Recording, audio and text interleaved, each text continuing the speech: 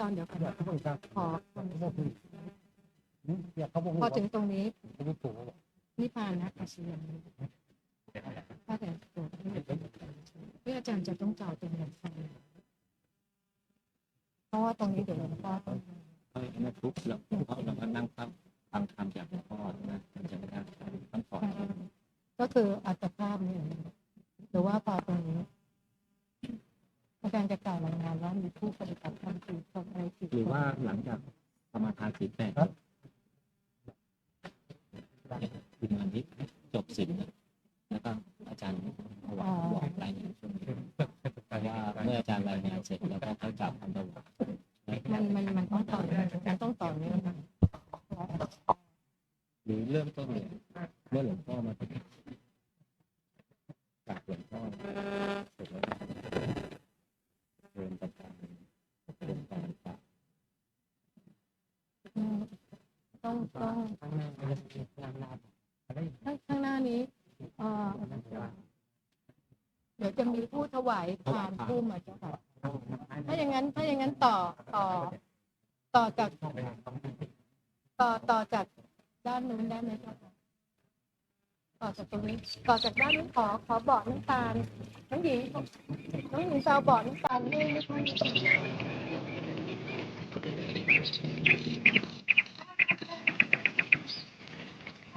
เราบอกน้ำตาลมาก่อนถึงหนึ่งแล้วก็บอกออกมา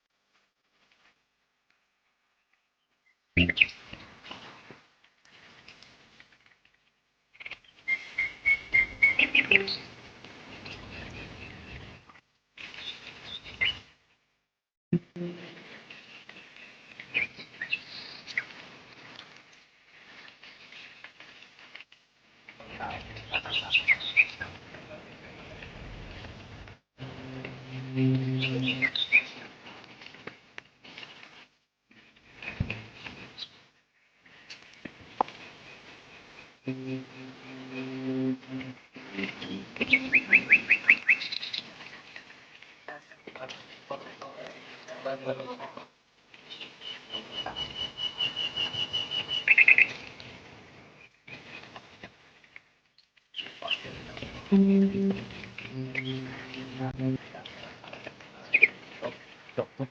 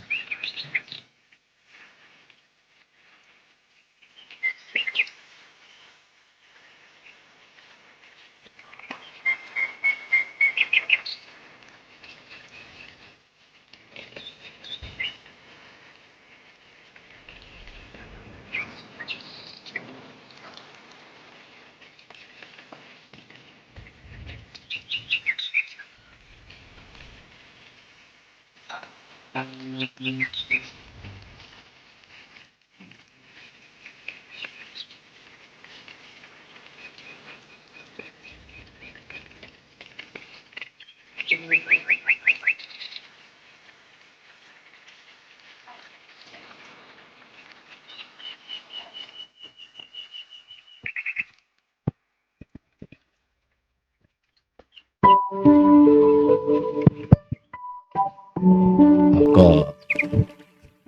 ขออนุโมทนากับพระคุณเจ้าทุกรูปนะครับ แล้วก็ขอเจริญพรญาติโยมผู้ปฏิบัติธรรมทุกท่านนะวันนี้ก็คงเหนื่อยกันนะอากาศมันร้อนนะวันนี้เจ้าวาดไม่มีที่นอนพอพักพวกมาเลยสละที่นอนให้แต่ว่าจะเข้าไปมุดเต็นท์พ่อครูบุญมานะเจ้าวาดวัดหนองกระโดน ก็ไม่เป็นไรที่นอนเยอะอยู่นอนเยอะแต่แค่คืนเดียว ไม่คิดว่าครูบาอาจารย์จะมากันเยอะก็เลย เข็มขัดสั้นโยมรู้จะเข็มขัดสั้นไหมคาดไม่ถึง ตอนนี้พระเดชพระคุณมาแล้วก็พวกเรารอต้อนรับหลวงพ่อมาแล้วนะครับด้วยความเมตตานะครับพระเดชพระคุณหลวงพ่อพระราชภาวนาวชิรยานได้มาถึงยังศาลาอิ่มบุญนะครับพวกเรานะครับน้อมกราบนะครับนั่งท่าเทพบุตรนะครับผู้ชายอุบาสกนั่งท่าเทพบุตรอุบาสิกานั่งท่าเทพธิดานะครับ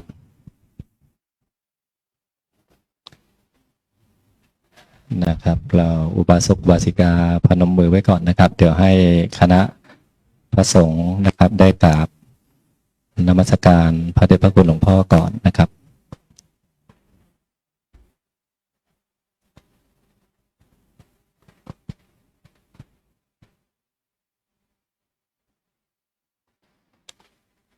ขอคณะผู้ปฏิบัติธรรมอุบาสกอุบาสิกากราบนมัสการพระเดชพระคุณหลวงพ่อพระราชภาวนาวชิรยานพร้อมแล้วกราบ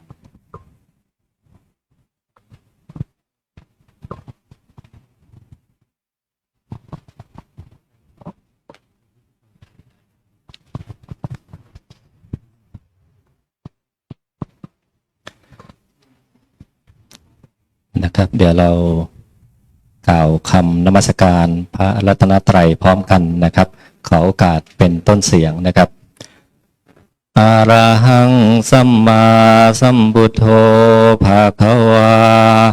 พุทธังภะคะวันตังอภิวาเทมิสวากขาโตภะคะวะตาธัมโมธัมมังนามาสามิสุปฏิปันโนภะคะวะโตสาวกสังโฆสังฆังนะมามินะครับในลำดับต่อไปนะครับจะกราบเรียนเชิญนะครับดร.อำนวยพรเหรียญทองเลิศนะครับผู้อำนวยการโครงการวิปัสสนากรรมฐานนะครับได้กล่าวรายงานโครงการปฏิบัติวิปัสสนากรรมฐานแด่พระเดชพระคุณเจ้าคุณหลวงพ่อนะครับขอเรียนเชิญครับ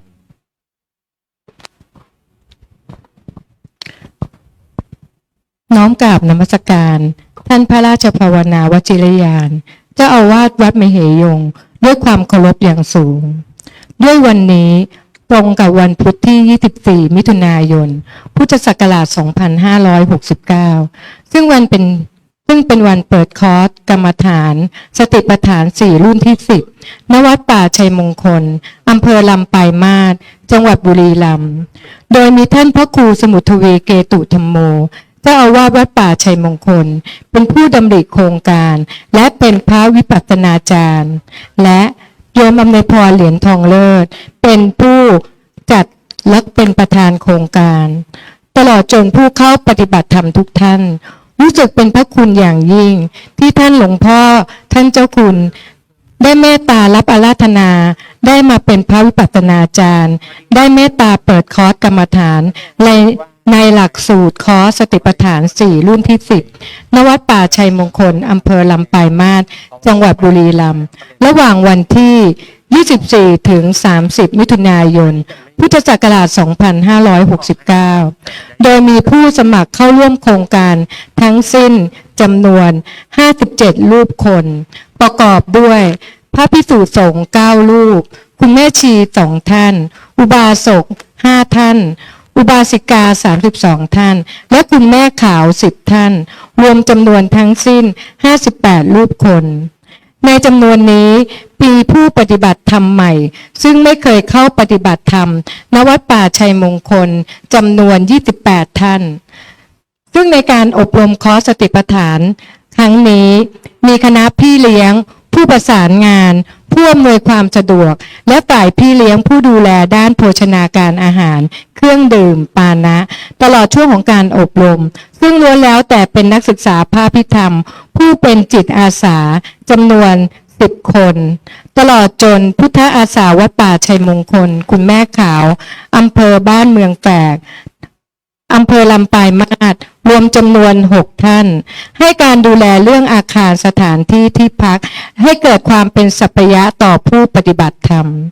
และในการจัดคอร์สปฏิบัติธรรมครั้งนี้ได้รับความอนุเคราะห์จากคุณอำนวยพรเหรียญทองเลิศและครอบครัวเป็นเจ้าภาพหลักให้การอุปถัมภ์ตลอดทั้งโครงการนอกจากนี้ยังได้รับความอนุเคราะห์จากผู้ปฏิบัติธรรมกัลยาณมิตรนักศึกษาพระพิธรรมคณาจารย์ได้ร่วมอนุเคราะห์ร่วมเป็นเจ้าภาพสนับสนุนค่าอาหารอีกส่วนหนึ่งตลอดจนอุปกรณ์เครื่องใช้ต่างๆในการจัดคอร์สวิปัสสนากรรมฐานครั้งนี้ขณะนี้ผู้เข้ารับการอบรมทุกท่านมีความมุ่งมั่นตั้งใจและพร้อมที่จะรับฟังคำอบรมการสั่งสอนจากท่านคณะอาจารย์และในโอกาสนี้ขอพวกเราทุกท่านได้รับโอกาสในการรับกรรมฐานโดยพร้อมเพรียงกันด้วยเจ้าค่ะ นะครับเดี๋ยวพวกเรากล่าวนะโมพร้อมกันนะครับนะโมตัสสะภะคะวะโตสัมพุทธัสสะนะโมตัสสะภะคะวะโตอะระหะโตสัมมาสัมพุทธัสสะนะโมตัสสะภะคะวะโตอะระหะโตสัมมาสัมพุทธัสสะอิติปิโสภะคะวะอะระหังสัมมาสัมพุทโธวิชาจารณะสัมปันโนสุขโตโลกาวิทูอนุตตโรปุริสธรรมสารทิธาทาเทวมนุษย์สานังพุทโธภควาติมอบกายลงกล่าวคำขอเข้ามาต่อพระพุทธเจ้ากาเยนะวาจายะวาเจตสาวาพุทเทกุกัมมังปะกตังมยายังพุทโธปฏิคันหตุอาจยันตังการันตะเลสังวริตุงวพุทเทสวาคาโตภาคาวตาธัมโมสันติทิโกอาคาลิโกเอหิปัสสิโกปานายิโกปัจจตังเวทิตาโพวินยูหิติมอบกายลงกล่าวคำขอมาต่อพระธรรมเจ้ากาเยนะวาจายะวเจตสาวาธัมเมกุกัมมังปะกตังมยายังธัมโมปฏิคันหตุอาจยันตังการันตะเลสังวริตุงวธัมเมสุปฏิปันโนภะคะวะโตสาวกสังโฆโอชุปฏิปันโนภะคะวะโตสาวกสังโฆยายาปฏิปันโนภะคะวะโตสาวกสังโฆสามีจิปฏิปันโนภะคะวะโตสาวกสังโฆยาทิทางจัตตาริปุริสายุคานิอาถาปุริสาปุคาราเอสาภะคะวะโตสาวกสังโฆอาหุเนยโยปาหุเนยโยทักขิเนยโยอัญชลีการณิโย อนุตตรังปุญญาเขตังโลกาสติมอบกายลงกล่าวคำขอมาต่อพระสงฆ์กายเยนะวาจายะวะเจตสาวาสังเคกุกัมมังปะกตังมยายังสังโฆปฏิคันหตุอาจยันตังการันตะเลสังวริตุงวสังเคต่อไปกล่าวคำอารัธนาศีล 8พร้อมกันนะครับมะยังพันเตติสรเนนะสหะอัฏฐศีลานิยาจามะพุติยามปิมายังพันเตติสรเนนะสหะอัฏฐศีลานิยาจามะตาติยามปิมายังพันเตติสรเนนะสหะอัฏฐศีลานิยาจามะนะโมตัสสะภะคะวะโตอะระหะโตสัมมาสัมพุทธัสสะนะโมตัสสะภะคะวะโต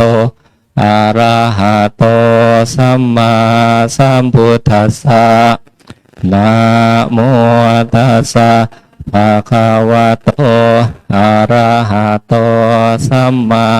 สัมพุทธัสสะพุทธังสรณังคัจฉามิธัมมังสรณังคัจฉามิสังฆังสรณังคัจฉามิ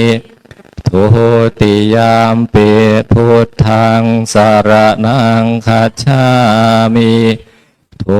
ติยามปิธัมมังสรณังคัจฉามิทุติยามปิสังฆังสรณังคัจฉามิตาติยามปิพุทธังสรณังคัจฉามิตาติยามปิธัมมังสรณังคัจฉามิ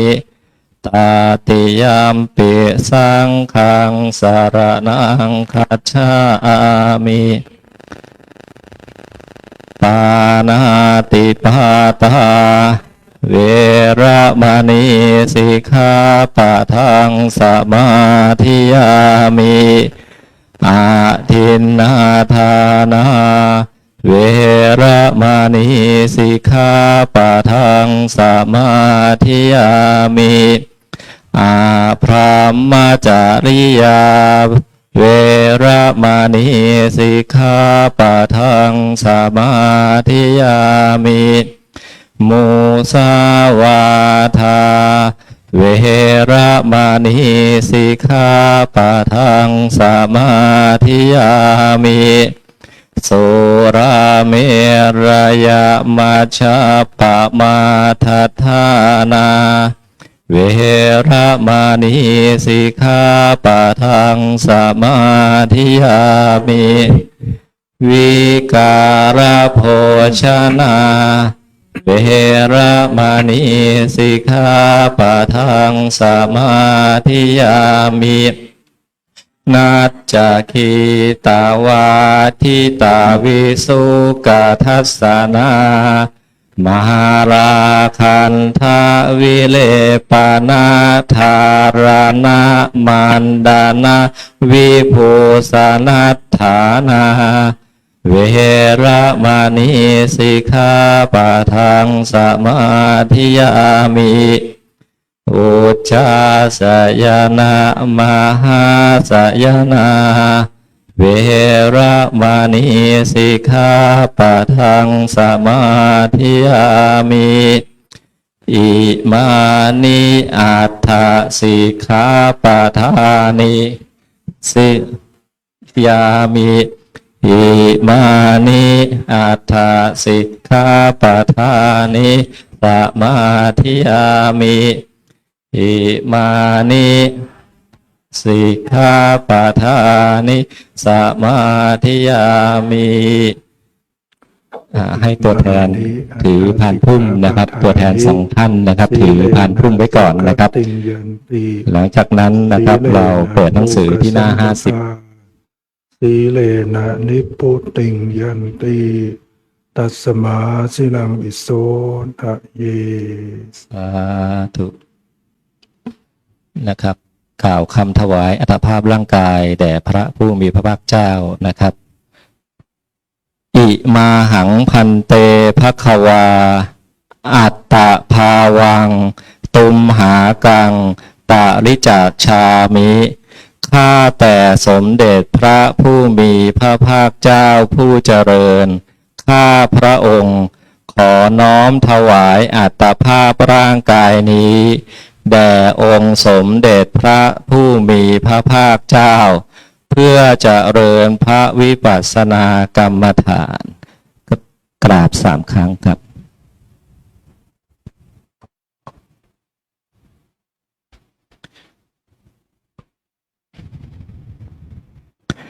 ต่อไปกล่าวคำถวายอัตภาพร่างกายแด่อาจารย์ผู้สอนกรรมฐานอิมาหังพันเตอาจาริยะอัตตะภาวังตุมหากังปาริจาชามิข้าแต่พระอาจารย์ผู้เจริญข้าพระเจ้าขอมอบกายถวายตัวต่อท่านพระอาจารย์เพื่อจะเจริญพระวิปัสสนากรรมฐานขอตัวแทนถวายพานพุ่มกับหลวงพ่อนะครับเดี๋ยวค่อยกราบนะครับเราพนมมือนะครับพนมมือไว้ก่อนตัวแทนจะถือพานพุ่มถวายขึ้นที่เบาะเลยนะครับ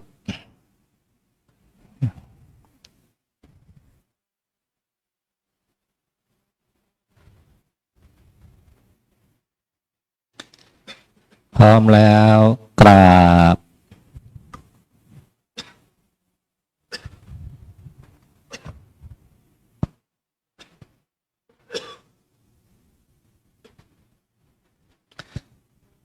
ขอเชิญตัวแทนกลับประจำที่นะครับ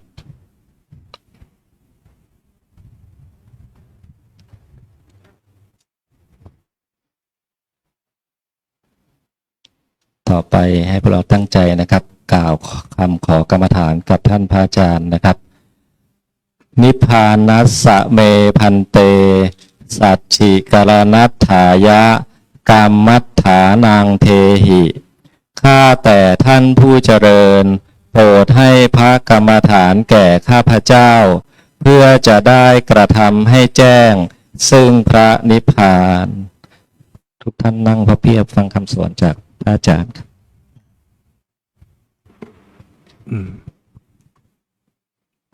บัดนี้ท่านทั้งหลายก็ได้มาขอกรรมฐานเพื่อจะนำไปปฏิบัติจะทำให้แจ้งซึ่งพระนิพพานก็ถือว่าเป็นการขอกระทำในสิ่งที่เป็นสาระเป็นประโยชน์นั้นสูงสุดที่เรียกว่าปรมัตถประโยชน์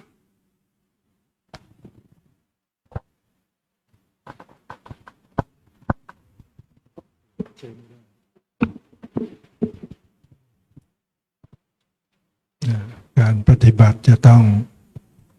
ประกอบด้วยการเจริญสติสัมปชัญญะสติก็เป็นความระลึกได้สัมปชัญญะก็เป็นความรู้สึกตัวตาปีความเพียรสัมปชานโนความรู้สึกตัวสติมาคือความระลึกได้ต้องระลึกรู้อยู่ที่ฐานทั้งสี่คือกายเวทนาจิตธรรมอยู่เนืองๆนะกายเวทนาจิตธรรมเป็นที่ตั้งของสตินั่นก็การสติที่ระลึกรู้กายอยู่เนืองๆเรียกว่ากายานุปัสสนาสติปัฏฐานสติที่ระลึกรู้เวทนา ในเวทนาอยู่เนืองๆเรียกว่าเวทนานุปัสสนาสติปัฏฐาน สติที่ระลึกรู้จิตในจิตอยู่เนืองๆเรียกว่าจิตตานุปัสสนาสติปัฏฐาน สติที่ระลึกรู้ธรรมในธรรมอยู่เนืองๆเรียกว่าธรรมานุปัสสนาสติปัฏฐานฉะนั้นฐานที่ตั้งของสติใหญ่ๆก็จะมีอยู่สี่กายเวทนาจิตธรรมนี่ถามว่ากายได้แก่อะไรกายก็คือสรีระร่างกายเนี่ยให้ตั้งสติมากำหนดระลึกรู้กายในที่นั่งอยู่ในกายนี้มีอะไรบ้างเมื่อใส่ใจระลึกมาที่ร่างกายก็จะเจอลมหายใจลมหายใจเข้าลมหายใจออกก็ตั้งสติระลึกอยู่กับลมหายใจเข้าออกลมหายใจเข้ายาวออกยาวก็รู้อยู่ลมหายใจเข้าสั้นออกสั้นก็รู้อยู่พยายามรู้อยู่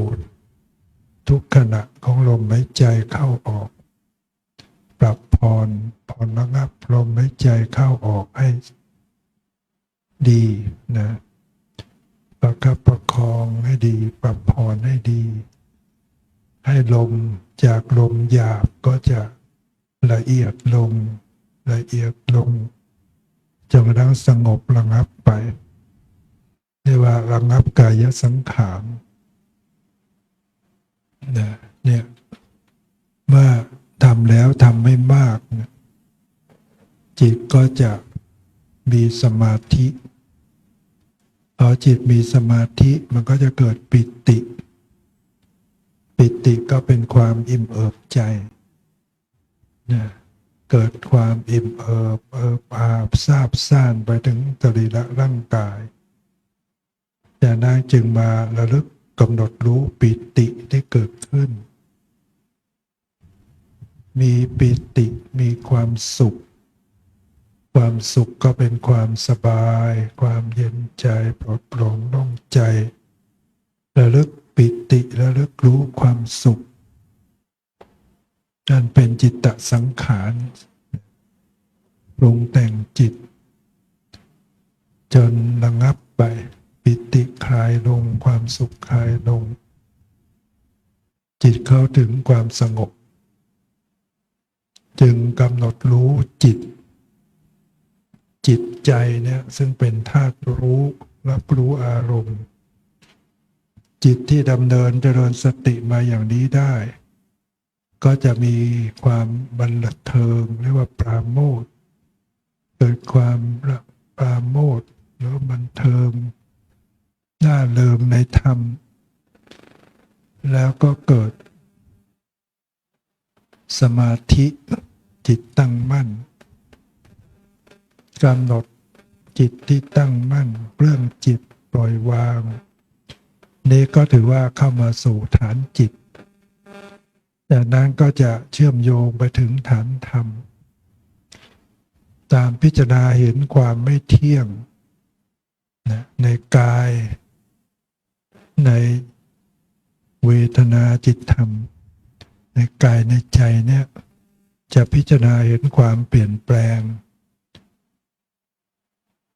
พิจารณาเห็นความคลายออกคลายกำหนัดพิจารณาเห็นความดับไปพิจารณาเห็นความสละที่สุดแล้วก็คือต้องสละ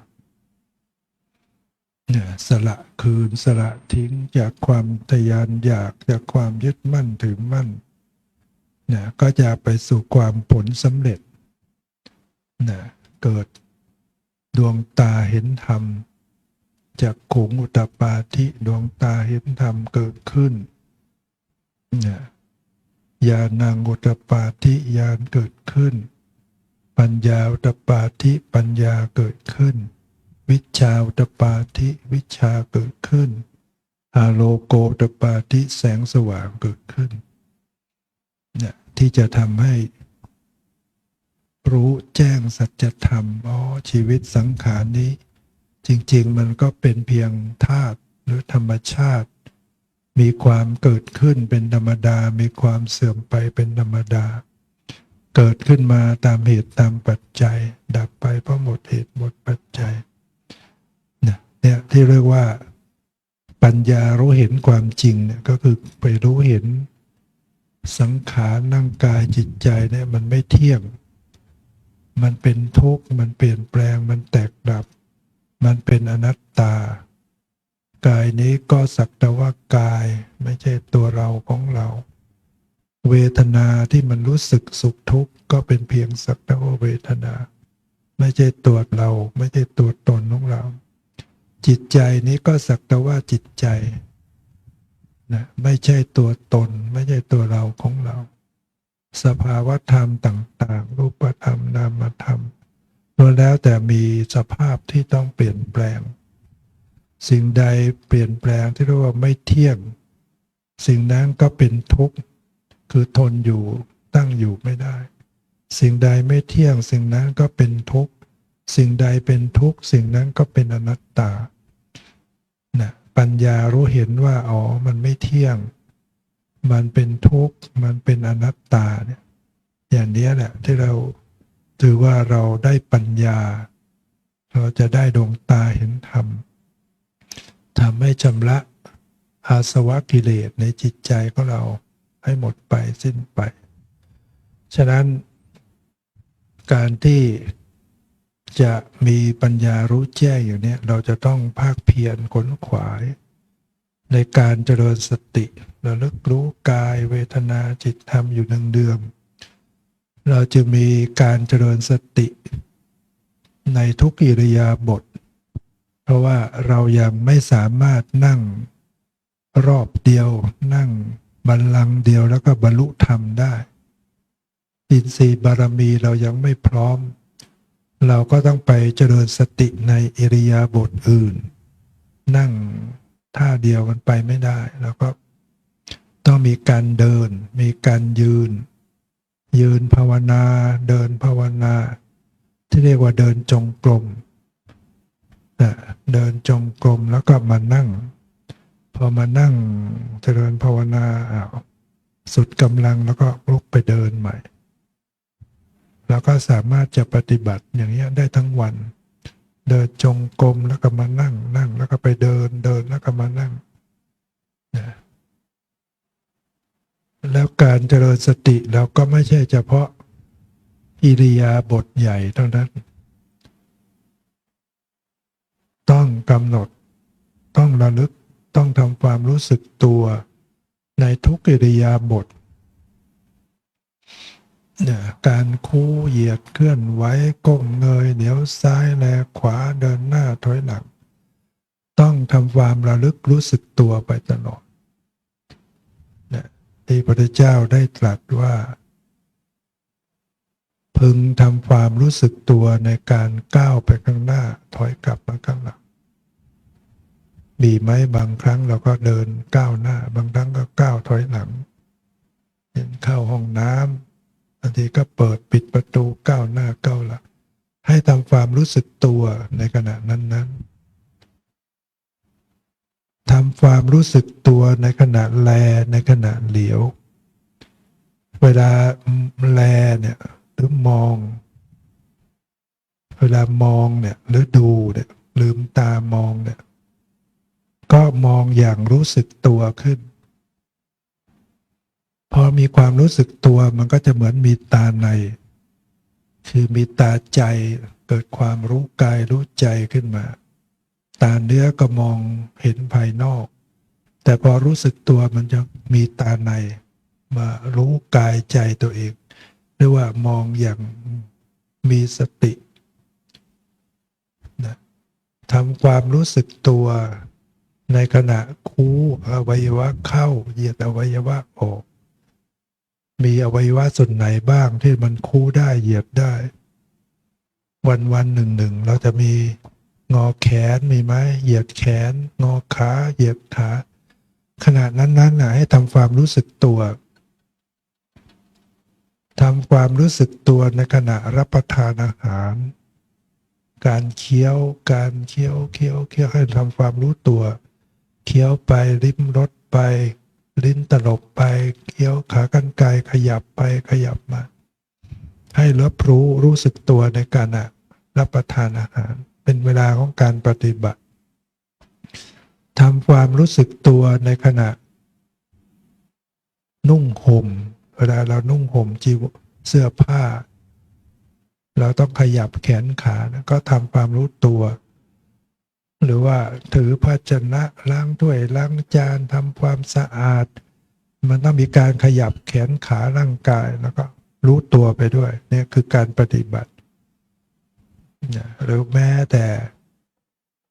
เข้าห้องน้ำพระเจ้าตรัสว่าอุจจาระปัสสาวะกัมเมสัมปชานการีโหติพึงทำความรู้สึกตัวในขณะถ่ายอุจจาระปัสสาวะเห็นไหมมันคือวิถีชีวิตประจำวันเราเนี่ยแหละตั้งแต่ตื่นขึ้นจนกระทั่งหลับไปไม่ว่าเราจะยืนอยู่ก็ตามเดินอยู่ก็ตามนั่งนอนอยู่ก็ตามคู่เหยียดขึ้นไหวหรือทำกิจใดๆอยู่ก็ตามเป็นเวลาของการปฏิบัติทั้งหมดนะอย่าไปเข้าใจว่าเราปฏิบัติเฉพาะเรานั่งหลับตาเท่านั้น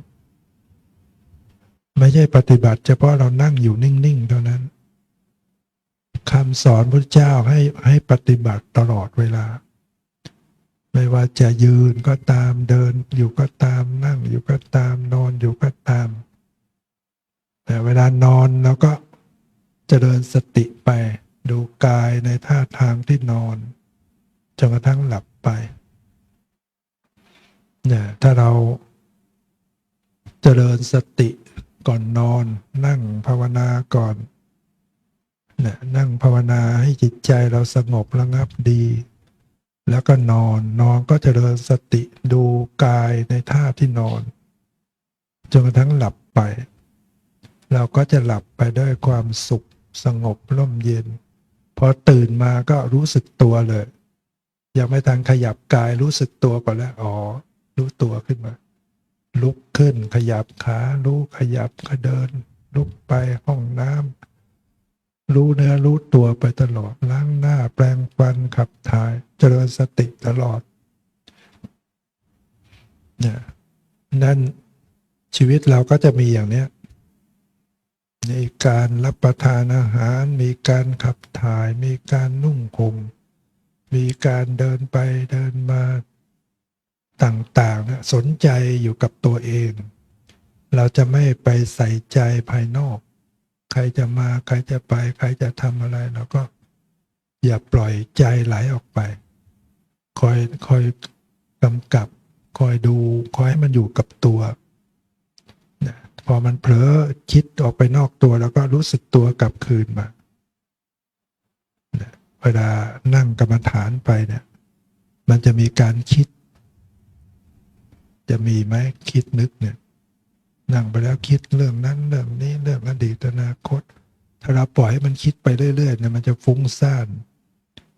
บางทีคิดไปเรื่องที่เราเสียใจบ้างคิดไปเรื่องแค้นใจบ้างอย่างนี้มันก็เป็นทุกข์เพราะฉะนั้นต้องรู้สึกตัวให้จิตกลับคืนเข้ามาจิตเนี่ยมันเป็นธรรมชาติที่มันคอยจะไหลไปเรื่องอดีตอนาคตนะถ้าไม่ได้เจริญสติเนี่ยเพราะฉะนั้นต้องมีสติคอยสำรวมระวังจิตเผลอไปคิดแล้วก็รู้สึกตัวกลับมารู้สึกตัวกลับมาเรื่อยๆกลับมาที่ไหนกลับมาที่ร่างกายเนี่ยกลับมารู้กายที่นั่งอยู่ในปัจจุบันกลับมารู้ว่ากำลังหายใจอยู่นะหายใจเข้าหายใจออกท้องพองยุบอยู่เนี่ยให้กลับมาเรื่อยๆนั้นช่วงแรกๆมันก็จะต้องแข่งกันจิตมันก็คอยจะคิดไปเผลอไปผู้ปฏิบัติก็พยายามเจริญสติกลับมาเผลอไปกลับมาแข่งกันไปอย่างเนี้ยเรื่อยๆ ทำแล้วบ้านไม่รู้เรื่องอะไรอะเนี่ยเหมือนร่างกายเนี่ยมันไม่รู้เรื่องอะไรหรอกแต่ไอ้ตัวที่รู้เรื่องคิดนู่นคิดนี่ชอบนู่นชอบอะไรเนี่ยคือจิตเราจะดูเนี่ยเราจะดูกายเราจะดูจิตไว้นะเพราะฉะนั้นเจ้าของบ้านเนี่ยมันคอยจะออกนอกบ้านคิดไปเรื่องนั้นเรื่องนี้ต้องคอยระวังต้องคอยกลับมาเรื่อยๆนะใหม่ๆเราต้องยอมรับว่ามันไปเรื่อยแต่ก็ไม่เป็นไรกลับมาใหม่ไปก็กลับมานึกกลับมาที่ร่างกายใหม่กลับมาที่ใจใหม่พอเราทำมากขึ้นต่อไปมันก็จะอยู่เจ้าของบ้านก็จะอยู่ในบ้านตัวเองตอนนี้อยู่ก็ต้องอยู่อย่างผู้รู้ผู้ตื่นนะบางทีมันไม่ไปไม่ออกนอกบ้านอยู่ในบ้านแต่มันอยู่แบบหลับนั่งไปนั่งมาหลับสับประงกเงี้ยก็ไม่ได้เราต้องอยู่แบบตื่นเจ้าของบ้านหรือจิตใจอยู่ในบ้านตัวเองแต่ต้องตื่นอยู่ถ้าหลับซะแล้วมันก็ไม่รู้เรื่องอะไรนะหลับเนี่ยไม่รู้เรื่องการที่เราจะมีสติมีปัญญามันต้องตื่นแต่นี้ฝึกใหม่ๆมันก็จะมีความง่วงเข้ามาไหมตอนเนี้ยเริ่มมาแล้วนะทำยังไงที่เราจะไล่ความง่วงออกไปทำยังไงเราจะรักษาเจ้าของบ้านไม่ให้เผลอหลับถ้ารู้สึกว่ามีความง่วงให้เพิ่มความเพียรรู้สึกตัวเพียรให้เจ้าของบ้านมันรู้สึกตัวขึ้นเจ้าของบ้านคือใครอ่ะใครคือเจ้าของบ้านจิตเพียรให้จิตมันรู้สึกตัวเหมือนมันตื่นนะรู้สึกตัวมันก็คือความตื่นถ้ามันรู้สึกตัวมันก็ตื่นพยายามให้มันตื่นให้มันพยุงใจรู้ตัวตั้งหลักตั้งสติไว้มากอย่ายอมให้หลับสับประงกถ้าเกิดว่ามันเอาไม่อยู่อ่ะมันสับประงกหลายรอบเงี้ยเราก็ลืมตาซะลืมตาเจริญสติลืมตาแต่ก็ยังรู้สึกตัวอยู่ถ้าลืมตาแล้วลืมตัวมันก็หลับอีกหรือลืมมามองแสงสว่างมองแสงสว่างมองดวงไฟมองสว่างทำใจให้สว่างแต่ถ้าลืมแล้วมันก็ยังตาก็จะปิดอีกเอาไม่อยู่เราก็ขยับร่างกายช่วยถ้าเรานั่งอยู่กับที่เราขยับอะไรได้บ้างขยับได้ไหมขยับแขนได้ไหมมือได้ไหมศีรษะขยับแต่ไม่ใช่ขยับเล่นนะขยับรู้สึกตัวกำลังขยับมันก็จะช่วยให้ตื่นนะตื่นเอามือลูบตัวพิจารณาธรรมสาธยายธรรมนะถ้าเอาขยับอยู่กับที่ยังไม่ยอมหายก็ลุกขึ้นเปลี่ยนอิริยาบถเหลียวมองดูทิศทั้งหลายเดินจงกรมนะเดินแล้วยังง่วงก็ให้ระลึกทั้งตัวบางทีเรากำหนดเฉพาะที่เท้ามันก็ง่วงให้กำหนดรู้ทั้งตัวเลยเดินทำความรู้ทั้งกายได้กำลังเดินถ้าเดินช้าง่วงก็เดินไวขึ้นเดินน้อยยังไม่หายก็เดินมากเดินมากทำแล้วทำให้มากมันก็จะผ่านไปได้การเดินจงกรมมันจึงเป็นตัวช่วยทำให้จิตตั้งมั่นอยู่ได้นานอานิสงส์ของการเดินจงกรม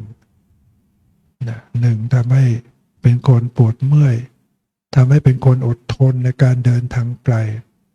เดินได้ไกลเดินได้เก่งไม่เป็นคนปวดเมื่อยง่าย2อาหารย่อยง่าย3โรคภัยไข้เจ็บเบาบาง สี่ก็ทำให้เกิดความเพียรถ้าสมาธิตั้งมั่นได้นานนั้นก็ต้องเดินนะตอนนี้กรณีที่มันฟุ้งซ่านเนี่ยเราจะทำไงให้ปล่อยวางไปซะ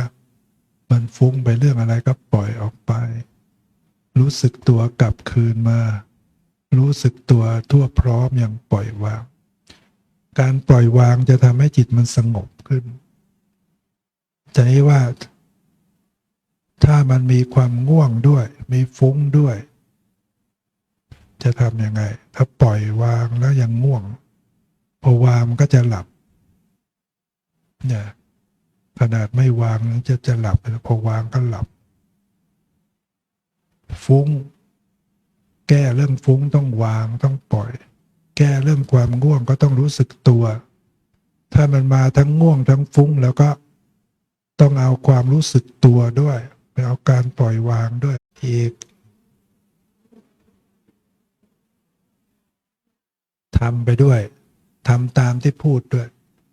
ทำความรู้สึกตัวไปด้วยรู้สึกตัวทั่วพร้อมมีสติปล่อยวางรู้สึกตัวทั่วพร้อมอย่างปล่อยวางไปได้มันคิดอะไรฟุ้งอะไรก็ปล่อยไม่เอาจะคิดอะไรก็ช่างฟุ้งก็ปล่อยมันไปกลับมาแล้วก็ต้องรู้สึกตัวไว้ไม่ให้มันหลับนะก็อยู่ที่เหลือต่อไปก็จะเป็นเรื่องของการภาคเพียรภาวนาดูวิธีแล้วมันก็ยังไม่ได้นะมันต้องไปปฏิบัตินะ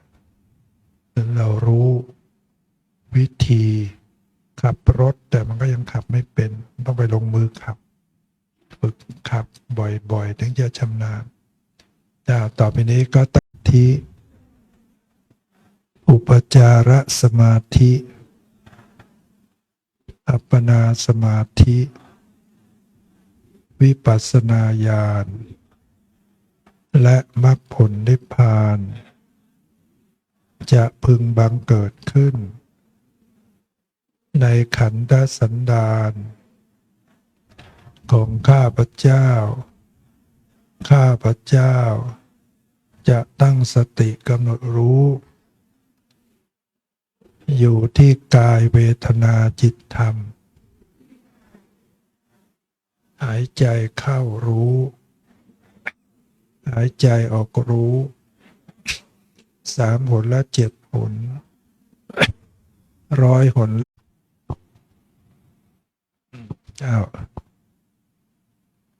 ยืนก่อนยืนให้มันหายเมื่อยยืนภาวนาก่อน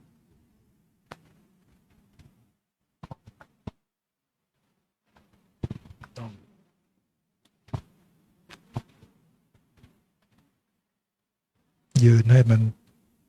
ยืน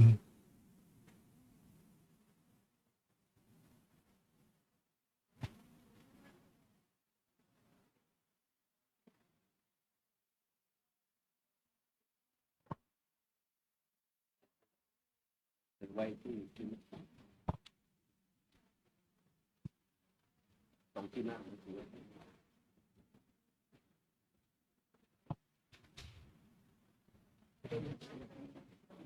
ออกได้ไม่ต้องใช้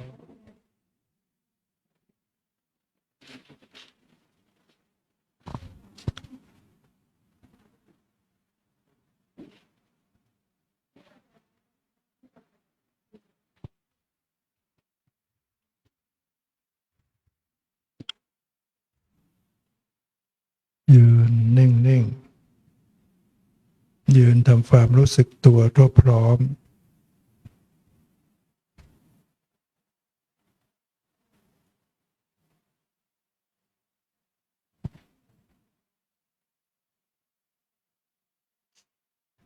ตั้งใจว่าเราจะยืนนิ่งๆ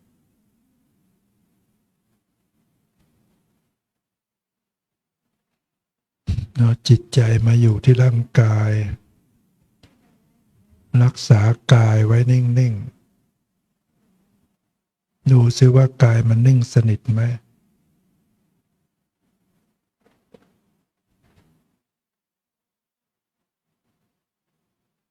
รักษากายไว้นิ่งๆจิตก็จะมาอยู่ที่ร่างกายเรียกว่ามีสติ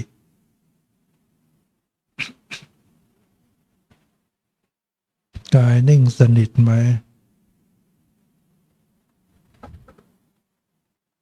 หรือมีไหวๆโยกไหวๆรับรู้อาการที่ไหวๆ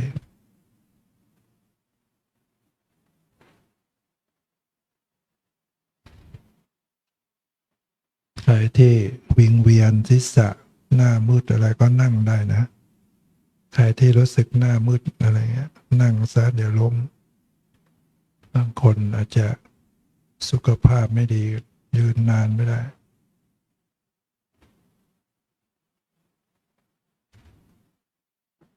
ยืนรู้ตัวว่ายืนทำความรู้สึกตัวว่าขณะนี้กายยืนอยู่เห็นไหมกายยืนอยู่เนี่ยมันเป็นอย่างยืนมีลักษณะอย่างไรศีรษะแขนขาลำตัวอยู่อย่างไร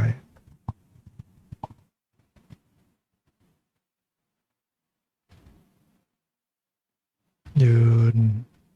อย่างมีสติ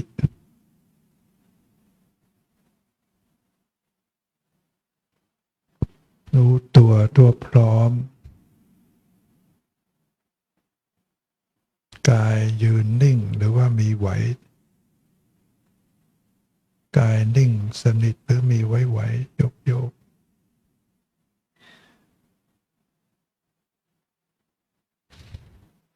ร่างกายเหมือนบ้านจิตใจเหมือนเจ้าของบ้าน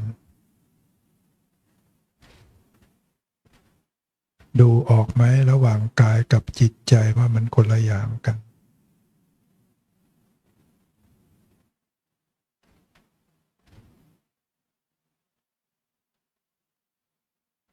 จิตมันเป็นธาตุรู้บางทีมันก็แวบไปแวบมาบางทีมันก็เผลอออกไปคิดออกไปนั่นแหละคอยรู้ทันไว้รู้ทันความรู้ทันจิตใจไว้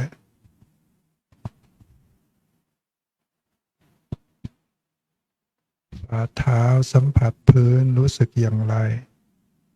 แข็งหรืออ่อนร้อนหรือเย็น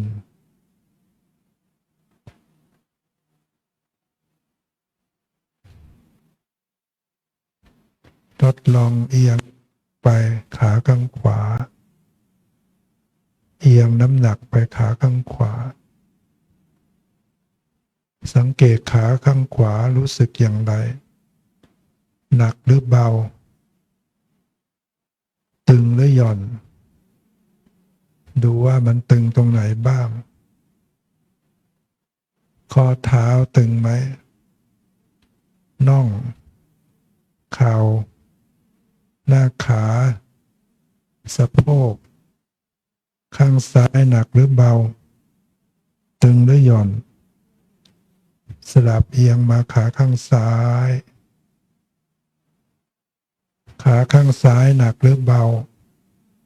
ตึงหรือหย่อนดูว่ามันตึงตรงไหนบ้างข้อเท้าตึงไหมน่อง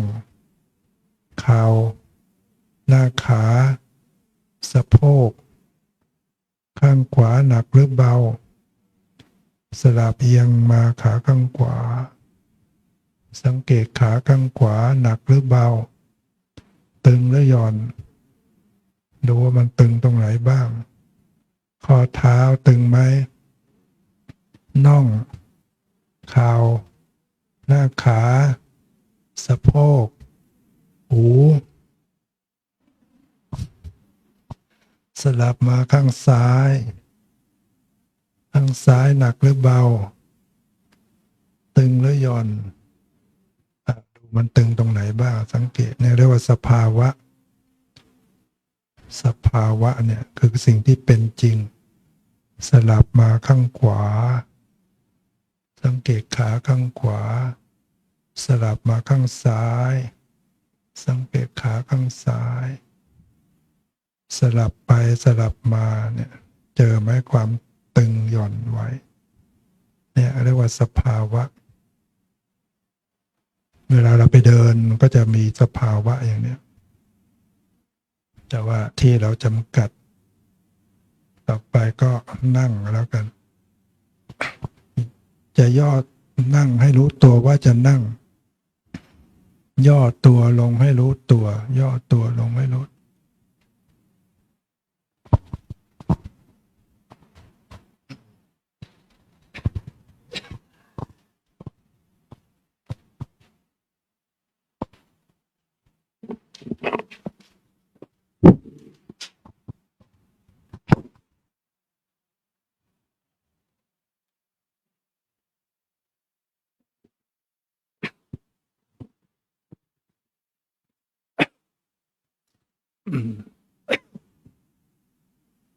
วิธีการนั่งพระพุทธเจ้าตรัสว่า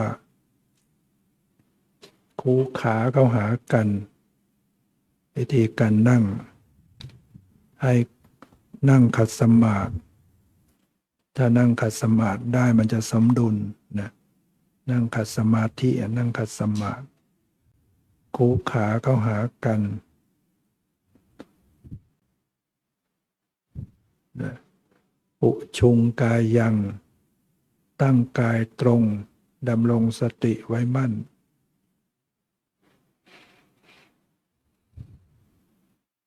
ก็จะ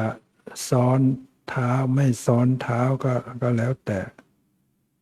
เนี่ยตามที่พระพุทธเจ้าก็ไม่ได้บอกไว้ว่าจะต้องซ้อนหรือเรียงบอกเพียงว่าคูขาเข้ามาโดยรอบแล้วก็ตั้งกายให้ตรงดำรงสติไว้มั่น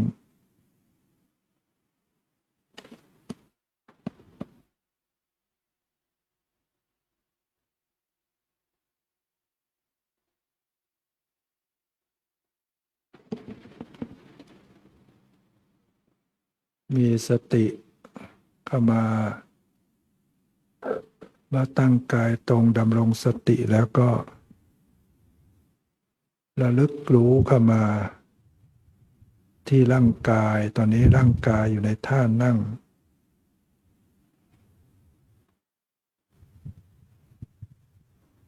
เป็นอย่างไรตอนนี้ร่างกายนั่งอยู่ ดูลงไปในกายซิว่ามีอะไรปรากฏในกายนี้บ้างมีการหายใจเข้าหายใจออกอยู่ไหมให้รับรู้ส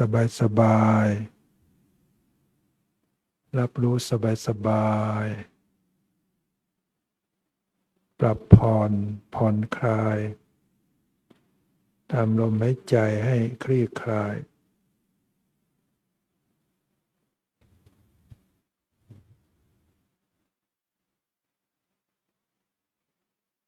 ปรับมอนิเตอร์ให้หน่อย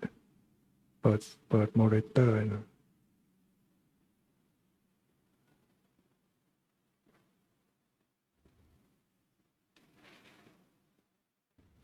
หายใจเข้ารู้หายใจออกรู้ผ่อนคลายให้ดี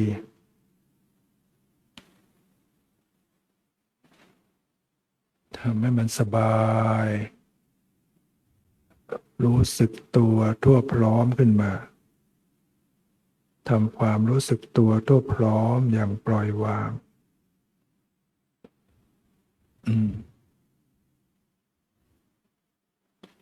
รู้สึกตัวทั่วพร้อมปล่อยวาง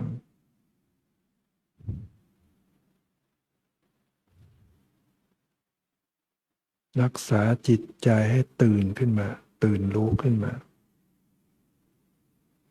อย่าให้เผลอไปอย่าให้ส่งใจออกนอกตัวให้รู้อยู่ในตัว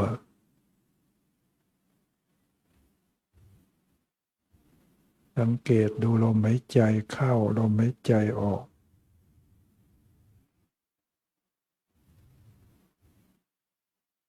หายใจเข้าสบายหายใจออกสบาย หายใจเข้ารู้หายใจออกรู้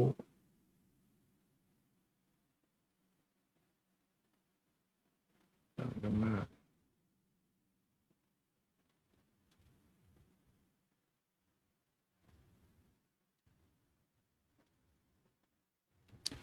รวมใจหยุดใจไว้นิ่ง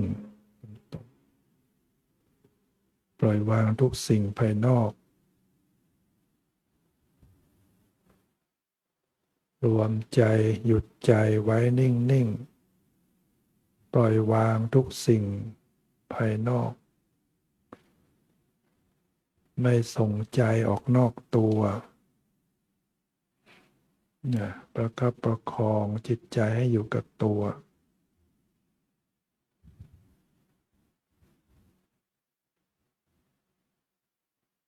อย่าให้เผลอรู้สึกตัวไว้เพียรรู้สึกตัวทั่วพร้อมไว้รู้สึกตัวทั่วพร้อมอย่างปล่อยวางผ่อนคลายสมองผ่อนคลายร่างกายไม่ลำบากดวงตาต้องไม่ลำบาก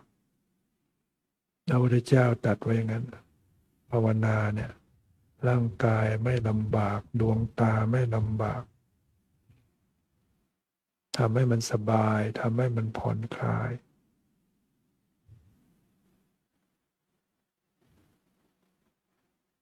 มีสติ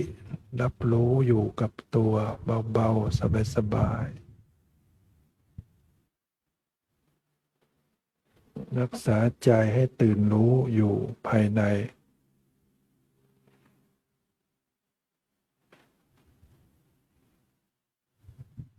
จิตผ่องใสใจตื่นรู้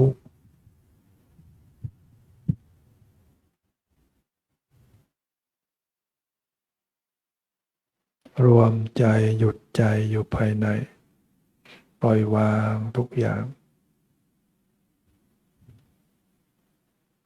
รักษาจิตให้ตื่นรู้ตัวรู้ตื่นตัวตื่นใจเกิดความสว่างไสวในดวงจิต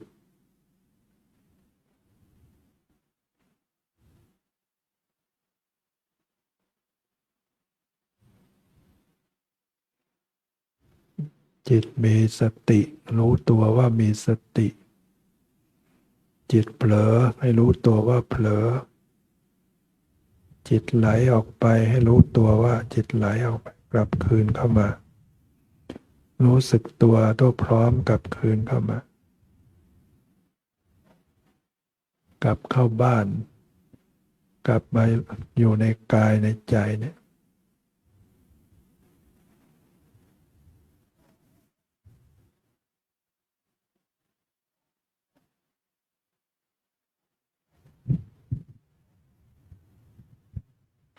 รวมใจ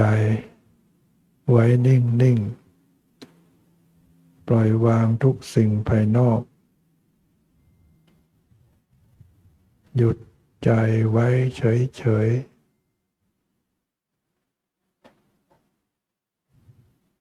ทำจิตใจไว้เฉยๆรู้เฉยๆรู้ด้วยจิตใจที่เป็นกลางวางทุกอย่างไม่เอาอะไรไม่ยินดีไม่ยินร้ายไม่ว่าอะไรไม่เอาอะไรให้จงใจไม่จัดแจงปล่อยสภาวะเขาแสดงเขาเอง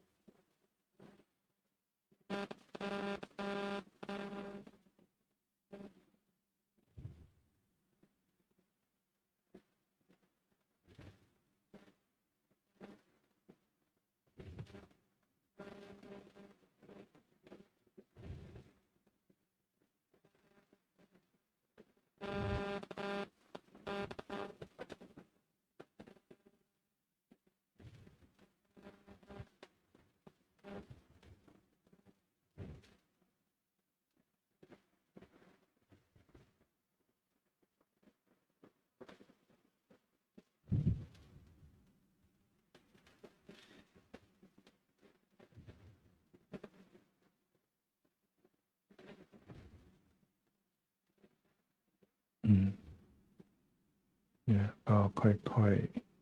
ๆขยับตัวทำความรู้สึกตัวลืมตาอย่างมีสติขยับกายอย่างรู้สึกตัวลืมตาอย่างรู้สึกตัวขึ้นมา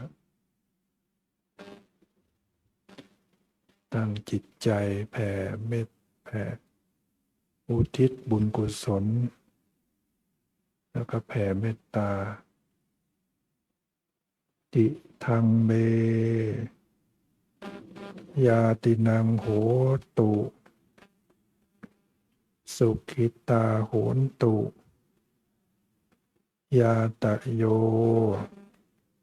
ขอบุญนี้จงสำเร็จแก่ญาติทั้งหลายของข้าพเจ้าเถิดขอญาติทั้งหลายจงเป็นสุขเถิดขอเดชะตั้งจิตอุทิศผลบุญกุศลนี้แผ่ไปให้ไพศาลถึงบิดามารดาครูอาจารย์ทั้งลูกหลานญาติมิตรสนิทกันทั้งคนรักคนชังแต่ครั้งไหนขอให้ได้ส่วนกุศลผลของฉันทั้งเจ้ากรรมนายเวรและเทวันขอให้ท่านได้กุศลผลนี้เถิดสัพเพสัตตาสัตว์ทั้งหลายที่เป็นเพื่อนทุกข์เกิดแก่เจ็บตายด้วยกันทั้งหมดทั้งสิ้นอเวราจงเป็นสุขเถิดอย่าได้มีเวรซึ่งกันและกันเลยอัปปยาปัชชาจงเป็นสุขเถิดอย่าได้เบียดเบียนซึ่งกันและกันเลยอนีฆาจงเป็นสุขเถิดอย่าได้ทุกข์กายทุกข์ใจเลย จงมีความสุขกายสุขใจ รักษาตน ให้พ้นจากทุกภัย ทั้งสิ้นเถิดข้าพเจ้า ขอตั้งสัจจะอธิษฐาน ขออานุภาพ แห่งบุญกุศล ที่ได้บำเพ็ญแล้ว ในวันนี้ จงเป็นภรวะปัจจัย เป็นนิสัยตามส่ง ให้เกิดปัญญาญาณทั้งชาตินี้และชาติหน้า ตลอดชาติอย่างยิ่ง จนถึงความพ้นทุกข์ คือพระนิพพานเถิดอาราธนาคุณของพระพุทธเจ้า คุณของพระธรรมเจ้า คุณของพระสงฆ์เจ้า ได้อภิบาลปกป้องรักษาให้ท่านทั้งหลาย ได้อยู่ประพฤติปฏิบัติธรรมด้วยความร่มเย็นเป็นสุข แล้วคลาดปลอดภัยจากหมู่บาร้ายเป็นตรายทั้งปวง เจริญในธรรมยิ่งขึ้นไปจงเข้าถึงซึ่งความพ้นทุกข์ คือพระนิพพานเถิด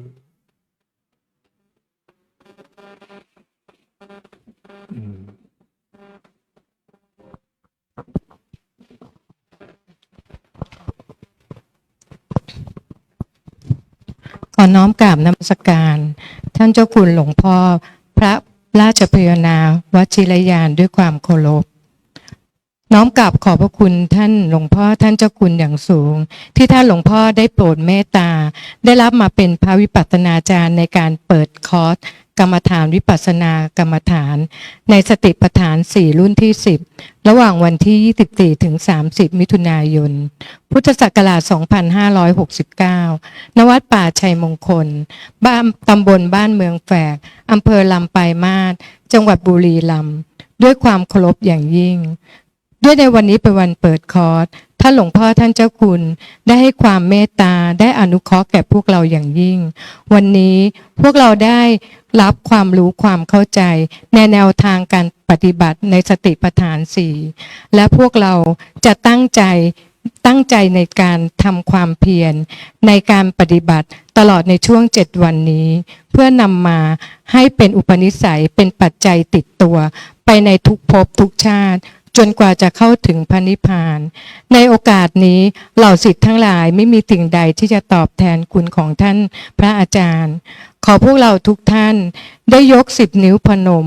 น้อมเอาบุญกุศลทั้งหลายที่เราจะกระทำในการก่อนที่ผ่านมาและในการอนาคตข้างหน้าที่จะเกิดขึ้นตลอดในช่วง7วันนี้ขอน้อมกราบขอบพระคุณขอน้อมอนุโมทนาบุญขอถวายกุศลท่านหลวงพ่อท่านเจ้าคุณขอให้หลวงพ่อท่านเจ้าคุณได้มีสุขภาพพลานามัยธาตุขันธ์ที่แข็งแรงบริบูรณ์ได้เป็นร่มโพล่มไทร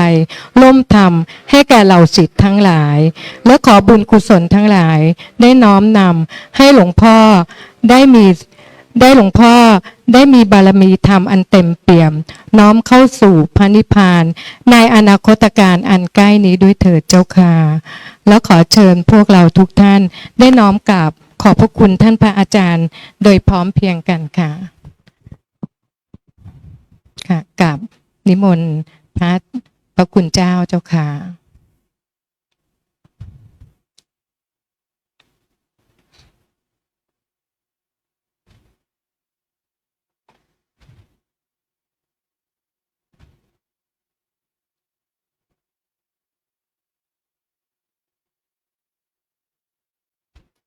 ค่ะกราบนิมนต์พระคุณเจ้าได้หันมาทางผู้ปฏิบัติธรรมด้วยเจ้าค่ะค่ะขอพวกเราได้น้อมกราบอนุโมทนาบุญกราบขอบพระคุณท่านเจ้าคุณหลวงพ่อและคณะพระภิกษุสงฆ์ผู้ร่วมปฏิบัติธรรมครูบาอาจารย์ทุกท่านพระคุณเจ้าทุกท่านนะในที่นี้ด้วยค่ะกราบกราบกราบค่ะแล้วก็ค่ะในโอกาส ดนี้เราก็จะน้อมกราบพระรัตนตรัยโดยพร้อมเพรียงกันค่ะ อะระหังสัมมาสัมพุทโธภะคะวาพุทธังภะคะวันตังอภิวาเทมิสวากขาโตภะคะวะตาธัมโมธัมมังนะมาสามิสุปฏิปันโนภะคะวะโตสาวกสังโฆสังฆังนะมามิ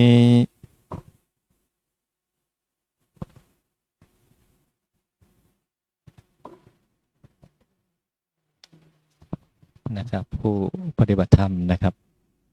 ตั้งใจพนมมือนะครับน้อมส่งองค์หลวงพ่อด้วยกันนะครับ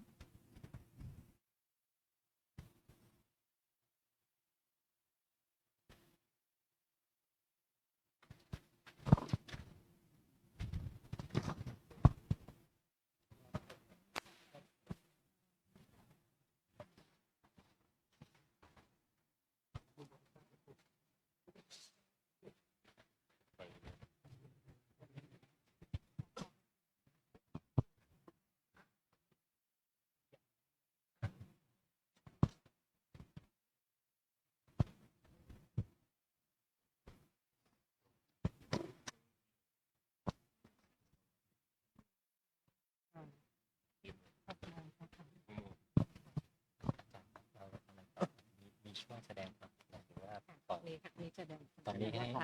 พักก่อนทำให้พระอาจารย์ทวีเดี๋ยวก่อนนะคะเดี๋ยวนะครับเดี๋ยวเราจะมีการแสดงธรรมะนะของครูบาอาจารย์นะครับท่านจะเมตตาแสดงธรรมในช่วงนี้ก็ให้เราไปเข้าห้องน้ำทำภารกิจส่วนตัวนะฮะสัก10 นาทีนะครับแล้วก็ขึ้นมาพร้อมกันณสถานลานธรรมแห่งนี้ต่อนะครับเดี๋ยวจะมีการแสดงธรรมต่อนะครับก็วันนี้นะคะต้องบอกว่าเป็นวันมหามงคลเป็นวันพิเศษนะคะซึ่งหลายๆท่านได้ร่วมพิธีการก็จะเห็นว่าเราได้รับความเมตตาจากครูบาอาจารย์นะคะที่ท่านเดินทางมานะคะจากหลายที่หลายสถานได้สละเวลามาอย่างเช่นนะคะท่านหลวงพ่อท่านพระอาจารย์มหาบุญช่วยปัญญาวชิโรท่านพระอาจารย์พระมหาสมปองมุทิโตนะคะแล้วก็ท่านพระอาจารย์ประเสริฐสุมังคโลตลอดจนครูบาอาจารย์นะคะเจ้าอาวาสอีกหลายๆวัดนะคะซึ่งวันนี้ก็จะมีการแสดงธรรมนะคะซึ่งครูบาอาจารย์หลายๆรูปนะคะก็กำลังพิจารณานะคะว่าจะให้ข้อธรรมก็นับว่าเป็นวันพิเศษของพวกเราที่จะได้มีโอกาสได้พบครูบาอาจารย์นะคะในสถานที่นะคะแห่งเดียวกันที่เป็นที่มงคลแล้วก็มาพร้อมเพียงณสถานที่นี้และด้วยความเมตตาของครูบาอาจารย์นะคะท่านก็จะให้ความอนุเคราะห์นะคะในความเป็นมงคลก็จะมีการแสดงธรรมให้กับพวกเรานะคะซึ่งตอนนี้คณาจารย์หลายๆท่านนะคะหลวงพ่อมาแล้วนะคะว่าจะมีรูปแบบอย่างไรนะคะก็ตอนนี้นะคะให้ทุกท่านนะคะสามารถเข้าห้องน้ำนะคะได้ก่อนนะคะเป็นเวลาสัก15 นาทีนะคะแล้วก็จะได้มาพบกันในที่นี้ตลอดจนถึงญาติโยมนะคะผู้ที่มาร่วมงานนะคะแล้วก็มีความตั้งใจอย่างยิ่งนะคะที่อาจจะไม่ได้รับกรรมฐานนะคะแต่ว่าเห็นอยู่ด้านนอกแล้วก็อยู่โดยรอบบริเวณอาคารนะคะที่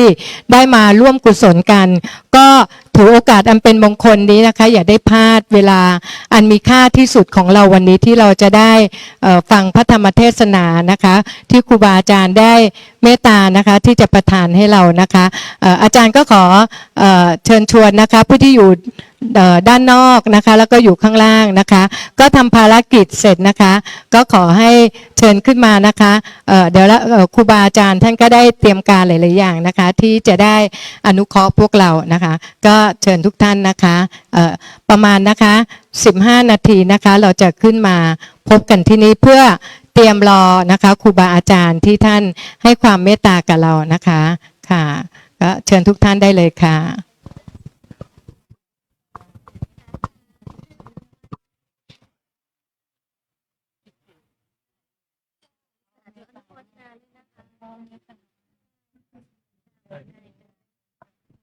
อาจารย์หน่อยถ่ายรูปกับอาจารย์หน่อยถ่ายรูปกับอาจารย์ ก็เลยแบบไม่ได้มีเวลาพัก เจออาจารย์ยุ่ง สองสามสองแล้วกันโอเคพ่อๆนะครับผมสองสาม เดี๋ยวอาจารย์ขอโทรไปเรียนถามพระอาจารย์ยังไม่ได้เดี๋ยวอยู่ฟังไม่ก่อนก็ได้นะแต่ว่าที่พักเราไม่มี เราพักข้างนอกต้องขับรถไปรีสอร์ท อ๋อแล้วได้ที่สองเนี่ย ได้แล้วค่ะได้เมื่อเย็น ทุกอย่างพิเศษแล้วครูบาอาจารย์มาเยอะได้ที่อาจารย์ได้ ยังไม่ได้เข้าไปเลยอะค่ะ จะเป็นแบบก่อนนะเพราะว่าอันนี้มันก็น่าจะอาจารย์ใช่แล้วก็คือแต่เจ้าอาวาสที่เป็นพอจะมา เราไปดูนิทานก่อนนะไม่รู้ว่าอยู่ตรงไหน ได้ ขับรถไปดูก่อน งั้นทำไปก่อนเดี๋ยวอาจารย์ไปเรียนปรึกษาพระอาจารย์จัดอนุเคราะห์อะไรพวกนี้คือทุกอย่างนะคือเวลามีงานการอะไรแบบว่าเตรียมไว้มันไม่ได้ไม่ได้แปลงจะทำงาน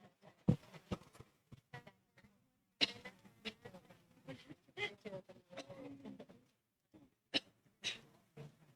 เดี๋ยวจะค่อยๆทำงานตรงนี้เป็นเขากินเป็น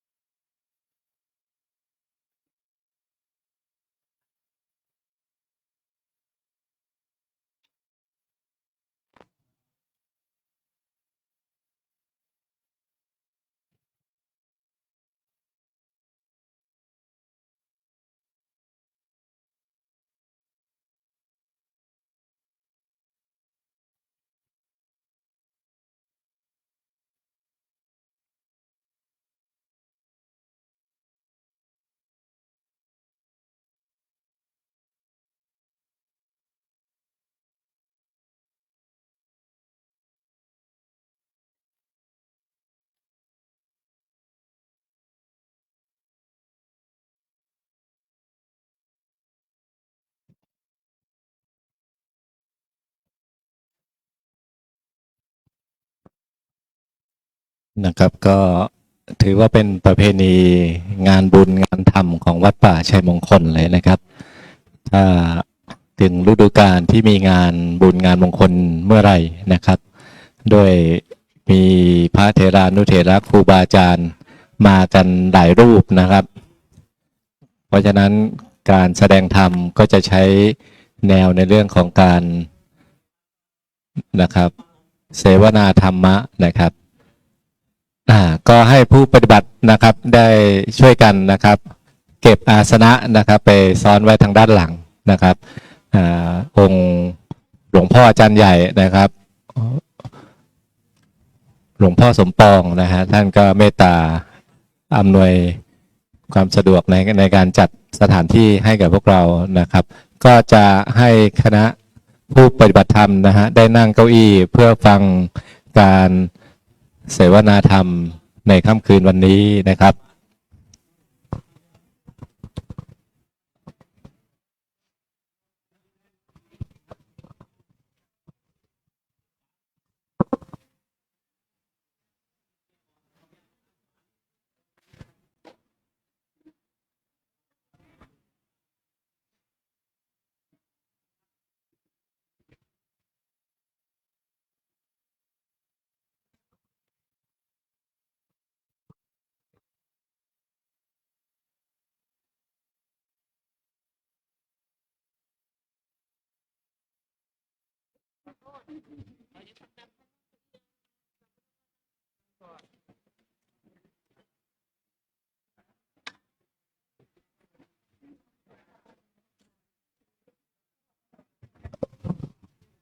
นะครับก็ขออนุโมทนานะครับ เรายกเก้าอี้ผ้าสีขาวนะครับ เข้ามาไว้ด้านในนะครับ เพื่อที่จะได้นั่งฟังธรรมเทศนานะครับ เป็นการปาฐกถาธรรมกับพระเถรานุเถระที่มาร่วมงานในครั้งนี้นะครับ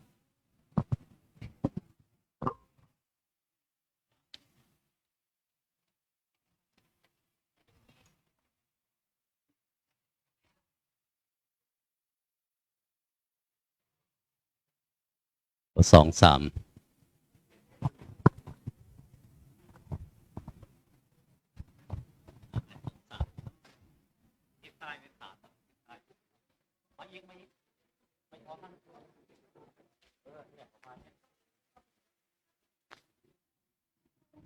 เรียงเลยตรงเป๊ะไม่ต้องโค้งตรงเลยเอาตัวแรกอยู่นี่เอาละ2 ตัวเว้นช่อง2 ตัวเว้นช่อง2 ตัวเว้นช่องนิดไม่ต้องโค้งนะตรงเลยนะ2 ตัวเว้นช่องหนึ่ง2 ตัวเว้นช่องหนึ่งมาลงเลยต่อไปเลย2 ตัวเป็นคู่ตรงไปเล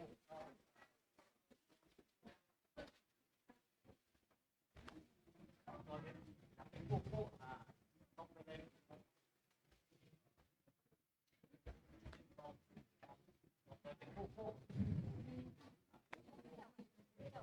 เป็นคู่เล็งอีกนิดหนึ่งตรงเลยเป๊ะจะได้นั่งเยอะกว่านั่งอันนี้เราก็เก็บเข้าไปข้างในเก็บเลยย้ายมานั่งยกมาเนี่ยยกไม่ต้องเอาไปใครวางข้างหน้าเก้าอี้ ไว้ข้างหน้าก็อยู่ จะได้วางได้นั่งตรงไหนโน้นเลย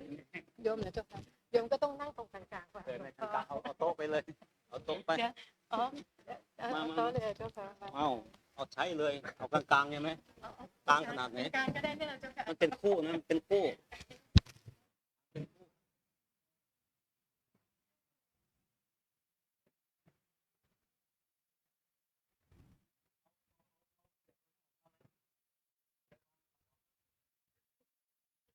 ไปหมดเลยเพราะว่าเนี่ยนะ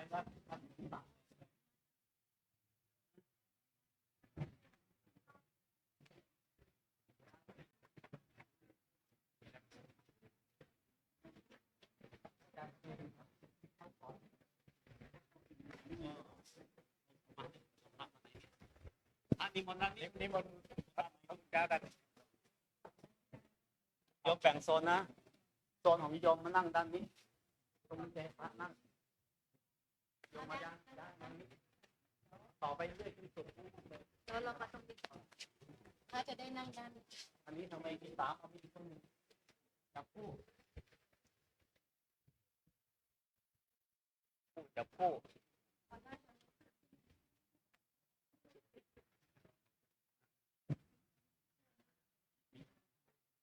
เปิดช่องนี้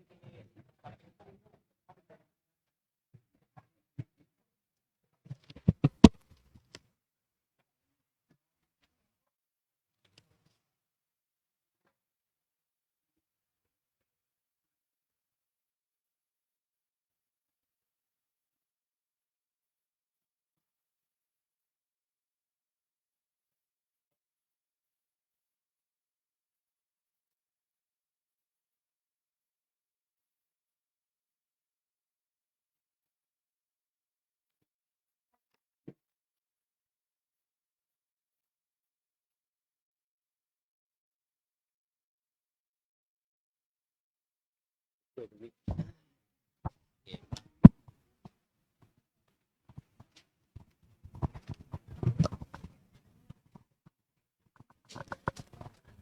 อนุญาตอำนวยความสะดวก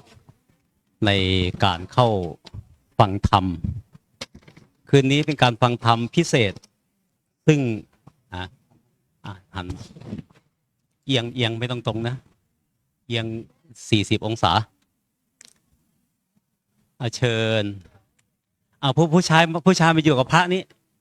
มาอยู่กับพระจะได้บวชไวๆมานี่นะฟังธรรมเสร็จแล้วใจบวชอย่างเดียวเลยนะบอกให้ ได้เลย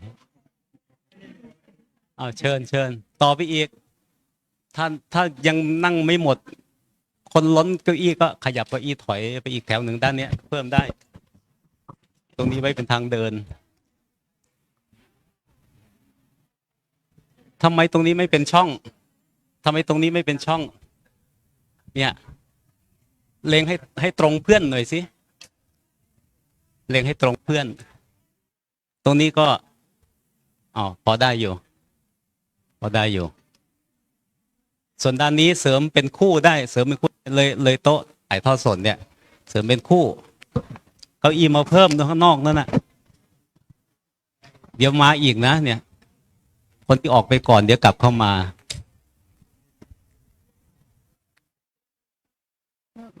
ฟ้าฝนสงสารว่าร้อนมาทั้งวันก็จะลดพรมให้นอนสบายสักหน่อยคืนนี้เอาละมาทีมถ่ายทอดมีทั้งหมด3 ทีมวันเนี้ยมีทีมถ่ายทอด2 คณะที่ถ่ายทอดมาก่อนวันนี้มาเพิ่มอีก1 คณะจากวัดป่าจริยธรรมเห็นแวบๆเมื่อกี้เนี่ยนะท่านใดที่ต้องการแชร์ลิงก์ถ่ายทอดสดนะก็เข้าไปที่พระอภิธรรมไม่มีพระหรอกอภิธรรมวรรค1 ตัวแล้วก็นำทางโลโก้จิเจงรุนินะแชร์สัญญาณลิงก์ถ่ายทอดสดได้เลยให้เพื่อนๆเองร่วมฟังเป็นแม่ข่ายในการถ่ายทอดอภิธรรมนำทางโลโก้จิเจงรุนินะของท่านอาจารย์พระครูสมุทวีของวัดวิหารธรรมอุดรก็ร่วมถ่ายทอดวัดป่าจริยธรรมจังหวัดเลยก็ร่วมถ่ายทอดเครือข่ายอื่นๆน่าจะประมาณ20 กว่าเครือข่ายร่วมถ่ายทอดนะเอาเข้ามาถ้ามีคนยังไม่เก้าอี้ยังไม่พอเท่าไหร่ก็จะได้จัดเพิ่มเติมยังมีพื้นที่นะยังมีพื้นที่อันนี้จริงผู้ชายไม่น่าไปนั่งนั้นเลยน่าจะมานั่งอยู่กับพระเนี่ย ไปแย่งที่นั่งโยมเลยมันนั่งกับพระเข้ามานั่งให้เรียบร้อยจะได้จัดเก้าอี้เพิ่มขอเก้าอี้มาเพิ่มครูบาท่านก๊อตจักรพันธ์ขอเก้าอี้มาเพิ่มเอาตัวที่อยู่กลางแจ้งที่จะเปียกฝนมาก่อน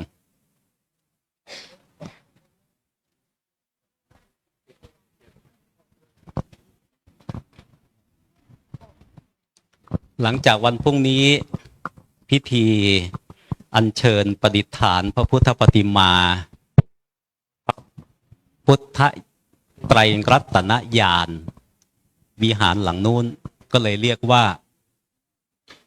วิหารพระพุทธไตรรัตนญาณวิหารคู่แฝดหลังนี้ประดิษฐานพระสัมพุทธประธานพรก็เรียกว่าวิหารพระสัมพุทธประธานพรคู่แฝดแต่ถ้ารวมกันเมื่อไหร่ได้อีกชื่อหนึ่ง รวมกันเมื่อไหร่ก็จะเรียกว่าพระบรมอะไรนะพระบรมธาตุวิหารพระบรมธาตุเจดีย์ครับวิหารพระบรมธาตุเจดีย์แล้วอยู่ในเจดีย์ยังไม่มี ไงมนนั่นตรงกลางเนี่ยฮะตรงกลางฐานเจดีย์ตรงกลางจะขึ้น ฐาน เจ เจ ดีย์ ดีย์ ครับพระอาจารย์โฆษกให้ใช้ไมค์ตัวนี้ครับมันเสียงจะดัง เหมือนเดิมเนี่ยเสียงดีกว่าเดิมนะรอผู้ที่ไปทำภารกิจส่วนตัว โทรหาท่านอาจารย์พระครูสมุทวี ตอนนี้อยู่ซุ้มกาแฟกี่รูปนิมนต์มาให้หมดครูบาอาจารย์น่ะอาจารย์พระมหาบุญช่วยอาจารย์ใครบ้างอะอาจารย์ประเสริฐมาไหมมาไหมอาจารย์พันศักดิ์อาจารย์พระครูไพงรัตน์ท่านพระประหลัดนรงค์ฤทธิ์นะที่ท่านพระครูสมุทวีได้อาราธนาจำเพาะเจาะจงมาหน่อยมาหน่อย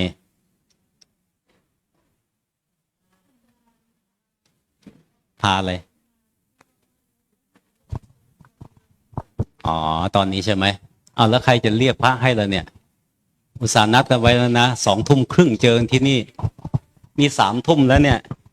ถ้ามาช้าพูดคนเดียวหมดเลยนะ ไม่เสียเวลาเนาะเสียเวลาฟังนะอาจารย์มหาบุญช่วยนี่ไงที่นั่งอาจารย์อยู่ที่นี่มาเลยใช่ไหม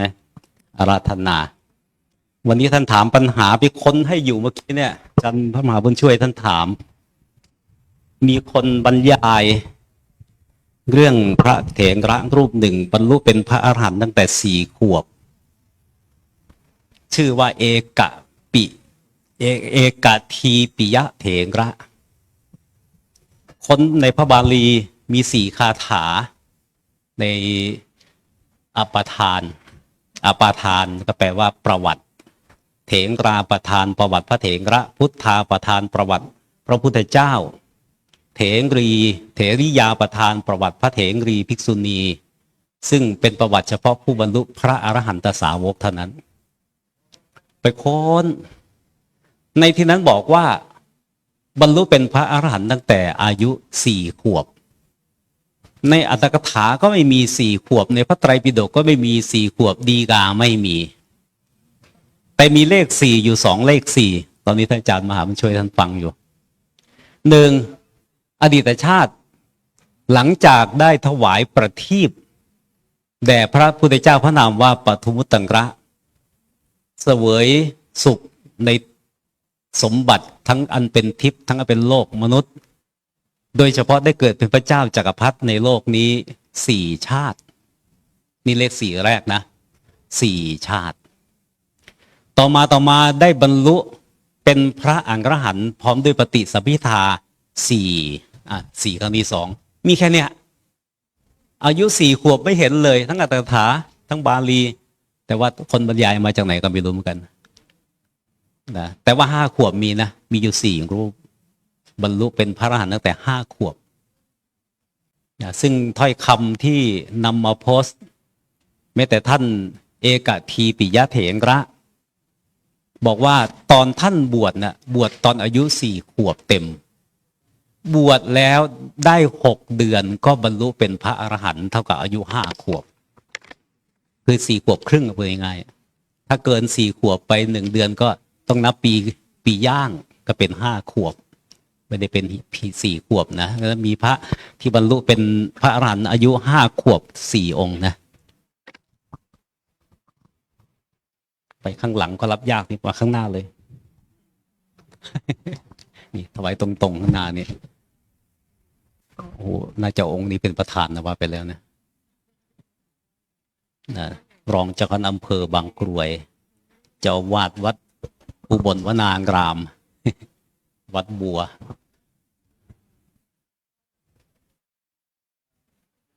ไม่เหนื่อยไม่ได้ทำอะไรไม่ได้เหนื่อยเอาละครับคุยรอนะครับขอนำเข้าสู่รายการสนทนาธรรมเสวนาธรรมบรรยายธรรมแบบมิสกะในหลายอาจารย์ผสมผสานอาจารย์รูปหนึ่งพูดเนื้อหาสาระดีมากแต่เก็บรายละเอียดไม่หมดขอเสริมหน่อยได้ไหมในพระบาลีวินัยว่าอย่างนี้ในพระสูตรว่าอย่างนี้ผู้ชำนาญในพระอภิธรรมก็ในอภิธรรมนั้นว่าอย่างนี้นะสภาวะตั้งแต่ขณะต่างๆอุปาทขณะคืออะไรไม่เป็นไรอ๋อเอาตามหุ่นเลย นี่อาจารย์ที่อาจารย์ตรงนี้ต้องอยู่ใกล้ผมอาจารย์ไพรัตน์อาจารย์ประเสริฐเดี๋ยวก็มานี่ครับเนี่ยทางเนี้ย ทั้งหมด6 รูปตั้งเอาไว้ ถ้ามาเกินเสริมอีกได้อยู่ครับครับ เดี๋ยวก็มาดังนั้นพวกเราเมื่อก่อนรีบพูดแล้วรีบไป สิ่งที่จะได้ฟังวันนี้เริ่มต้นเลย ภาคที่1ครับ ภาคที่1ก่อน ด้านหน้าของโยม เอาขอไมค์เพิ่ม เห็นว่าตัวนี้ดังดีสุดก็เลยเอามายื่นก่อน ไปเปลี่ยนแบตก่อน ด้านนู้นได้ปรางรบให้ฟังพวกเรามาแต่เนิ่นๆก็ทราบว่าที่นั่นมีบัลลังก์เป็นที่ประทับของพระพุทธเจ้า มีพระนามว่าพระพุทธไตรรัตนญาณ โดยมีที่มาอ้างอิงก็จะพูดพาดพิงให้ฟัง พอรู้ที่มาที่ไปทำไมชื่อนี้ โดยที่หลวงพ่อที่พวกเราได้ฟังท่านบรรยายให้กรรมฐานไปแล้ว เป็นผู้ได้ตั้งนามพระพุทธปฏิมาปางมางระวิชัย ว่าพระพุทธไตรรัตนญาณเป็นพระหยกสีเขียวล้วน ตอนนี้ประดิษฐานอยู่ที่รับรองชั่วคราวบนรถนะพรุ่งนี้เพราะว่าไม่สามารถจะยกขึ้นยกลงบ่อยได้น้ำหนัก5 ตันเดี๋ยวแป๊บนึงครับเปลี่ยนฐานมันเหลือ2เอาอันนี้มาเปลี่ยนก่อนเดี๋ยวขาดตอนติดแล้วหน้าตัก59 นิ้วนะหลังโน้นนะจำชื่อได้นะน่าจะ49 นี้ใช่ไหมน่าจะถามปัญหาพวกนี้มีของดีแจกใครตอบชื่อได้บอกลักษณะได้บอกรายละเอียดได้จะได้รับรางวัล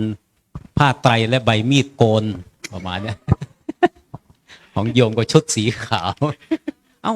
ไม่ใช่จะได้ง่ายนะรางวัลเนี้ยแม้บางทีเราอยากได้ยังต้องเที่ยวตะเวนหาแต่นี่ไม่ทันได้เที่ยวตะเวนหามีคนอยากจะให้ใช่ไหมด้านโน้นเป็นพระหยกเขียวนะเนื้อทองสีเขียวนะส่วนด้านนี้เป็นพระพุทธรูปปิดทองนะทองคำปิดทองคำแท้หน้าตัก59นี้เป็นพระพุทธชื่อว่าพระสัมพุทธประธานพรวันนี้ก็เลยจะพูดเรื่องพระ2 รูปเนี้ยอะไรเป็นเหตุอะไรเป็นปัจจัยอะไรเป็นนิมิตหมายให้ได้ขนานชื่อและลักษณะของพระพุทธเจ้า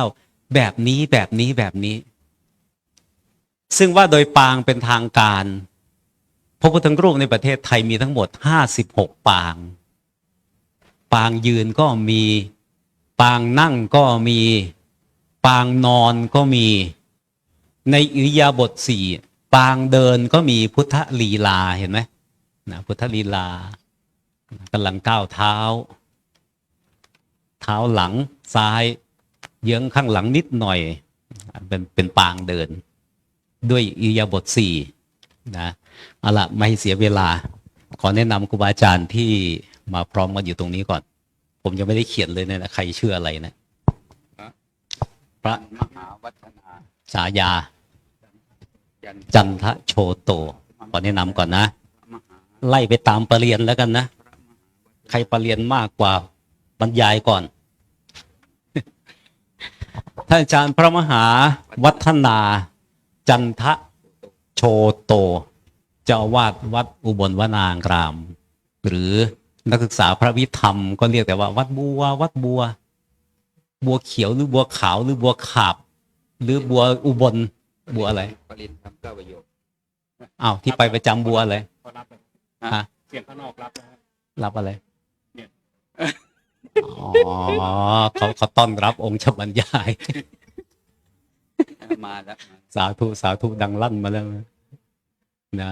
ประเรียนธรรม9 ประโยครองเจ้าคณะอำเภอบางกรวยนนทบุรีได้มาร่วมงานทุกงานทุกพิธีทุกปีปีนี้ก็มาก็เลยจะมอบหมายท่านอาจารย์ได้ปรางรบธรรมก่อนผู้อื่นใช้เวลาตามพอเหมาะสิ้นสุดรวมโดยถึงเวลา00 นาฬิกาครับห้ามเกินเพราะ24 นาฬิกามันไม่มี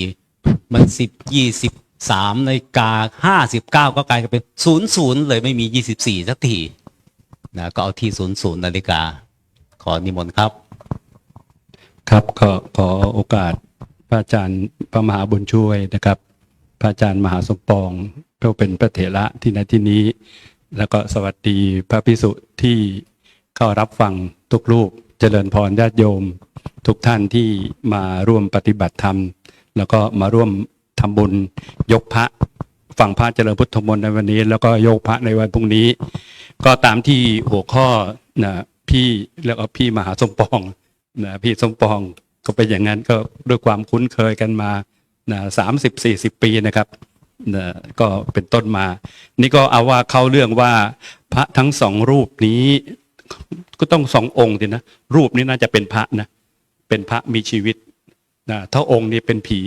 นะคือไม่มีชีวิตนะเป็นอย่างนั้นนะพระองค์ใช่ไหมทั้งสองพระองค์นี้ก็ฟังจากตรงเนี้ยที่ได้ข้อมูลจากตรงนี้เนี่ยก็คือพระสามพุทธประธานพรนี้หน้าตัก59 นิ้วซึ่งประดิษฐานที่ศาลาหลังนี้แล้วก็พระพุทธไตรรัตนญาณ49 นิ้วด้านข้างๆของเราเนี่ยนะครับนั้นก็พรุ่งนี้จะมีการนำขึ้นมาประดิษฐานประดิษฐานบนศาลาทั้งสองหลังนี้ทีนี้ก็ในการที่เรามาทำบุญยกพระพุทธรูปเนี่ยอาตมาก็เห็นว่าพระพุทธรูปทั้งสองพระองค์เนี่ยก็ต่างกันโดยเป็นพระทองคำพระหยกที่เราจะเห็นกันในภายภาคหน้าคือในรูปเนี่ยที่ละไม้คล้ายกันก็มีหลายอย่างนะครับก็จะพูดถึงว่าปริศนาธรรมของพระพุทธรูปที่ได้คิดว่าจะนำเสนอในวันนี้นะปริศนาธรรมของพระพุทธรูปที่ในที่รูปของพระองค์เนี่ยมีอะไรบ้างที่เป็นปริศนาธรรมบอกให้เราได้รู้อะไรซึ่งเป็นธรรมะของพุทธเจ้าของพระองค์เองนั่นแหละ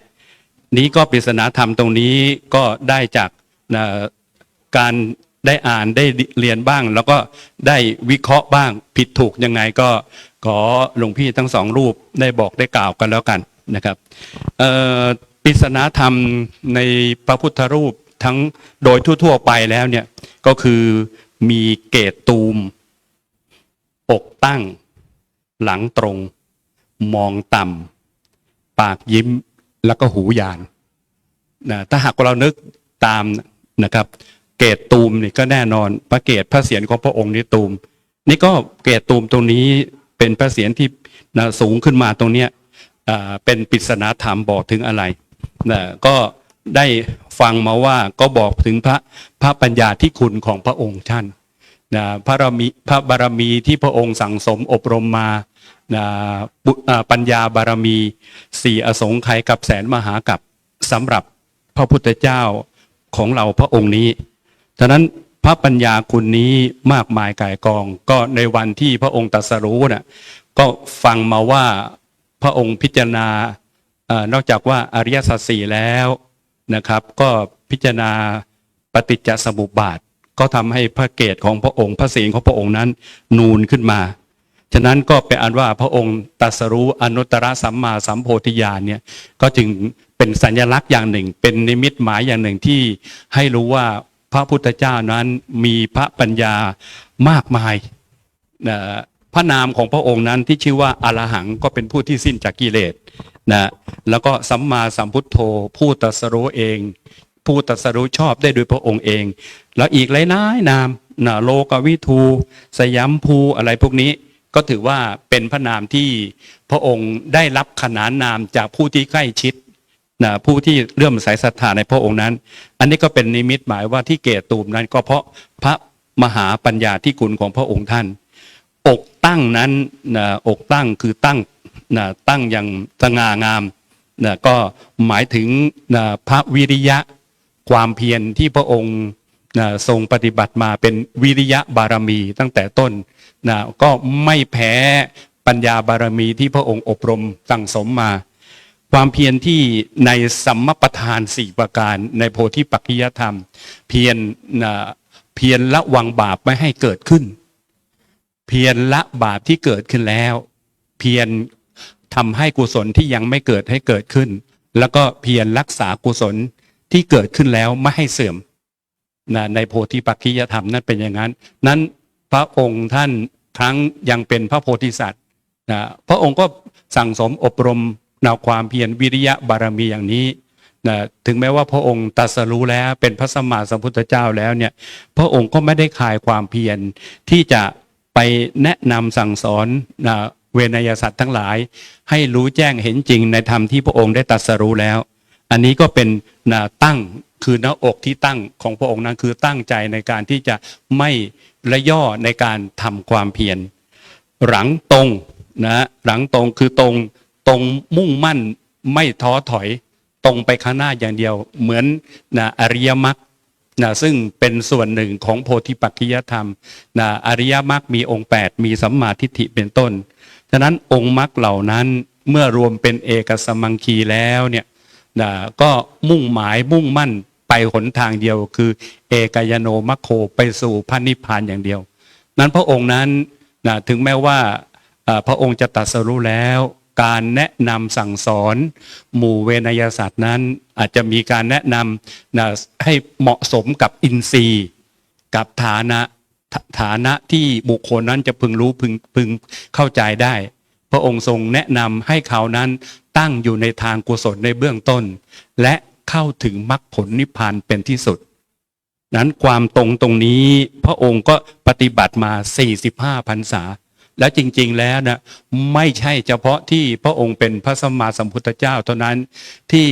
แนะนำผู้ที่พระองค์ได้พบได้เจอให้มุ่งตรงไปสู่พระนิพพานแม้แต่เป็นพระโพธิสัตว์ในชาติต่างๆก็ขวนขวายแนะนำให้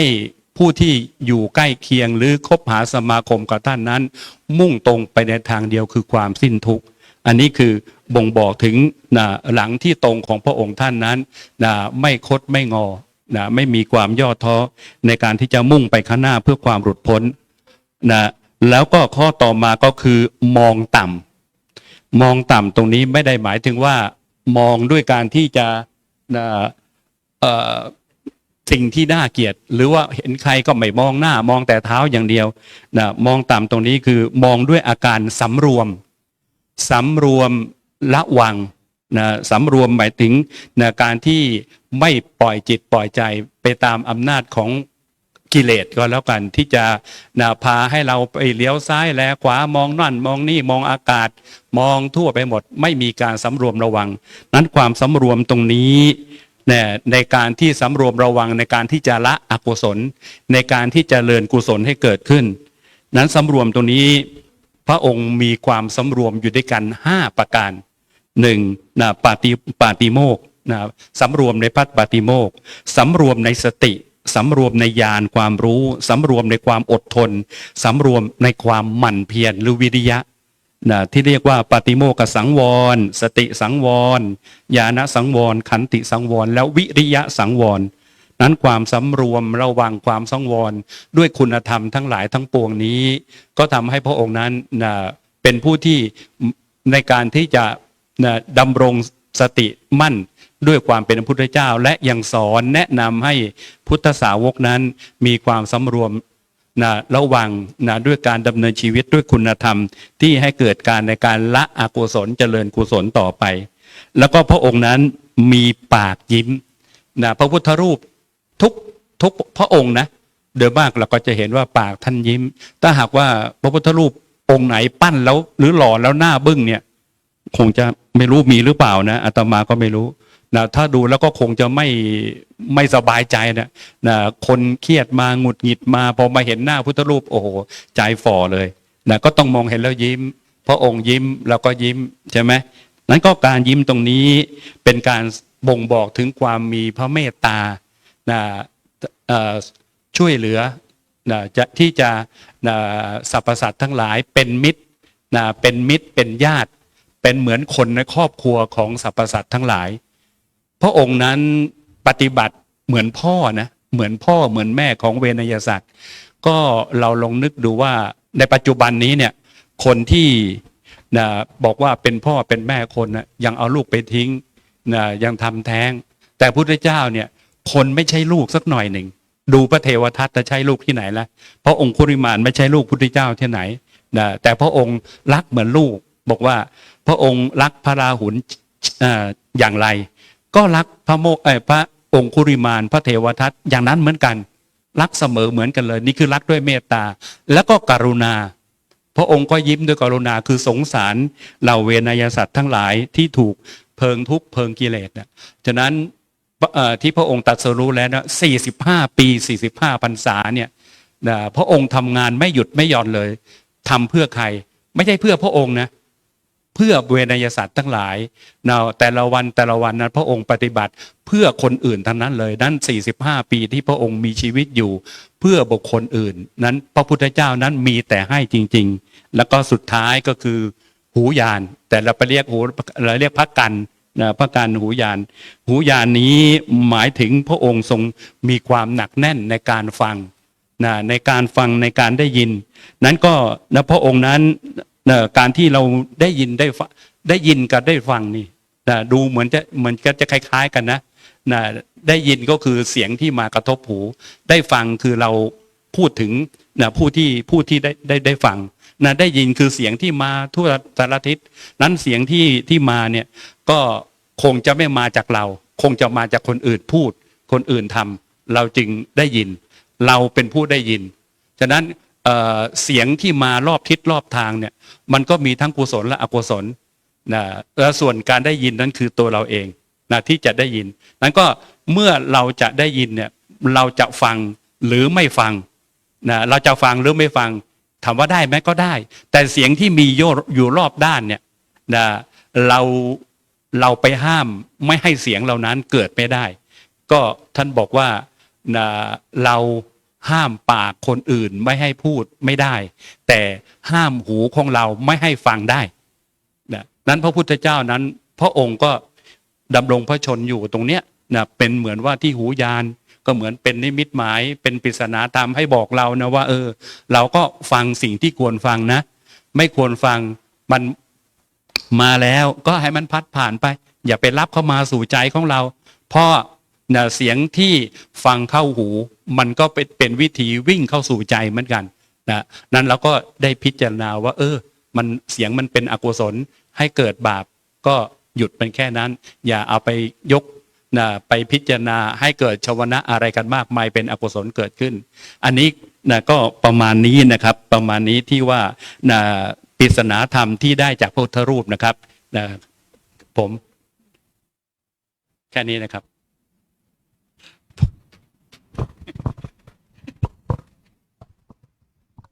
เราฟังแต่เมื่อไหร่จะเอวัง เอวังก็มีด้วยประกาศราชนีใช่ไหมฟังมาเมื่อสักครู่เนี่ย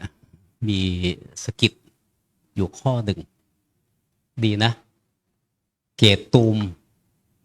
ใช่ไหมจำได้ไหมโยมกี่อย่างเมื่อกี้นะเกตตูมอะไรอีกเอวตรงอกหรือเอวเอวเกตตูมอกตั้งหลังตรงอะไรอีกหูยานปากยิ้มหูยานมองต่ำอะไรอีกบาแล้วเมื่อกี้ปากยิ้มอะไรเสียงดีเมื่อกี้อะไรเสียงหูยานหูยานฟังพระพุทธเจ้าเนี่ยมีพระสุรเสียงไพเราะประกอบด้วยองค์8ประการมี2เสียง3เสียงมี3เสียงที่ไพเราะที่สุดในโลกเนี่ยอย่างที่1ก็คือเสียงเท้ามหาพรหมยังกำลังจะพูดให้ฟังนะอย่างที่2เสียงนกกางระเวกอันที่3เสียงพระพุทธเจ้าเป็นเสียงที่ฟังแล้วจับจิตจับใจเพราะเสียงเนี้ย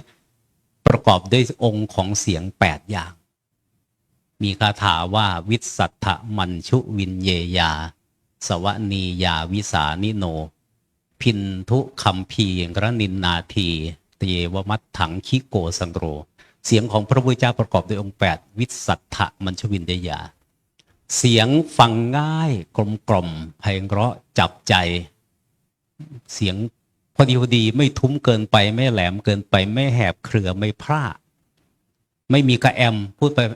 อย่างนี้ไม่มีแต่พวกเราเนี่ยพูดไป ไปเรื่อย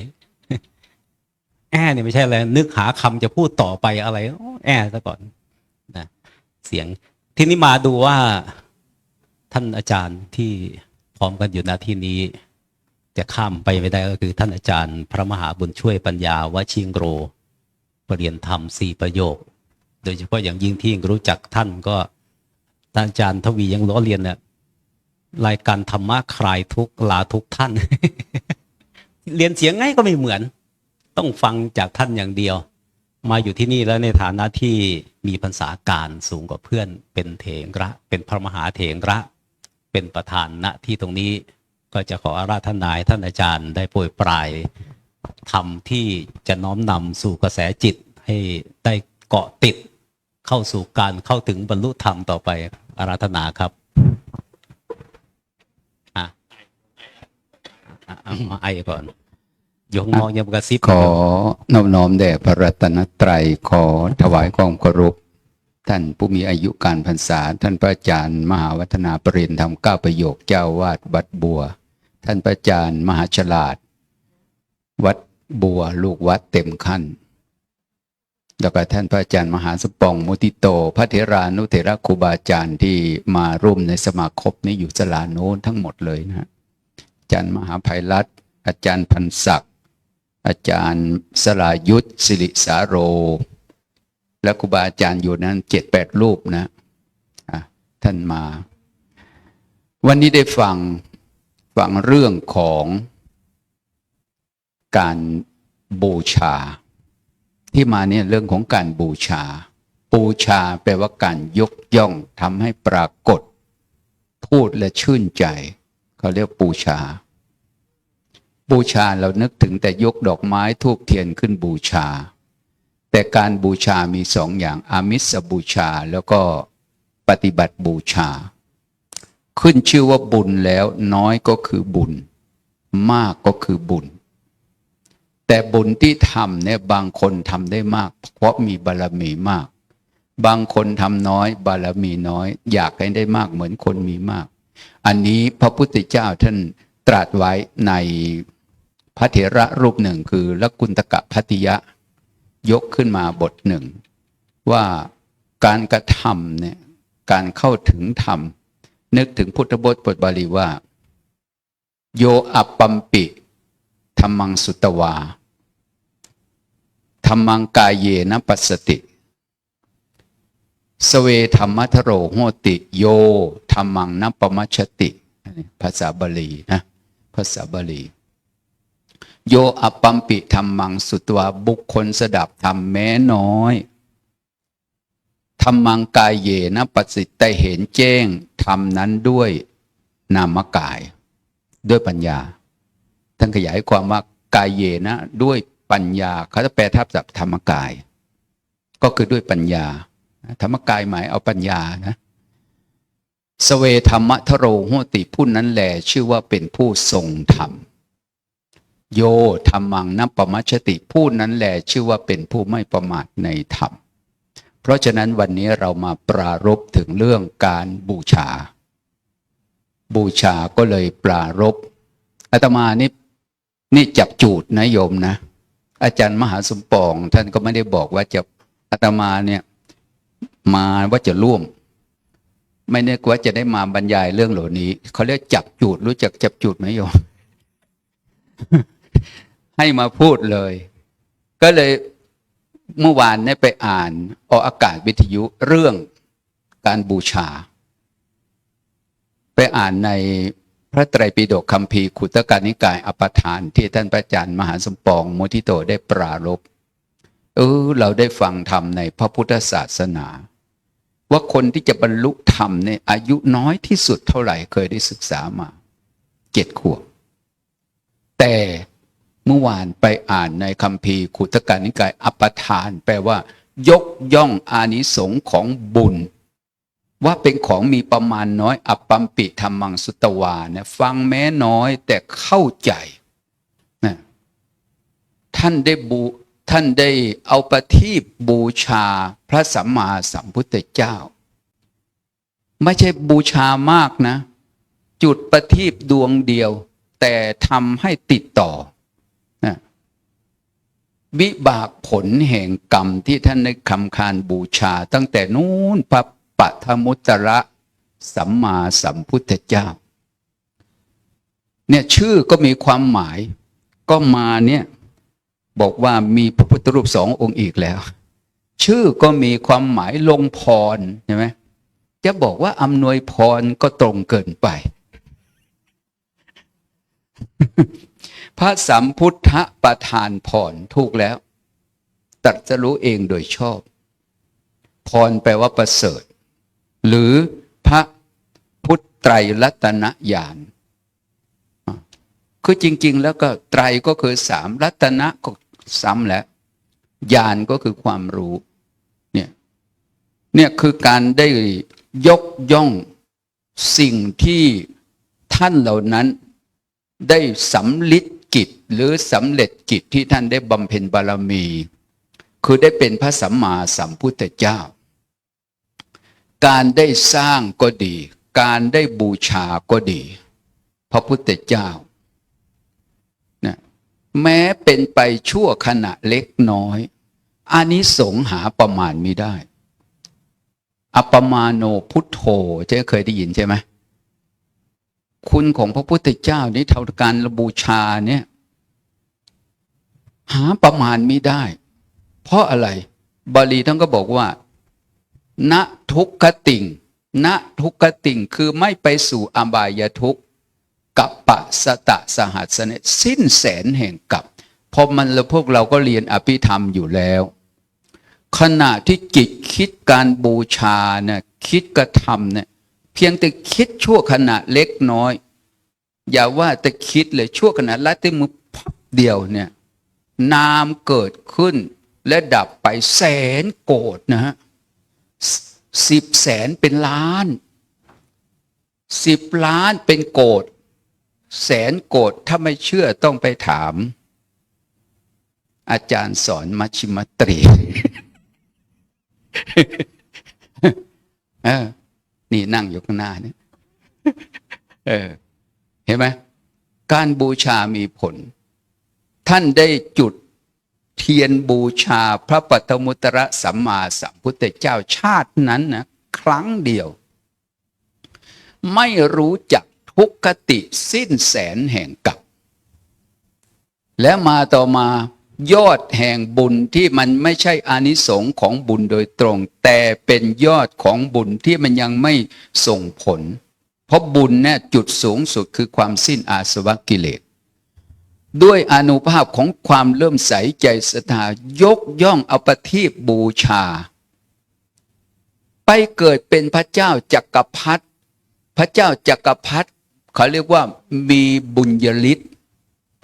หมายความว่าเหาะไม่ได้แต่ถ้าใส่ฉลองพระบาทแล้วเหาะได้เหมือนฝูงหงส์เป็นไปได้ยังไงใช่ไหมอย่าเพิ่งเถียงโยมฟังก่อน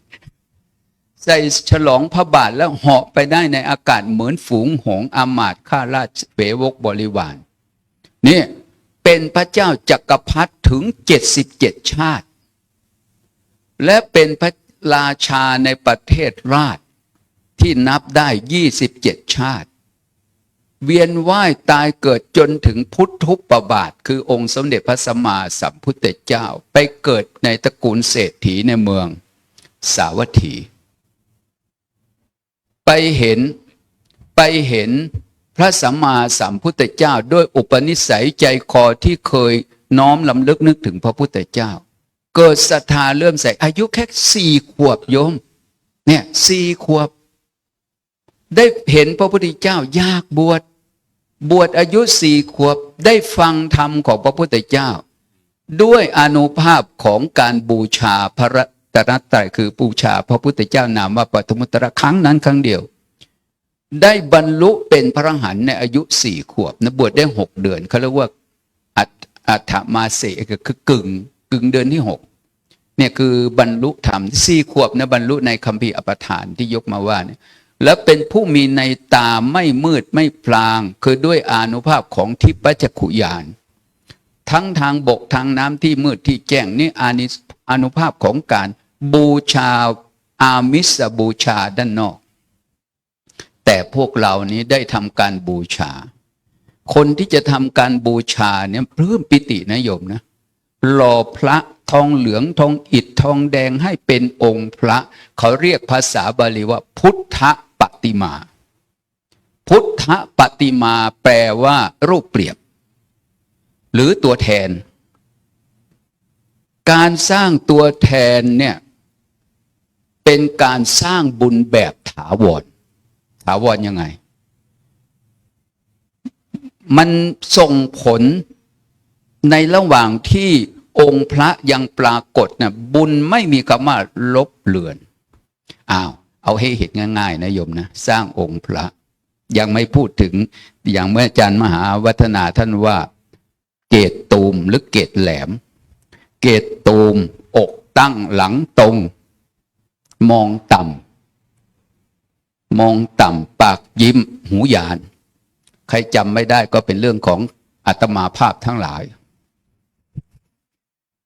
คือเป็นเรื่องของเหตุผลแต่ว่าการสร้างพุทธปฏิมาเนี่ยเราสร้างก็จริงคนสร้างถ้าสร้างองค์พระสวยมองอันเป็นทัศนานุตตริยะมองทีไรใจของเราเกิดโสมนัสนะลองพระพุทธรูปองค์นั้นเกศเบี้ยวปากเบี้ยวตาเขเป็นยังไงโยมตำหนิทุกครั้งแต่พระที่หล่อนี่สวยนี่เกิดกุศลโสมนั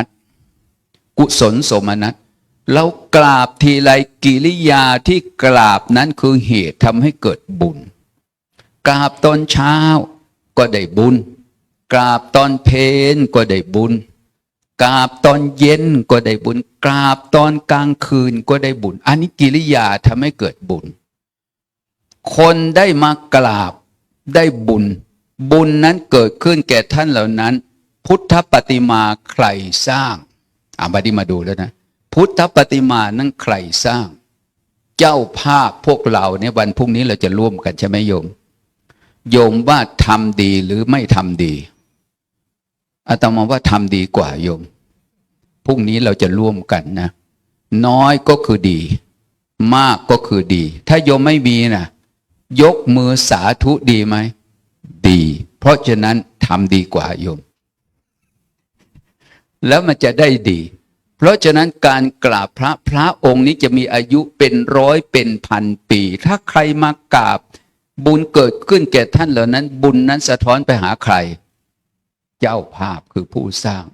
เพราะฉะนั้นต้องถามเจ้าภาพคิดอย่างไงจึงสร้างพระเพราะเขาใจเลื่อมใสศรัทธาในองค์พุทธะ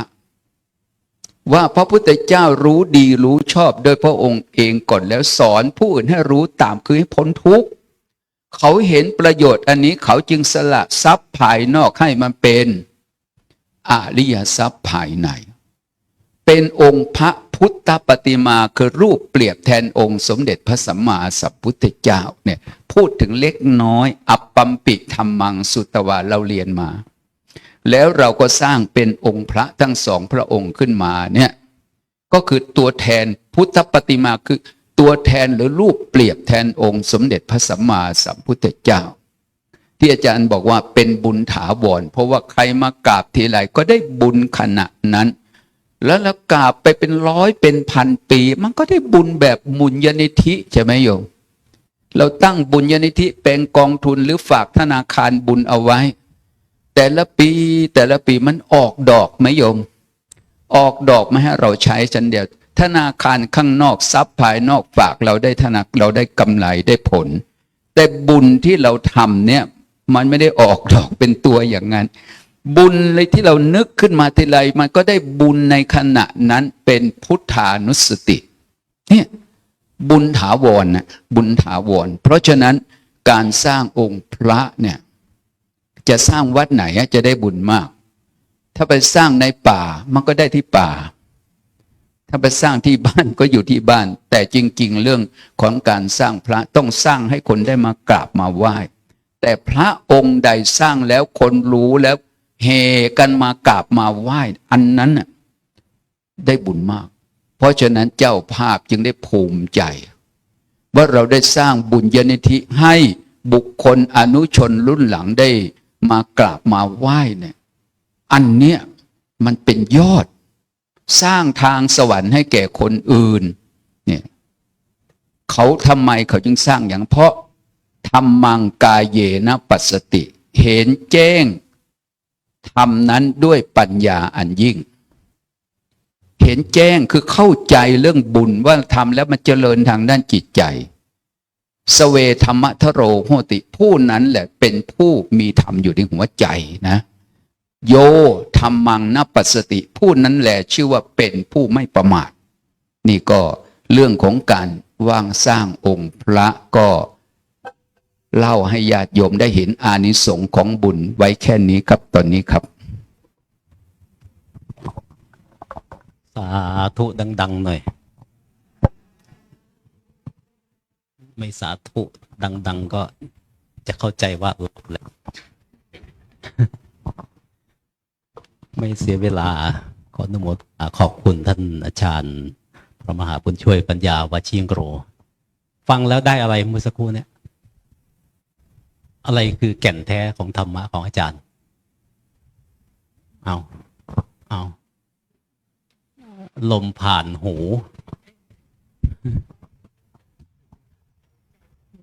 จิตเลื่อมใสใจศรัทธา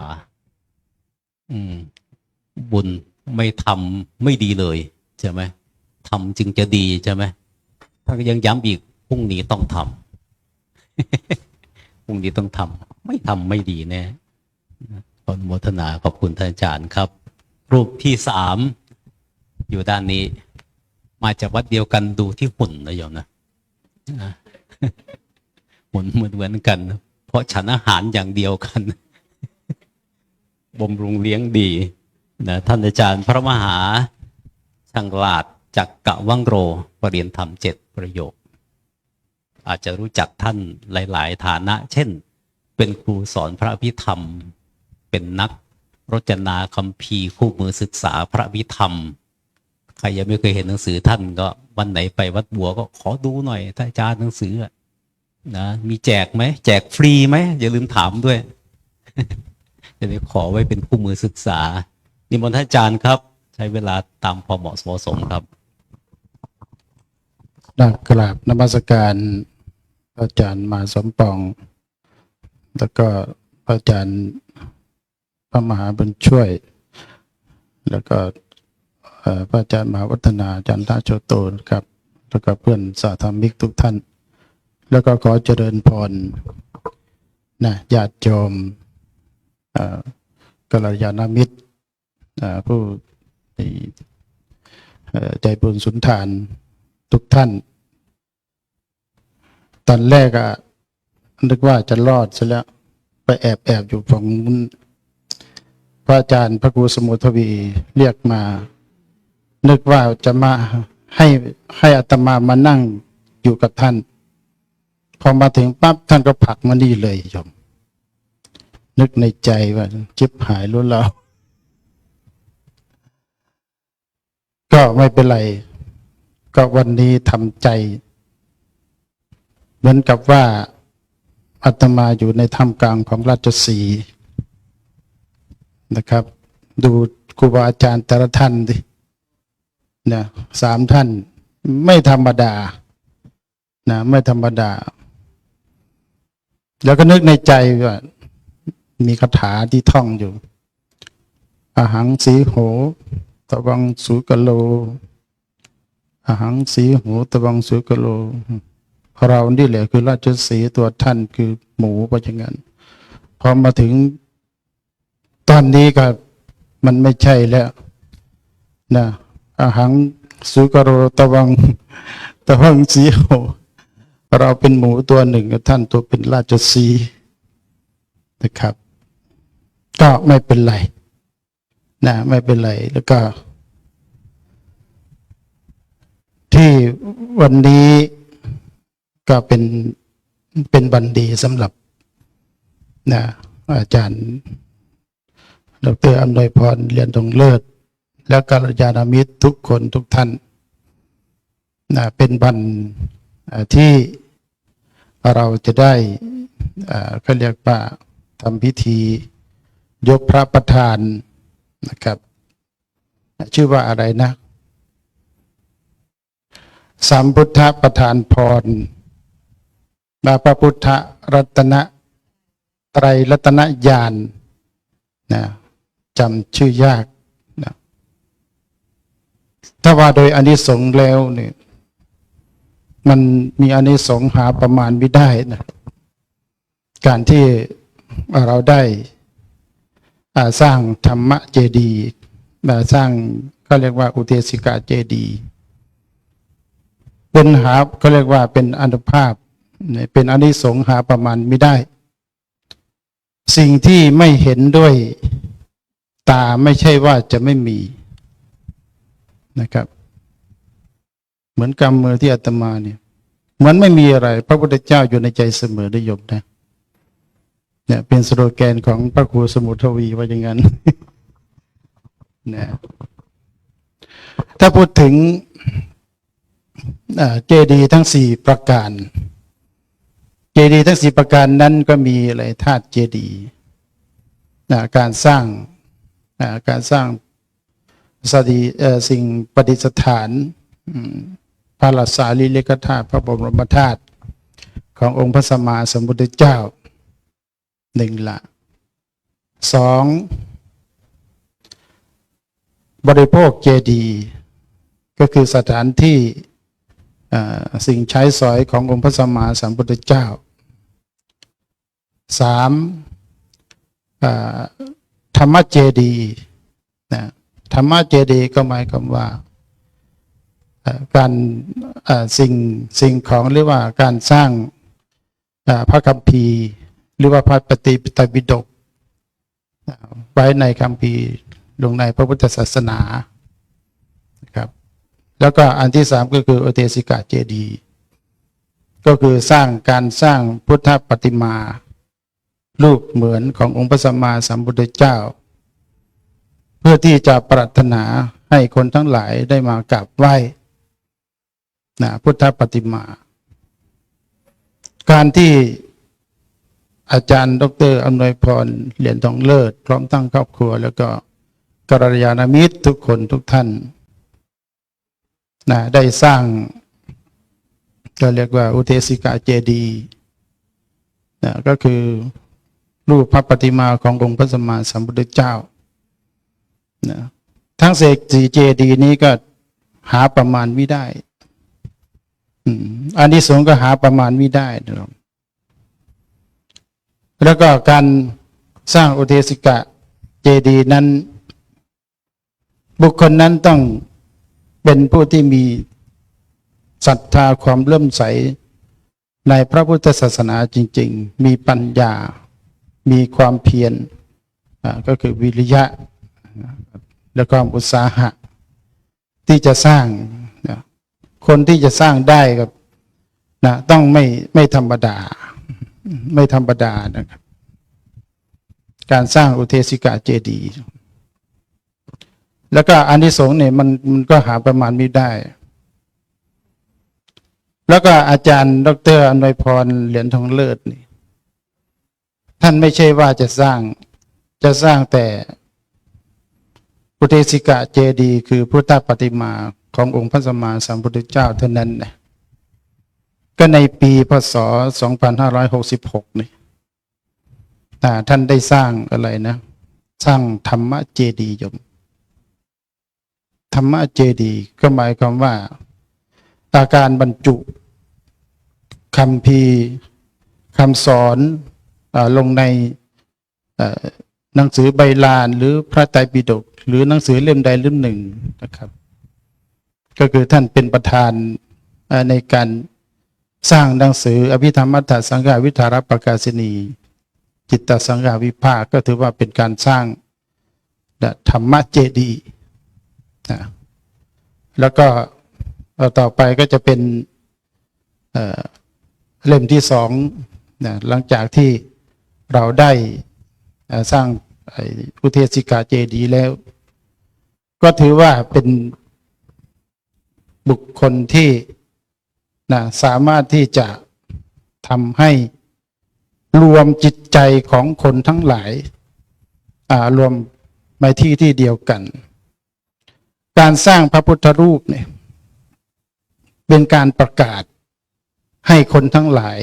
เป็นการประกาศให้ชาวพุทธทั้งหลายหรือว่าเทวดาทั้งหลายว่าพระพุทธศาสนาพระพุทธเจ้าพระพุทธปฏิมาได้อุบัติขึ้นแล้วในโลกที่วัดป่าชัยมงคลคนทั้งหลายก็จะแห่แหนกันมากราบไหว้นะครับก็ถือว่าการสร้างอุเทศิกาเจดีย์ก็ถือว่ามีอานิสงส์มากเหมือนกับท่านอะไรพระสุธาบิณฑยเถระนะครับในครั้งพุทธกาลในสมัยยุคของพระสัมมาสัมพุทธเจ้าพระนามว่าสิทธัตถะนะครับท่านได้ถวายปูนขาวก้อนปูนขาวก้อนเดียวในขณะที่คนทั้งหลายได้สร้างพระบรมธาตุเจดีย์ขององค์พระสัมมาสัมพุทธเจ้าพระนามว่าสิทธัตถะท่านก็ได้นำก้อนปูนขาวนั่นแหละก้อนเดียวเท่านั้นก้อนเดียวเท่านั้นไปประดิษฐานร่วมกันในระหว่างอิฐเหล่านั้นด้วยอานิสงส์อันแรงกล้านะครับนับตั้งแต่กับนี้ไป94กับนะท่านไม่เคยรู้คำว่าทุกขติเลยแล้วก็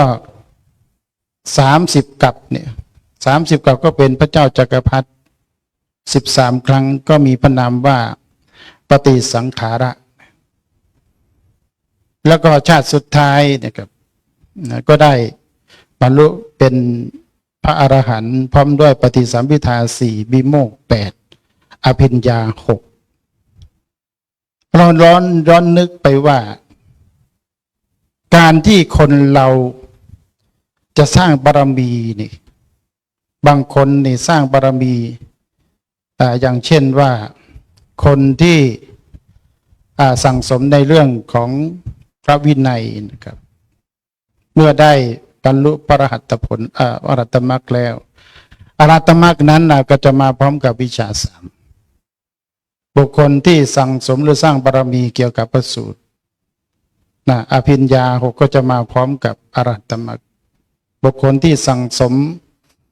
สร้างบารมีเกี่ยวกับพระวิธรรมพระวิธรรมอรหัตมรรคนั้นก็จะมาพร้อมกับปฏิสัมภิทา4แต่ท่านสุธาบิณฑยเถระนี่ได้อะไรได้ปฏิสัมภิทา4วิโมกข์8อภิญญา6มันเหมือนกับว่าการสร้างบารมีทางลัดว่าอย่างนั้นใช่ไหมเหมือนกับการสร้างบารมีทางลัดแล้วก็ปฏิฆา6ที่รับที่ท่านทำนั้นน่ะก็เป็นการสร้างเจดีย์ขององค์พระสัมมาสัมพุทธเจ้าพระนามว่าสิทธัตถะก็ได้อานิสงส์หาประมาณไม่ได้นะที่เราท่านทั้งหลายนะท่านทั้งหลายเป็นผู้ที่โชคดีโชคดีอย่างไรโชคดีที่ว่าอาจารย์ดร.อำนวยพรเนี่ยท่านไม่ได้สร้างคนเดียวแต่ยังชักชวนกัลยาณมิตรทุกคนทุกท่านรวมกันมาสร้างอุเทศิกาเจดีย์เพื่อที่จะอุทิศแด่องค์พระสัมมาสัมพุทธเจ้าได้อะไรบ้างหนึ่งละได้ทั้งปัญญาทั้งได้บริวารอันมากมายมันเหมือนกับว่าการสร้างบารมีทางลัดอยู่ทั้งที่คนทั้งหลาย ต้องสร้างไปเรื่อยๆนะครับ สร้างไปเรื่อยๆชาตินี้บ้างชาตินั้นบ้าง หรือว่าเป็นกับหมื่นชาติแสนชาติ แต่การที่เราสร้างบัตรแบบนี้ก็เรียกว่าการสร้างบารมีทางลัดอันไหนที่มันได้อานิสงส์มากนั่นแหละก็ขอแต่อนุโมทนาในส่วนกุศลของทุกท่านที่ได้กระทำในวันนี้ แล้วก็บอกถึงว่าอานิสงส์ของการที่เราได้สร้างอุเทสิกาเจดีย์นั้น เราก็จะมีอานิสงส์ดังเช่น พระสุทธาพินทิยัตเถระก็ได้พบกับองค์พระสัมมาสัมพุทธเจ้าเพราะบารมีของท่านทั้งหลาย ที่ได้กระทำในวันภพนี้ก็จะเป็นอุปนิสัยนะเป็นอุปนิสัยเป็นบารมี ให้เราได้พบกับองค์พระสัมมาสัมพุทธเจ้า และได้ฟังธรรมขององค์พระสัมมาสัมพุทธเจ้าในชาติสุดท้ายก็ขอเจริญพรเพียงแค่นี้ ตั้งหลักดีๆก่อนสาธุดังๆสาธุเผื่อคนฟังออนไลน์หลับอยู่จะได้สะดุ้งตื่นขึ้นมาบนท่านอาจารย์ครับ แจ้งให้ทราบตามนี้ว่าการพูดคุยธรรมะแบบเป็นกลุ่มวงครึ่งเสี้ยวพระอาจารย์ครึ่งเสี้ยวเนี่ยนะจะมี2 ชุดละ 4 ท่านจบไปแล้ว 3เหลืออีก 1แล้วชุดที่ 2ก็อีก 4 ท่านมอบให้ท่านพระครูประหลัดนรงค์ฤทธิ์เป็นผู้ดำเนินรายการชุดที่ 2ต่อไปเป็นรูปที่ 4นะครับพระมหาสมปองมุทิโตครับ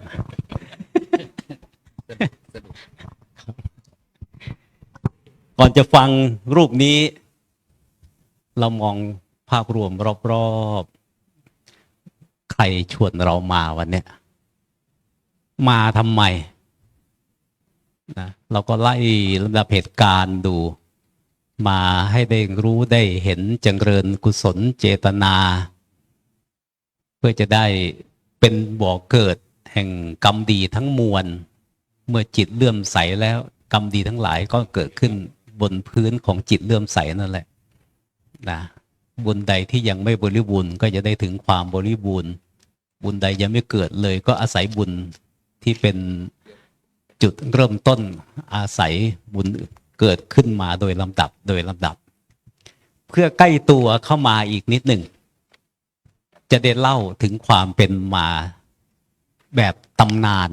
แต่ไม่ใช่ตำนานปรัมปรานิทานปรัมปราแต่มีหลักฐานปรากฏชัดในพระไตรปิฎกว่าทำไมพระพุทธรูปของประเทศไทยจึงมีองค์รูปทรงปางต่างๆอ่านว่าปางไม่ปรางนะปางปอปลาสระอางองูเนี่ยต่างๆมากมายหลายปางที่เห็นอยู่ตรงนี้ยังไม่เห็นองค์พระองค์จริงก็จริงแต่ครูบาอาจารย์ก็ได้เล่าให้ฟังว่าด้านหน้าของสาธุชนนี้เป็นบัลลังก์ประดิษฐานพระพุทธปฏิมาปางพระสัมพุทธประธานพรคำว่าประธานนี่พอเข้าใจอยู่แปลว่ามอบให้แต่คำว่าพรเมื่อกี้ท่านอาจารย์พระมหาบุญช่วยก็บอกว่าประเสริฐมอบสิ่งประเสริฐให้กี่อย่างถ้ามีใครสักคนมีอานุภาพอย่างเช่นพระพุทธพระธรรมพระสงฆ์พระรัตนตรัยรวมกันแล้วให้อานุภาพเพียงใดถ้าเราขอพรและจะสำเร็จจะขอพรอะไรบ้างประธานงานก่อนอาจารย์อำนวยพรวันนี้อยากขอพรอะไรเอาไมค์ให้หน่อยไม่อย่างนั้นก็จะได้แต่อำนวยพรให้คนอื่นตัวเองไม่ได้พรสักที ให้ขอพรหน่อยวันนี้อยากขอพรกี่ข้อ ค่ะก็ตลอดเวลาก็ในช่วงนี้ค่ะพรที่ขอทุกครั้งก็ไม่ได้ปรารถนาสิ่งใดก็จะขอนิพพานะปัจจโยโหตุแต่หากแม้นว่ายังต้อง เวียนว่ายตายเกิดอยู่ในวัฏสงสาร ก็ขอให้เราได้มีโอกาสในการกระทำไม่ว่าจะเกิดชาติภพชาติใด ก็ขอให้เราได้มีความพรั่งพร้อมบริบูรณ์ในการเอื้อต่อการทำทานทานกุศลศีลกุศล และภาวนากุศล จนถึงที่สุดก็คือนิพพานะปัจจโยโหตุเจ้าค่ะ สาธุ มีใครปรารถนาอีก มีใครปรารถนามากกว่าบรรลุพระนิพพานไหม มีไหม ถ้าไม่ได้ลดลงมาเป็นอะไร ถ้าไม่ได้ปรินิพพาน บุญนี้ไม่พอจะส่งถึงให้มรรคผลนิพพาน รองลงมาเอาอะไร โยม ถ้าไม่ได้นิพพานเอาอะไร ต่อรองอาจารย์มหาวิเชษว่ามนุษย์สมบัติสวรรค์สมบัติ ไม่ได้นิพพานสมบัติก็สมบัติสองอย่าง ลองลงมานะเจ้าค่ะ แต่ว่าแต่ก่อนก็เคยตั้งสัจจะอธิษฐานขอพร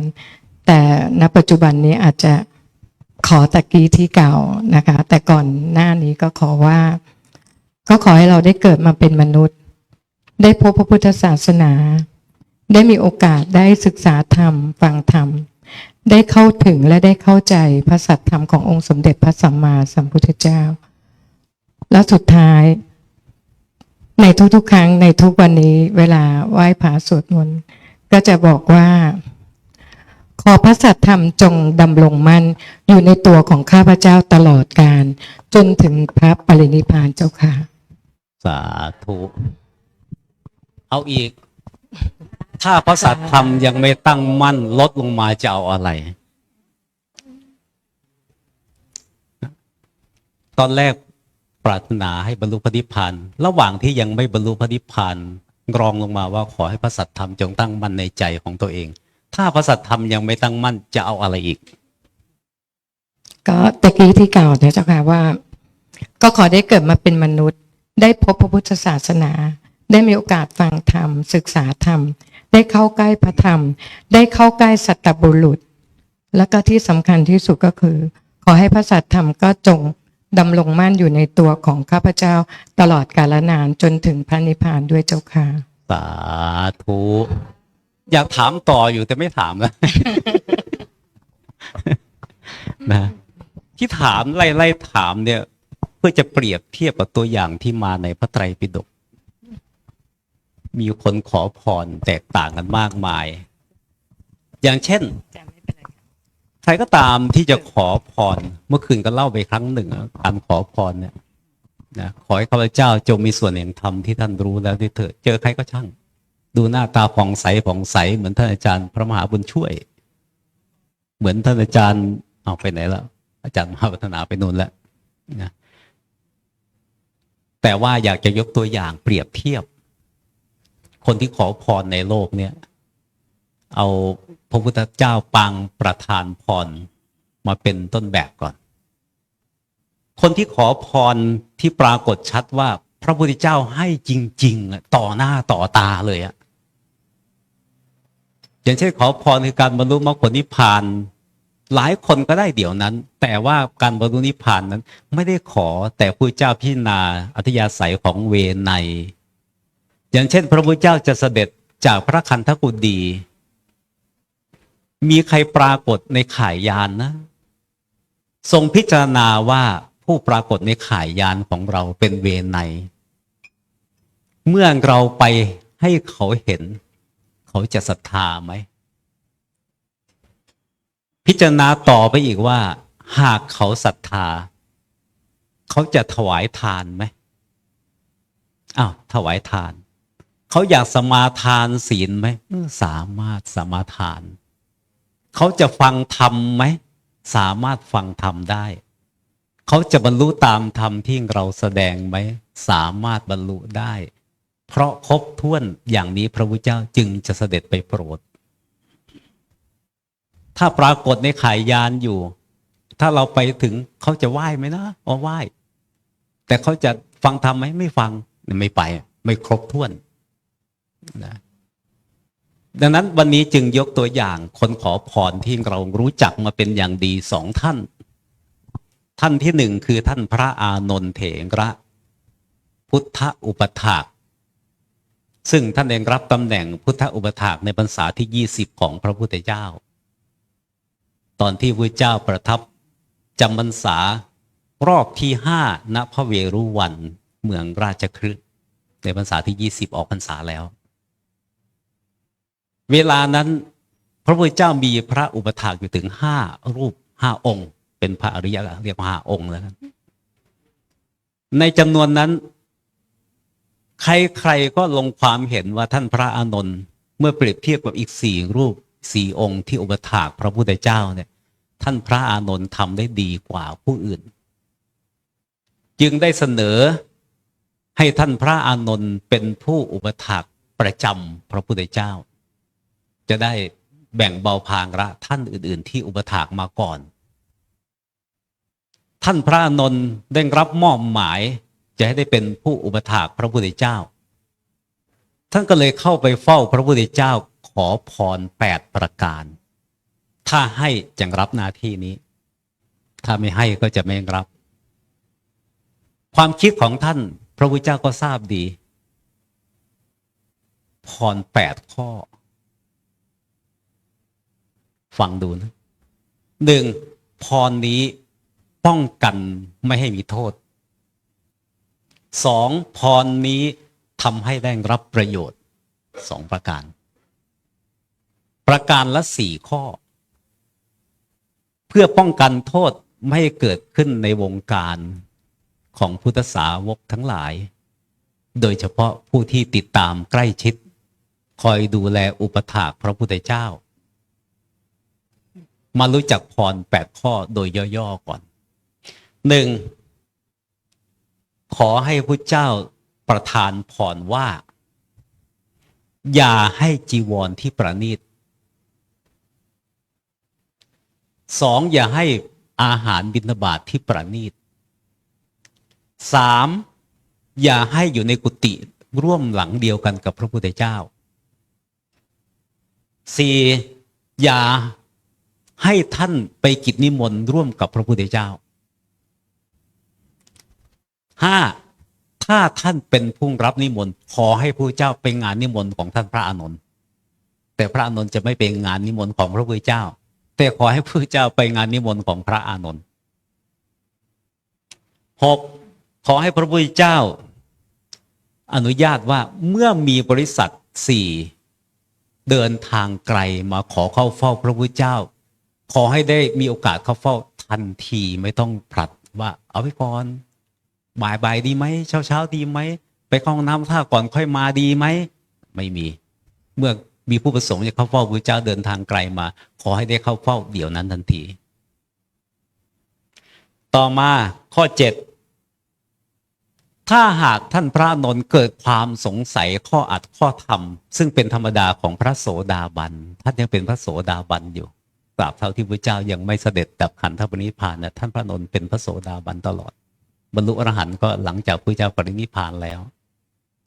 ท่านก็จะมีความสงสัยข้ออัดข้อธรรมใดๆขอให้พระพุทธเจ้าประทานโอกาสว่าขอถาม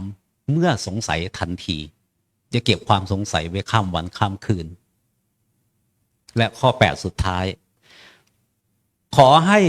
พระพุทธเจ้าไปแสดงธรรมที่ใดๆก็ตามที่ท่านไม่ได้ตามไปด้วยกลับมาแล้ว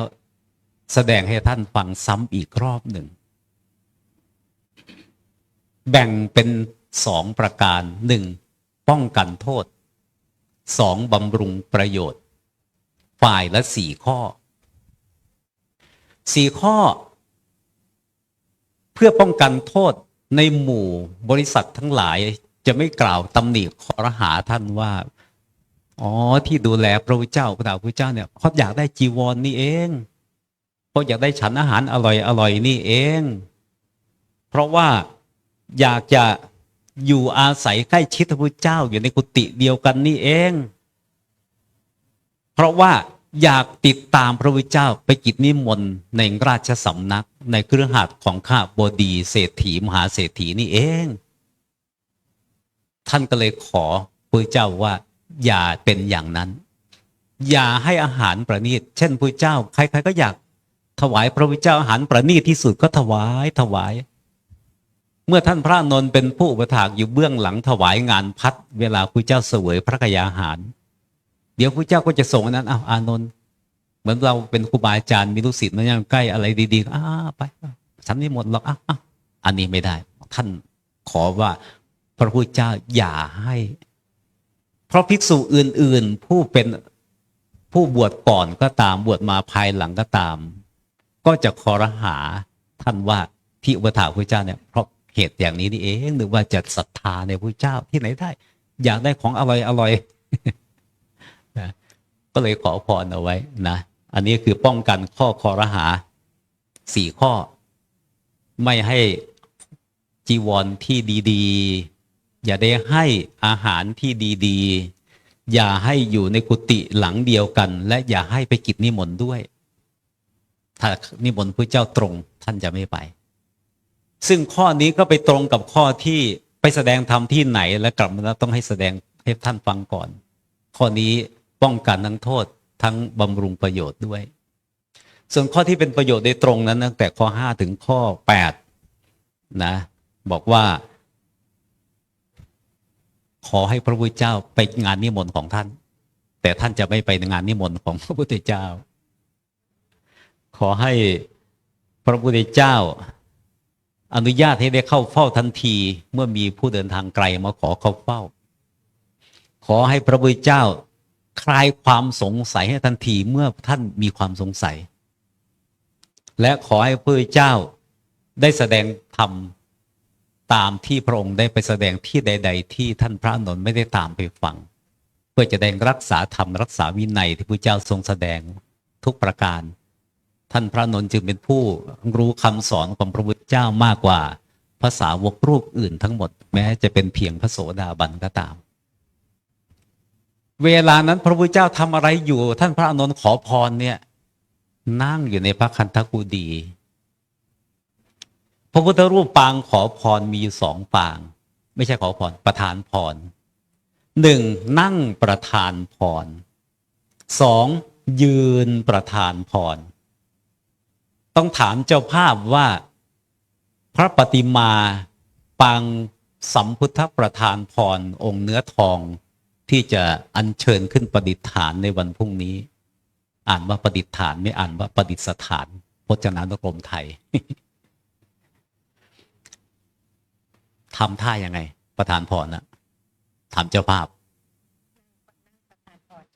นั่งพับเพียบหรือนั่งขัดสมาธินั่งขัดสมาธิเท้าขวาหรือเท้าซ้ายขึ้นข้างบนมือประทานพรข้างซ้ายหรือข้างขวา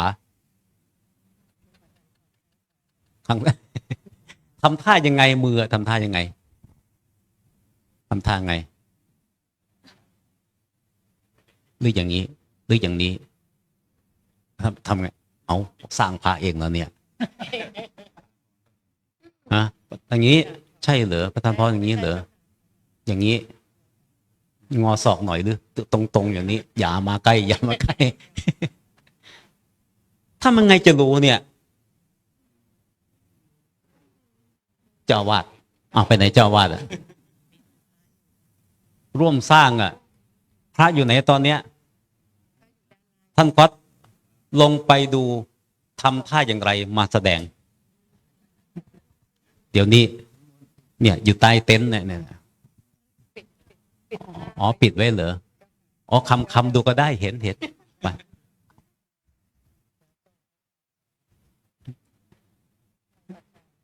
ได้เป็นนิมิต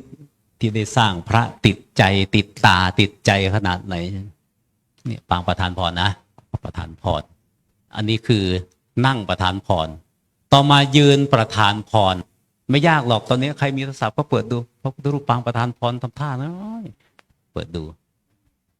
นะคืออย่างนี้โบราณจนถึงเดี๋ยวนี้ตั้งแต่พราหมณ์มาถึงพุทธถึงชาวบ้านพื้นฐานให้ของดีจะให้ข้างขวารับของมงคลก็จะรับด้วยมือขวาห้ามรับด้วยมือซ้ายเพราะมือซ้ายเอาไว้ทำอย่างอื่น ไว้เช็ดก้นขออภัยนะไว้เช็ดก้น ถือว่ามือซ้ายเนี่ยเป็นมือไม่เป็นมงคล รับจากผู้ใหญ่รับจากมารดาบิดาครูอาจารย์ หรือของล้ำค่าใดๆจะรับด้วยมือขวา จะไม่รับด้วยมือซ้ายนะอันนี้อย่างหนึ่งนะนี่อย่างหนึ่ง เวลาจะให้เหมือนกันจะให้ของดีล้ำเลิศประเสริฐก็ผู้ให้มักจะให้ด้วยมือขวาผู้รับก็จะรับด้วยมือขวา จะไม่ให้ด้วยมือซ้าย ถ้าให้ด้วยมือซ้ายเมื่อไหร่คือ ตัดญาติขาดมิตร เวลาเขายื่นให้อย่างเช่นอาจารย์พระมหาบุญช่วย มอบของให้ลูกศิษย์ยื่นให้มือซ้าย ลูกศิษย์ก็ดีใจนึกว่าอาจารย์ให้ที่ไหนได้ไปแล้วไม่ต้องกลับมาให้ไปแล้วไม่ต้องกลับมาตัดขาดมานับถือเป็นอาจารย์ลูกศิษย์กันเนี่ยให้มือซ้าย ตัดสัมพันธ์เอานี่ไงท่านอาจารย์มือไหนตกลงมือขวายื่นแขนหรือคู่แขนไว้ ไม่มีอีกนะไม่ใช่ธรรมดานะศิลปะเนี่ยพุทธศิลป์งานพุทธศิลป์ของช่างพุทธศิลป์เนี่ยพุทธมณฑลนะปางพุทธลีลาครับครับปางพุทธลีลาครับยื่นขาไปข้างหลังหน่อยหนึ่งนะพุทธลีลาครับ ประธานพรยืนเท้าเสมอครับเท้าเสมอแล้วก็ยืนทำท่าเดียวกันแต่ว่ายื่นมือไปไกลกว่าถ้านั่งประธานพรมือใกล้หน้าอกนะถ้ายืนประธานพรยื่นไปไกลหน่อยหนึ่งศอกไปไกลหน่อยหนึ่งนะประมาณนี้นะเป็นยังไงคนไปดูอะหาเห็นหรือเปล่าพระพุทธรูปอะไม่ใช่ไปดูองค์ที่อยู่ในรถนะทำทางไงอย่างนี้เหรอใช่เหรอเอาอันนี้อาจารย์เปิดดูเมื่อกี้เป็นยังไงอ๋อคือไม่ทำอย่างนี้ทำอย่างนี้ไปข้างหน้าอย่างนี้ไม่ใช่อย่างนี้ไปข้างหน้านี้จีบมือนิดหนึ่งคล้ายปากนกยูงอ่ะคล้ายปากนกยูงเนี่ยไม่ใช่กลมอย่างนี้แต่เป็นอย่างนี้ประมาณนี้นะประธานพรปางประธานพรนั่งประธานพรแก่ท่านพระอานนท์เถระในออกพรรษาที่20ที่วัดพระเวรุวันขอพร8ประการถ้าพระพุทธเจ้ารับให้พรตามที่ขอท่านก็ถือว่าพระพุทธเจ้าแต่งตั้งท่านเป็นพระพุทธอุปถากพระเจ้าให้ไหมให้ต่อมายืนประธานพรพุทธรูปยืนประธานพรก็มีนะมือเดียวหรือ2 มือยืนไปข้างหน้าเนี่ยพระเจ้าประทานพรถ้ายื่นมือไป2 มือหรือมือเดียว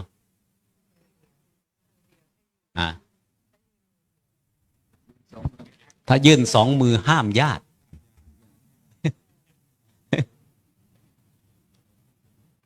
ทำมือเหมือนกันแต่ว่ายื่นไปไกลหน่อยไม่ได้ใกล้ๆหน้าอกอย่างนี้ยืนประทานพรข้างขวานะให้ของดีต้องข้างขวาเราก็จำไว้เหมือนกันเวลาจะให้อะไรใครนะเราก็ยืนข้างขวาให้คนเขารู้ทฤษฎีนี้ก็จะดูโอ้คนนี้รักเราคนนี้เมตตาเราใช่ไหมเขายื่นซ้ายให้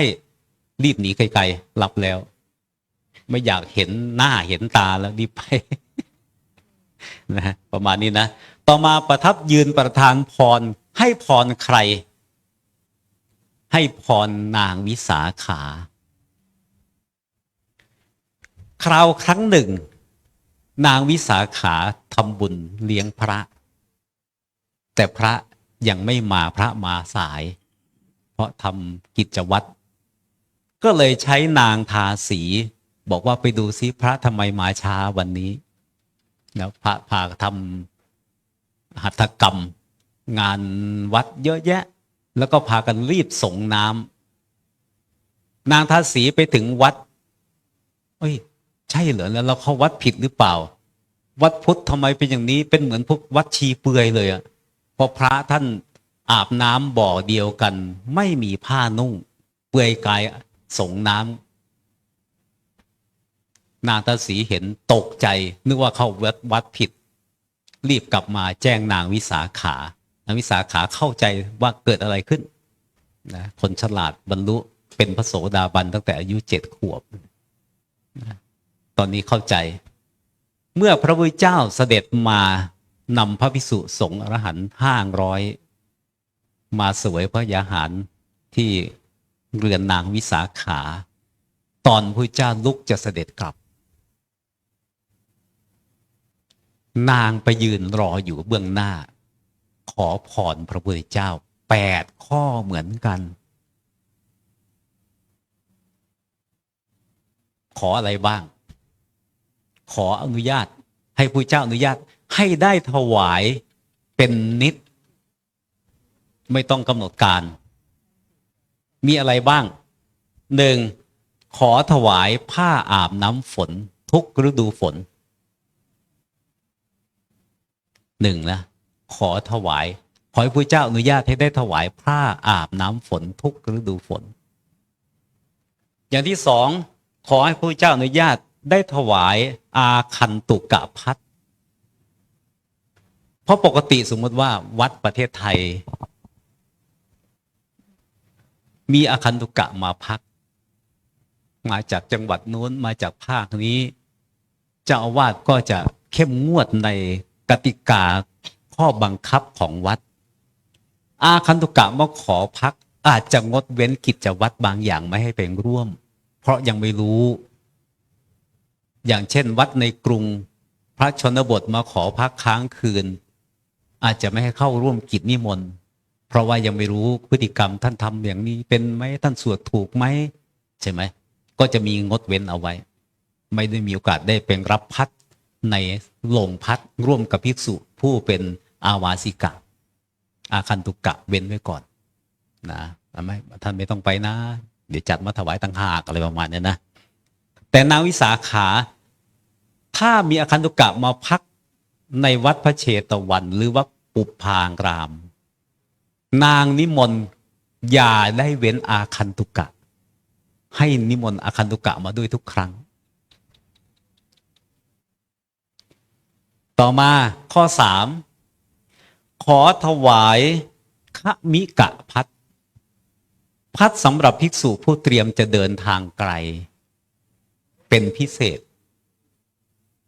ซึ่งภิกษุจะเดินทางไกลมักจะละเลยวัดคือการออกภิกษาจารบิณฑบาตเพราะกว่าจะบิณฑบาตกลับจะเดินทางไกลจะสายไปไม่ทันปลายทางค่ำมืดก่อนนางจึงขอพรว่าหากมีพระอยู่ในวัดพระเชตวันหรือว่าวัดบุพางรามมีความประสงค์จะเดินทางไกลล่ำลาพระอุปชฌาย์หรืออาจารย์ไว้ทราบล่วงหน้าแล้วขอให้แจ้งนางจะได้เตรียมอาหารเสบียงทางถวายเรียกว่าขมิกะพัดสำหรับพระจะเดินทางไกลอย่างเมื่อเช้านี้ก็ไปนู่นไปวัดภูอะไรนะภูผาม่านใช่ไหมภูม่านฟ้านะโชเฟอร์พาไปก็แวะจอดตลาดลำปลายมาศโยมที่ไปโดยก็รีบไป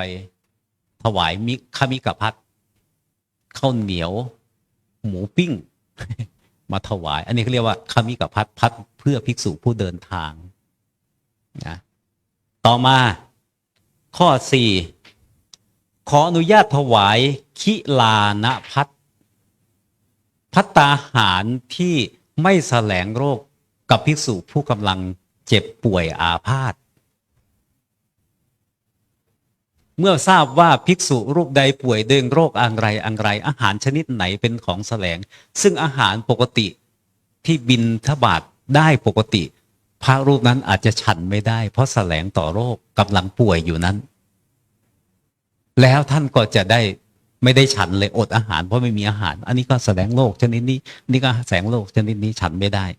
ก็ไม่ได้ฉันนางวิสาขาจึงขอโอกาสถวายอาหารเพื่อภิกษุผู้ป่วยแต่ละโรคไม่เหมือนกันโดยให้หมอไปสอบถามเพื่อคุยป่วยโรคอะไรตรวจสุขภาพเสร็จแล้วอาหารจะต้องเป็นชนิดนี้โรคผอมเหลืองต้องมีวิตามินอย่างนี้อาหารใครเป็นขาดโปรตีนต้องมีโปรตีนอาหารอยู่ที่ไหนอาหารครบหมู่ยังไงอาหารไหนเป็นภัยต่อคนเป็นโรคชนิดนั้นชนิดนี้นางก็จัดถวายตามนี้เรียกว่าคิลานพัด อาหารสำหรับภิกษุผู้กำลังป่วยไข้ด้วยโรคต่างๆ แตกต่างกันจัดถวายให้ครบถ้วนอย่าให้ขาดตกบกพร่องต่อมาข้อ 5คิลานุปัฏฐา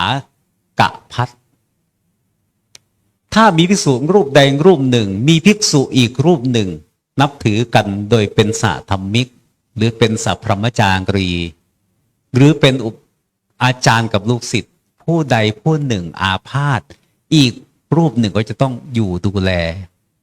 ไปบิณฑบาตไม่ทันไปบิณฑบาตไม่ได้กำลังป่วยหนักผู้ไม่ป่วยก็จะต้องอยู่ดูแลไม่สามารถจะออกภิกษาจารบิณฑบาตตามปกติได้นางวิสาขาขอถวายภิกษุผู้ดูแลพระป่วยดูแลอาหารสำหรับพระป่วยแล้วดูแลอาหารสำหรับพระเฝ้าป่วยเฝ้าไข้ด้วยนี่เป็นการขอพรข้อ 5ต่อมาพรข้อ 6ขออนุญาตถวายยาทุกครั้งที่ทราบว่าภิกษุรูปใดในวัดป่วยโปรดแจ้งนางจะจัดยาถวายทุกชนิดทั้งโรคขออนุญาตถวายเภสัชคิลานะเภสัชปัจจัยต่อมาข้อ 7ภิกษุหน้าหมองค้ำเคร่งเครียดกับการเจริญสมณธรรมก็ตามอยู่กับงานหัตถกรรมงานก่อสร้างอันโน้นอันนี้ซ่อมแซมเสนาสนะปัดกวาดเช็ดถูทุกอย่างทำให้อ่อนล้าหมดแรงเข้ากรรมฐานเครียดกับอารมณ์กรรมฐานควบคุมสติสัมปชัญญะไม่ได้ถ่ายไม่ได้ขับถ่ายไม่ออก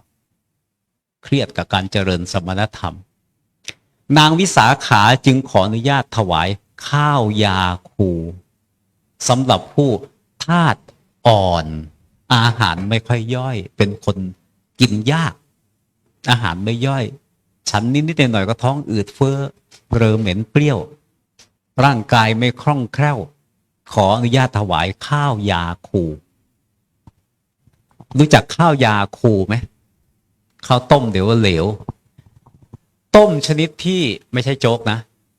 ต้มชนิดที่ช้อนหรือถ้วยตัก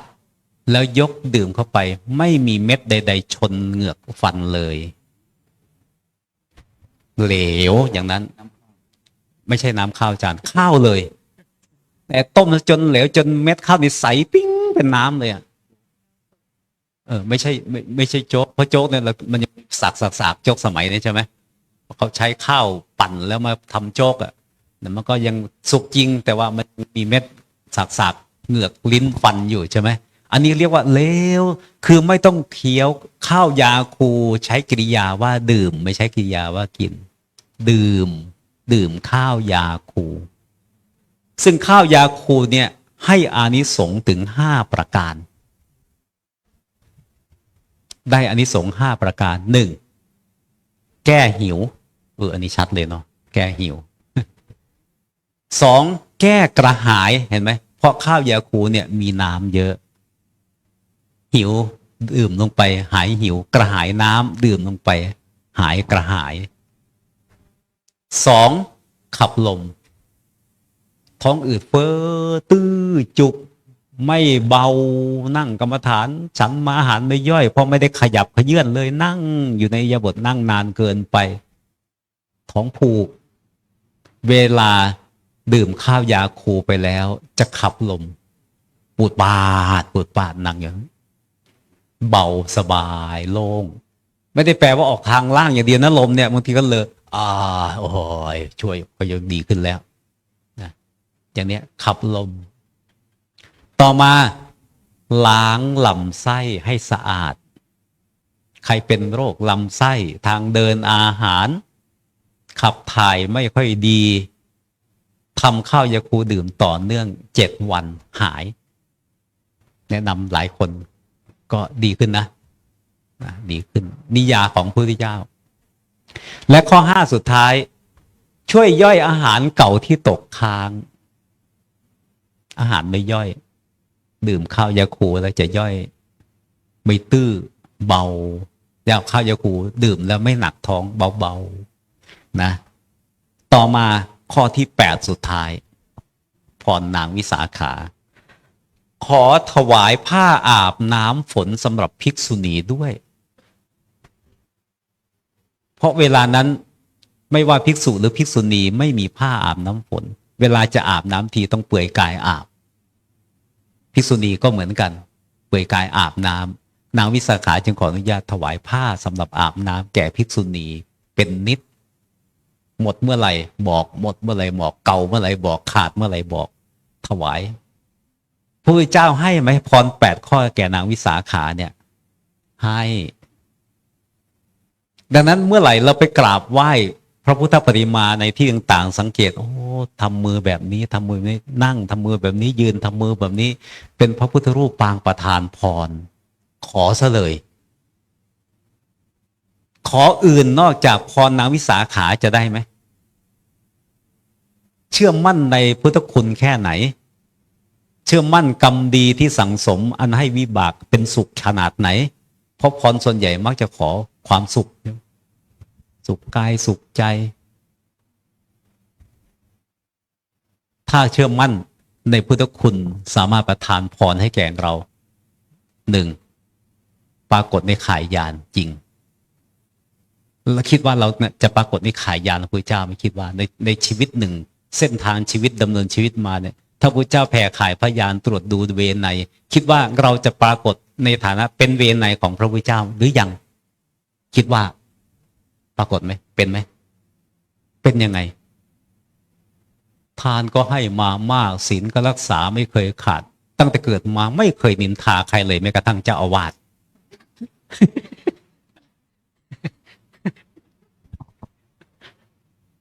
อย่างนั้นใช่ไหม ยอมคำอะไรมาจากอุดรกับมหาสงกรานต์นินทามหาสงกรานต์มาทั้งไง โอ้เป็นเจ้าวาดต้องถูกนินทานะคนที่นินทาคนอื่นจะปรากฏในข่ายยานพุทธเจ้าไม่มีทางคอยจับผิดคอยเพ่งโทษไม่มีทางนะนั้นคิดว่าเราถ้าขอพรพระพุทธเจ้าในสิ่งที่ล้ำเลิศแม้ขนาดบรรลุพระนิพพานอย่างท่านประธานอำนวยพรขอเนี่ยนะคิดว่าจะปรากฏในข่ายยานนั้นไหมพุทธเจ้าประทานพรเป๊ะแก่เราเลยไหมกายกรรม3วจีกรรม4มโนกรรม3ไม่เป็นทุจริตใช่ไหมไม่เป็นอกุศลกรรมบทเลยใช่ไหมมีแต่กุศลล้วนๆมีแต่สุจริตล้วนๆใช่ไหมถ้าอย่างเนี้ยขอเลยโยมถ้าไม่ขออะไรก่อนขออะไรล่ะขอประกาศปฏิญาณต่อหน้าพระพุทธเจ้าในปางประทานพรน่าจะสำเร็จกว่าปางอื่นถ้าปางสมาธิสงสัยจะไม่ให้พร ปางประทานพรนี่แหละนะขอพระพุทธเจ้าจงประทานพรให้แก่ข้าพเจ้าอกุศลกรรมใดที่ข้าพเจ้าพยายามภาคเพียรมานานเพื่อจะเลิกละไม่ได้สักทีสาธุแต่วันนี้ต้นไปขอให้เลิกได้ทีเถอะใช่ไหมคิดว่าพระเจ้าประทานพรไหมแล้วรับพรได้ไหมพระเจ้าให้พรมาเรารับไว้ได้ไหมเอวังโหตุจงเป็นเช่นนั้น ใช่ไหมจงเป็นตามที่ขอพรคิดว่ารับคิดว่าเราจะได้เพราะพรมาอยู่ที่เราก็ต้องเป็นไปตามที่เราขอใช่ไหมถ้าไม่ได้เป็นไปตามที่ขอแสดงว่าขนาดพระเจ้าประทานมาแล้วยังทำไม่ได้ภาษาไหลเจ้าอาวาส มาที่เจ้าอาวาสเลยนะเจ้าอาวาสเต็มเลยอยู่เนี่ยน้อยเจ้าอาวาส พระพุทธไตรรัตนญาณก็ปางประทานพรเจ้าค่ะ ประทานพรเลยไม่ใช่มาลวิชัยเลย ไม่ใช่เจ้าค่ะแต่เป็นปางประทานพรที่พระหัตถ์ท่านหงายลง อ๋อ เป็นพระหัตถ์ที่หงายลงแต่ว่าเป็นปางที่พิเศษที่ท่านวางปางตรงเข่าเนี่ยเจ้าค่ะแต่ เหมือนตอนมอบให้เหมือนตอนมอบให้เอาไปเลยถือมาเอียงมือหล่นเปาะลงไป อ๋อพระพุทธไตรรัตนญาณพระหยกเขียวที่เราจะได้ยนต์ โฉมความงามของพระพุทธปฏิมาองค์นี้เนี่ยก็เป็นพระปางประธานพรขอพรทั้งสองพรเลยสององค์เลยเผื่อองค์นี้ไม่ให้ ขอองค์นู้น คงเหยียบไม่พลาดสักองค์นะว่าไปแล้วนะอันนี้คือที่จะประมวลมาตามที่มีปรากฏในพระไตรปิฎกในคัมภีร์ทางพุทธศาสนาว่ายืนยันว่านี่คือพุทธรูปปางประธานพรใช่ไหมก็เลยเล่าสู่กันฟังแต่ที่สำคัญก็คือว่าเมื่อได้ฟังแล้วเนี่ยเราสามารถยกฐานะของตัวเองพร้อมที่จะเป็นผู้รับพรที่ประเสริฐขนาดนั้นได้ไหมถ้าไม่ได้ก็ไม่ใช่เฉยเมยแล้วไปนะเราก็ต้องอะไรที่มันไม่ได้เพราะอะไรมันหน่วงอยู่ละตัดทิ้งหากจะได้โอ้อันนี้มั่นคงดีแล้วในการเจริญกุศลทั้งปวงทั้งกายวาจาใจอันนี้การรักษาไว้อย่าให้พลัดหล่นหนีหายไปนะอย่าให้พรที่ตั้งอยู่บนพื้นฐานความดีเนี่ยกลายไปเป็นอย่างอื่นเนาะก็เลยนำมาเล่าสู่ฟังครับถ้าเกิดว่ามีปัญหาถ้าเกิดว่าคนขอพรถ้าคนที่ถูกขอพรสามารถให้พรได้แสดงว่าเราไม่ต้องกรรมนี้ไม่มีผลแล้วเพราะสามารถคนนั้นให้ประทานอย่างเรายกเรื่องในพระเวสสันดรพระนางพุทธดีเนี่ยไปขอพรพระอินทร์10 ประการแสดงว่าพระอินทร์มีอำนาจเหนือกรรมใช่ไหมครับพอพระอินทร์สามารถประทานพรแก่พระนางพุทธดี10 ประการได้แสดงว่าพรนั้นไม่ใช่กรรมแล้วพระอินทร์อยู่อำนาจเหนือกรรมนิมนต์อาจารย์ครับใช่ไหมใช่ไหม ที่ผมบอกเมื่อกี้เลยว่าถ้าพระพุทธเจ้าให้พรเนี่ยเรารับพรได้ไหมหากพระพุทธเจ้าจะให้พรคิดว่าควรจะให้พรที่รับไม่ได้ไหมพระอินทร์ก็เหมือนกันพี่นาว่านางมีบุพกรรมอย่างไรที่พรจะให้เนี่ยจะสำเร็จได้ไหมครับเป็นกุศลกรรมที่พอที่จะประคับประคองพรที่ได้รับมายังคงอยู่ได้นะแต่ถ้าไปตรงข้ามกันซะเลยทำแต่บาปแต่อยากให้พรสำเร็จนี่คงจะไม่ได้หากพระพุทธเจ้าจะให้พรสามารถเป็นไปได้ตามพรที่ให้ไหมอยากให้พรกับท่านพระอานนท์เป็นไปได้ไหมให้พรนางวิสาขาเป็นไปได้ไหมนะเพราะว่าพระเจ้าก็ไม่ใช่ว่าจะหลับหูหลับตาแล้วได้อะไรอย่างใช่ไหมก็คือต้องวิเคราะห์อย่างเมื่อกี้ว่าจะโปรดใครเนี่ยใครครวญด้วยญาณของพระองค์ก่อนว่าเขาจะอย่างนี้ไหมเขาจะอย่างนี้ไหมจึงจะโปรดได้ในวันนี้เราก็มาพัฒนาตัวเองให้สมควรยกตัวเองขึ้นมาสมควรที่จะได้รับพรอันประเสริฐหากเขาให้ของดีแต่เราไม่ชอบให้แต่ของที่เราไม่ชอบใช่ไหมทั้งที่ของดีเขาเลือกให้แล้วอย่างดีบางทีได้อยู่ในมือตัวเองไม่ค่อยดีนะแต่อยู่ในมือคนอื่นทำไมดีกว่าเราอย่างนี้ใช่ไหมเป็นไหมสมมติว่าจะแจกอันเดียวกันเลยอาจารย์เอาของมาแจกเหมือนกันหนังสือทุกเล่มพอดูเฮ้ยของเราทำไมไม่สวยเท่าของเขาอะไรประมาณนี้เป็นไหม มักจะเป็นของมาเปลี่ยนใหม่ก็มาแล้วก็ดูมือเขาอีกเฮ้ยยังไปเท่าเขาเนี่ยใช่ไหมอันเดียวกันนี่แหละนะท่านก็เลยขอฝากเอาไว้เพื่อไม่เสียเวลาครับอาจารย์ตอนนี้เวลา5 ทุ่มพอดีขอมอบหมายพางระสืบเนื่องจากกระแสธรรมของชุดที่1โดยท่านที่ผ่านมาแล้วก็คือท่านพระมหาพัฒนาจันทะโชโตหรือจันทปัตโชโตนะครับแล้วก็ท่านอาจารย์พระมหาบุญช่วยปัญญาวชิงโรแล้วก็ท่านพระมหาฉลาดจักรวังโรแล้วก็พระมหาสมปองมุทิโต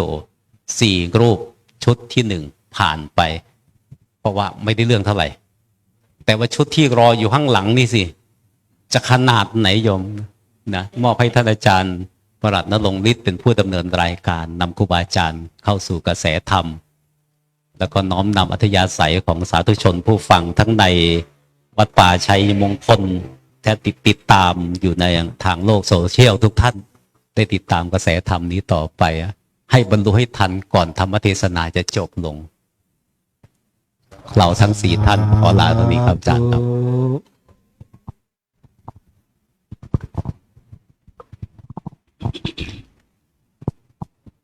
ขอกราบขอบพระคุณท่านพระอาจารย์มหาสมปองมุทิโต พระอาจารย์มหาบุญช่วยปัญญาวชิโร แล้วก็ครูบาอาจารย์ทุกๆรูปที่ผ่านไปนะครับช่วงนี้นิมนต์ท่านพระอาจารย์ต้นนะนิมนต์พระอาจารย์ต้นครับ มาร่วมเสวนากันช่วงเวลาที่เหลืออยู่ตรงนี้เราคงจะใช้เวลาไม่ถึงเที่ยงคืนนะโยมเนาะแล้วก็เป็นเขาเรียกว่าจุดไคลแม็กซ์แล้วแหละช่วงสุดท้ายเนี่ยเพราะว่าฟังครูบาอาจารย์ผู้ทรงความรู้ได้ปรารภถึงเรื่องราวที่มีมาในครั้งพุทธกาลผ่านไปเรียบร้อยแล้ววันนี้ช่วงที่เหลืออยู่ตรงนี้เนี่ยก็คงจะนำเข้าสู่เวทีการปรารภและพูดคุยกันถึงเรื่องการนำไปสู่ความพ้นทุกข์ที่เรามากันทุกวันนี้ในกิจกรรมของวัดป่าชัยมงคลเนี่ยก็คือการขึ้นกรรมฐานเพื่อมาปฏิบัติวิปัสสนาตามแนวสติปัฏฐาน 4วิทยากรที่นั่งอยู่ข้างอาตมาทั้งหมดนี้ท่านเป็นครูบาอาจารย์ที่เป็นผู้รู้ทั้งภาคปริยัติแล้วก็ปฏิบัติทั้งสองส่วนก็เลยขอตั้งประเด็นเป็นคำถามขึ้นมาในฐานะที่กระผมเองนั้นความรู้น้อยกว่าใครเพื่อนเลยก็ว่าได้นะครับเป็นพิธีกรวิทยุแล้วก็โทรทัศน์ก็จะพูดปรารภเรื่องทั่วๆไปมากกว่าแต่ในเรื่องของหลักธรรมะในเชิงที่ลึกๆแล้วเนี่ยเชื่อว่าครูบาอาจารย์ที่นั่งอยู่ตรงนี้น่าจะตอบคำถามนี้ได้ประเด็นที่ผมจะตั้งถามไปเผื่อญาติโยมที่อยู่ทางบ้านด้วยในฐานะที่เขาเหล่านั้นเนี่ยนะครับที่กำลังรับชมอยู่เนี่ยไม่มีความรู้เหมือนอย่างพวกเราที่นี่ผมกล้าพูดได้เลยนะญาติโยมเราส่วนมากจะเป็นชาวไร่ชาวนาผู้ประกอบการต่างๆเวลาที่เขาจะมาศึกษาอย่างพวกเราเนี่ยน้อยมากเลยเท่าที่อาตมาภาพได้ไปสัมผัสมาทั่วประเทศในฐานะที่เป็นผู้ที่บริหารสื่อโทรทัศน์แล้วก็วิทยุของส่วนกลางอยู่และครูบาอาจารย์ที่นั่งอยู่ตรงนี้ก็เป็นครูบาอาจารย์ที่อาตมาคุ้นเคยท่านเป็นครูบาอาจารย์สอนพระอภิธรรมอยู่ที่อชว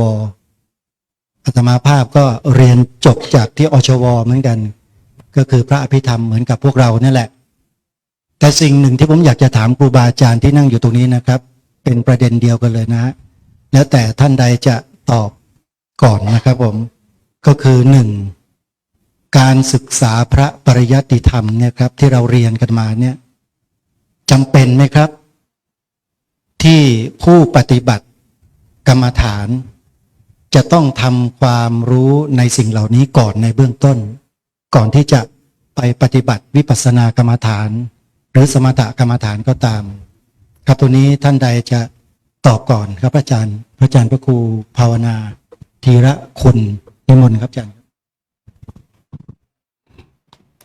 ครับก็ขอกราบถวายความเคารพพระเดชพระคุณครูบาอาจารย์บุญช่วยปัญญาวชิโรด็อกเตอร์อาจารย์พระครูประหลัดประเสริฐสมังคโลผู้ช่วยเจ้าวาดวัดวิปัสสนาและขอแสดงความนับถือเพื่อนสัตธมิกมีอาจารย์พระครูประหลัดนรงฤทธิ์และอาจารย์อีกรูปหนึ่งมหาสงกรานต์และก็ขอเจริญพรญาติโยมศรัทธาสาธุชนอันมีคุณโยมด็อกเตอร์อำนวยพรเหรียญทองเลิศและครอบครัวเป็นต้นเป็นประธานเมื่อพูดถึงการปฏิบัติวิปัสสนากรรมฐานถามว่าจำเป็นต้องศึกษาไหมเรื่องของพระอภิธรรมจริงๆแล้ววิปัสสนาเนี่ยมันมีรูปนามเป็นอารมณ์ใช่ไหมเมื่อมีรูปนามเป็นอารมณ์แม้ ไม่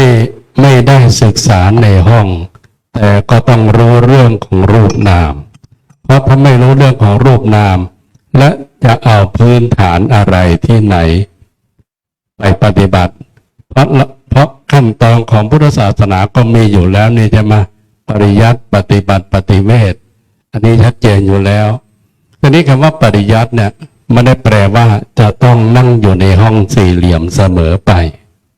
สี่เหลี่ยมหกเหลี่ยมแปดเหลี่ยมไม่ได้หมายเอาห้องเหล่านี้การศึกษาจะโดยการฟังจากครูบาอาจารย์อื่นๆอย่างเช่นขณะที่เรานั่งฟังนี่คือการศึกษานั่นเนี่ยท่านทั้งหลายเพราะฉะนั้นก็คำตอบว่าเอาอาจารย์บอกว่าไม่เกินเที่ยงคืนนะถ้าไม่เกินเที่ยงคืนก็ไหวหน่อยนะเพราะโยมรู้สึกจะไม่ค่อยไหวแล้วคอเนี่ยมันเริ่มจะไม่แข็งแล้วก็ขอเข้าประเด็นนิดหนึ่งนะประเด็นพุทธปฏิมาก็เรามารวมอนุโมทนายินดีกับเจ้าภาพหลักคืออาจารย์พระครูสมุทวีเกตุธรรมโมเจ้าอาวาสวัดป่าชัยมงคลแล้วก็เป็นอาจารย์สอนพระอภิธรรมหลายสำนักและผู้ที่เป็นเจ้าภาพอุปถัมภ์หลักก็ต้องยกให้กับอาจารย์ดร.อำนวยพรเหรียญทองเลิศโยมอย่าว่านะอาตมาพูดบ่อย ชื่อบ่อยเราอัญเชิญพระพุทธปฏิมาทั้งสององค์องค์หนึ่งหล่อด้วยทองเหลืองอีกองค์หนึ่งเป็นหยกเขียวแสดงว่าหยกมันมีหลายสีใช่ไหมต้องใช่สิถ้าไม่ใช่นั้นจะหยกเขียวได้ยังไงมันก็ต้องหยกเฉยๆใช่ไหม เราอัญเชิญพระพุทธปฏิมาทั้งสององค์เวลากราบถามนิดหนึ่งอย่าเพิ่งง่วงอย่าเพิ่งเบื่อถามนิดหนึ่งว่าเรากราบอะไรอยากรู้ถามใครก็ได้ แต่คงไม่ถามเจ้าว่าวัดป่าชัยมงคลนะเนาะ ท่านเป็นผู้กำกับใหญ่ กราบอะไรกราบพระพุทธรูปหรือกราบอะไรโยม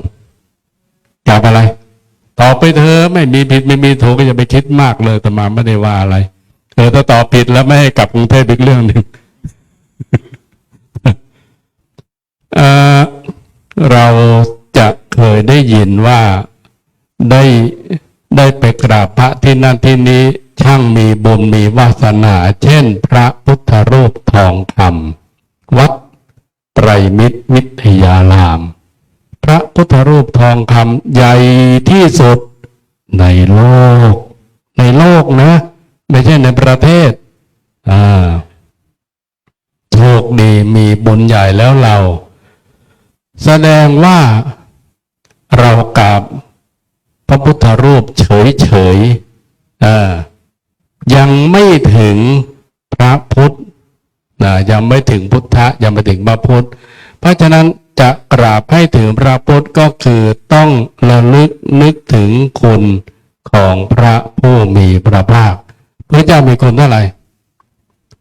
มีคุณเท่าไหร่9เนี่ยตอบมาเลย9มีอะไรบ้างอิติปิโสภะคะวาอะระหังสัมมาใช่ไหมย่อได้เท่าไหร่ย่อได้3คือ1ปัญญาคุณบริสุทธิคุณมหาการุณาธิคุณแล้วเราได้การระลึกนึกถึงบ้างไหมนึกตอนไหนเอาอย่างนี้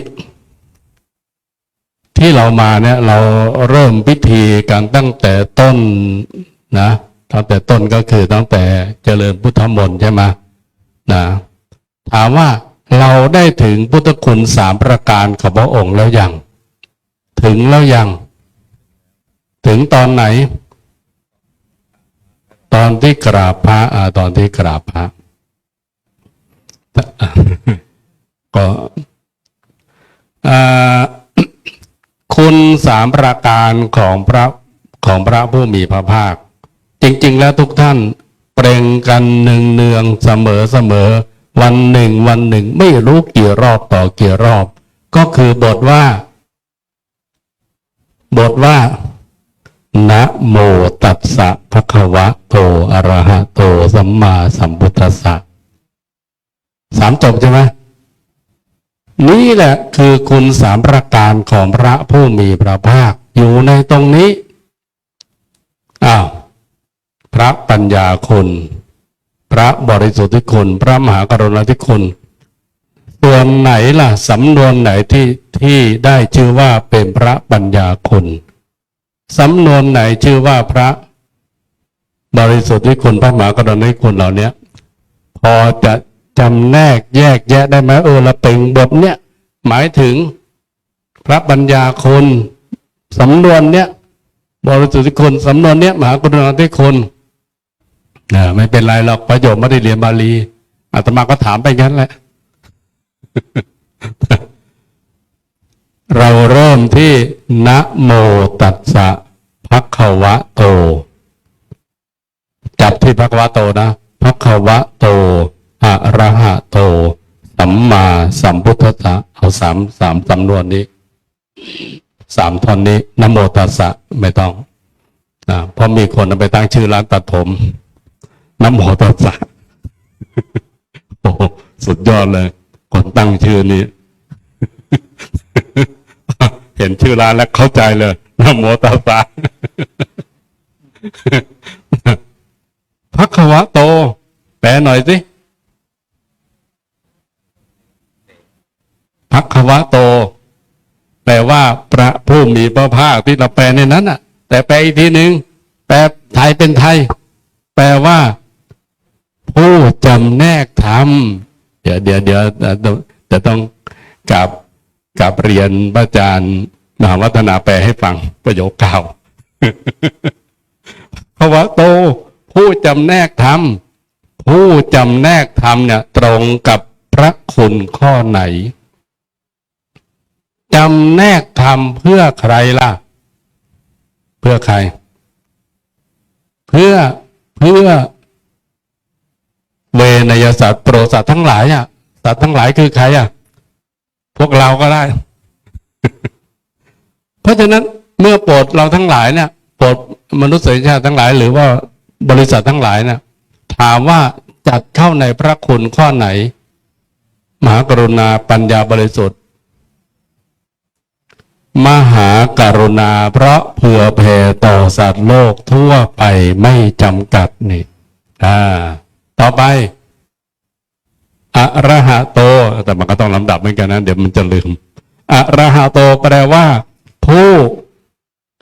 ห่างไกลจากกิเลสห่างไกลจากกิเลสอยู่ในพระคุณข้อไหนใช่ไหมใช่ป่ะต้องใช่สิ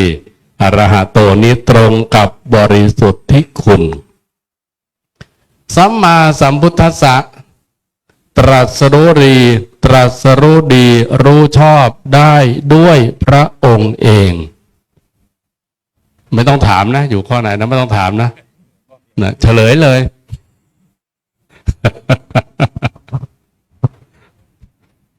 ต่ออากาศเดี๋ยวหัวเราะน่าเกลียดหรือเปล่าไม่รู้เนาะ พระอะไรพระปัญญาคุณนี่ไงล่ะเพราะฉะนั้นนะพระปัญญาคุณเขาเรียกว่าพระคุณ3 ประการของพระผู้มีพระภาค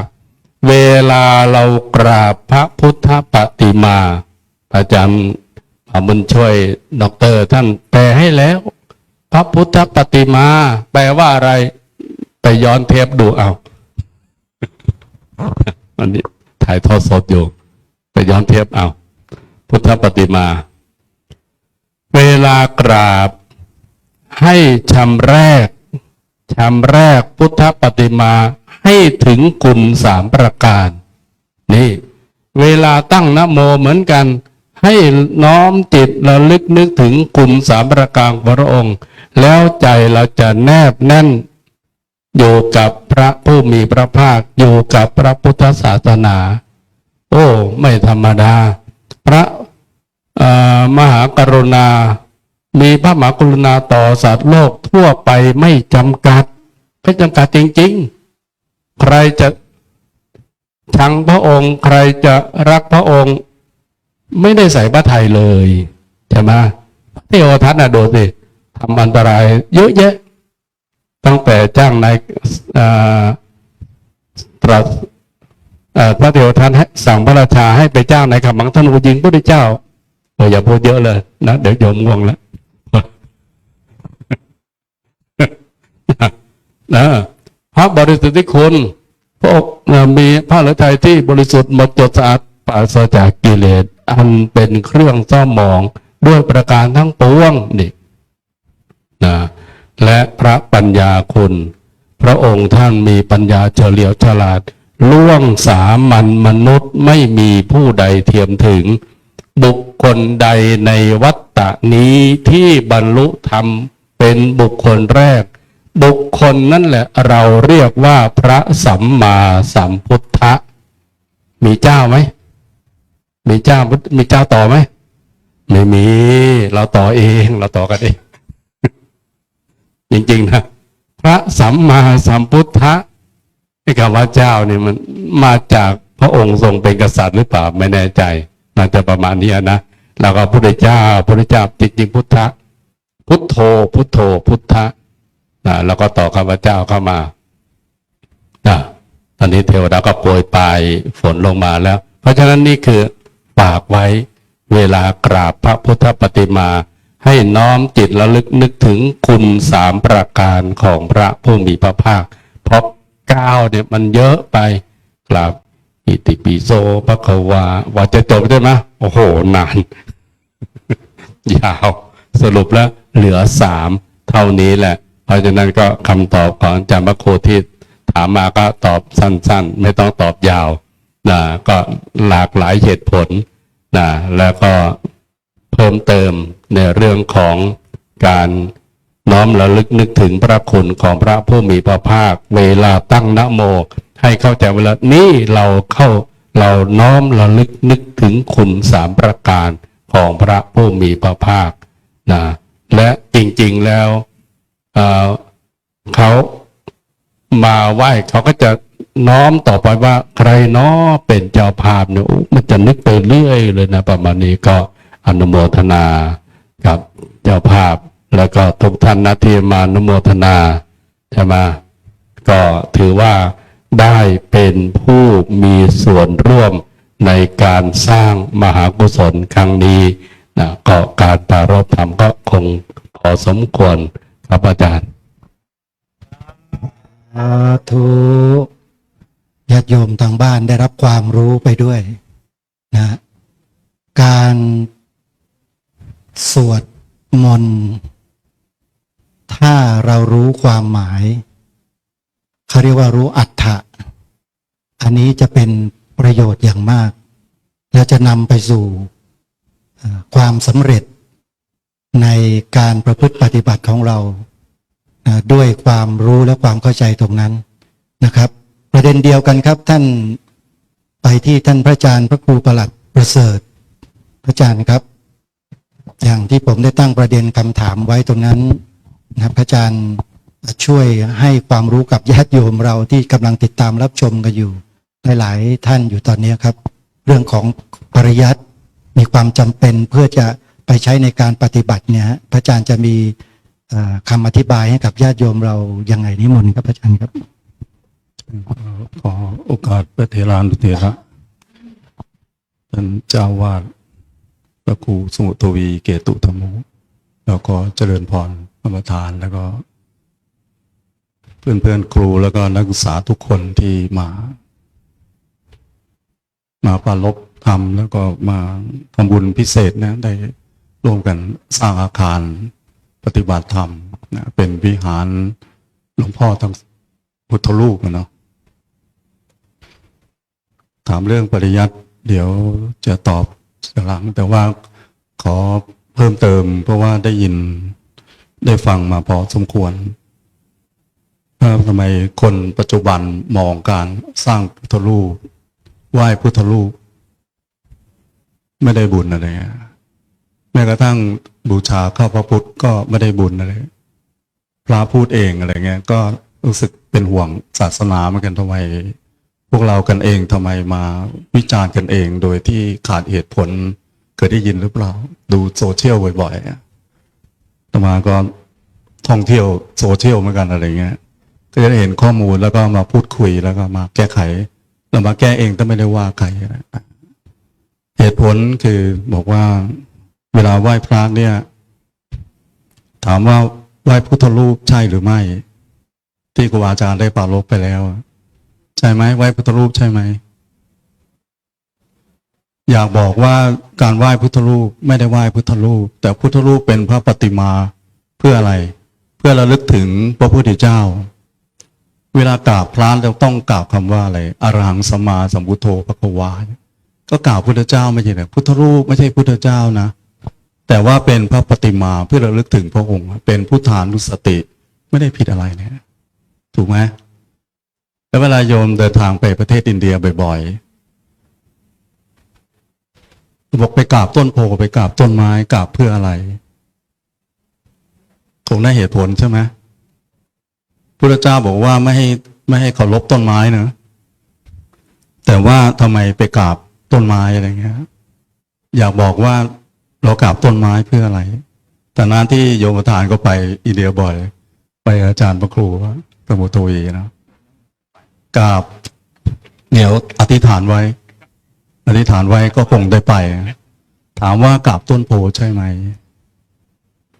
อยากบอกว่าเวลากราบต้นโพแล้วกล่าวถึงอะไรกล่าวถึงต้นโพหรือกล่าวถึงพระพุทธเจ้าเพราะว่ากล่าวถึงพระพุทธเจ้านะว่าอรหังสัมมาสัมพุทโธภควาอีกกล่าวถึงพระพุทธเจ้าทั้งนั้นเลยไม่ได้กราบต้นโพเพราะสถานที่ต้นพระศรีมหาโพธิ์เป็นสถานที่พระพุทธเจ้าประทับ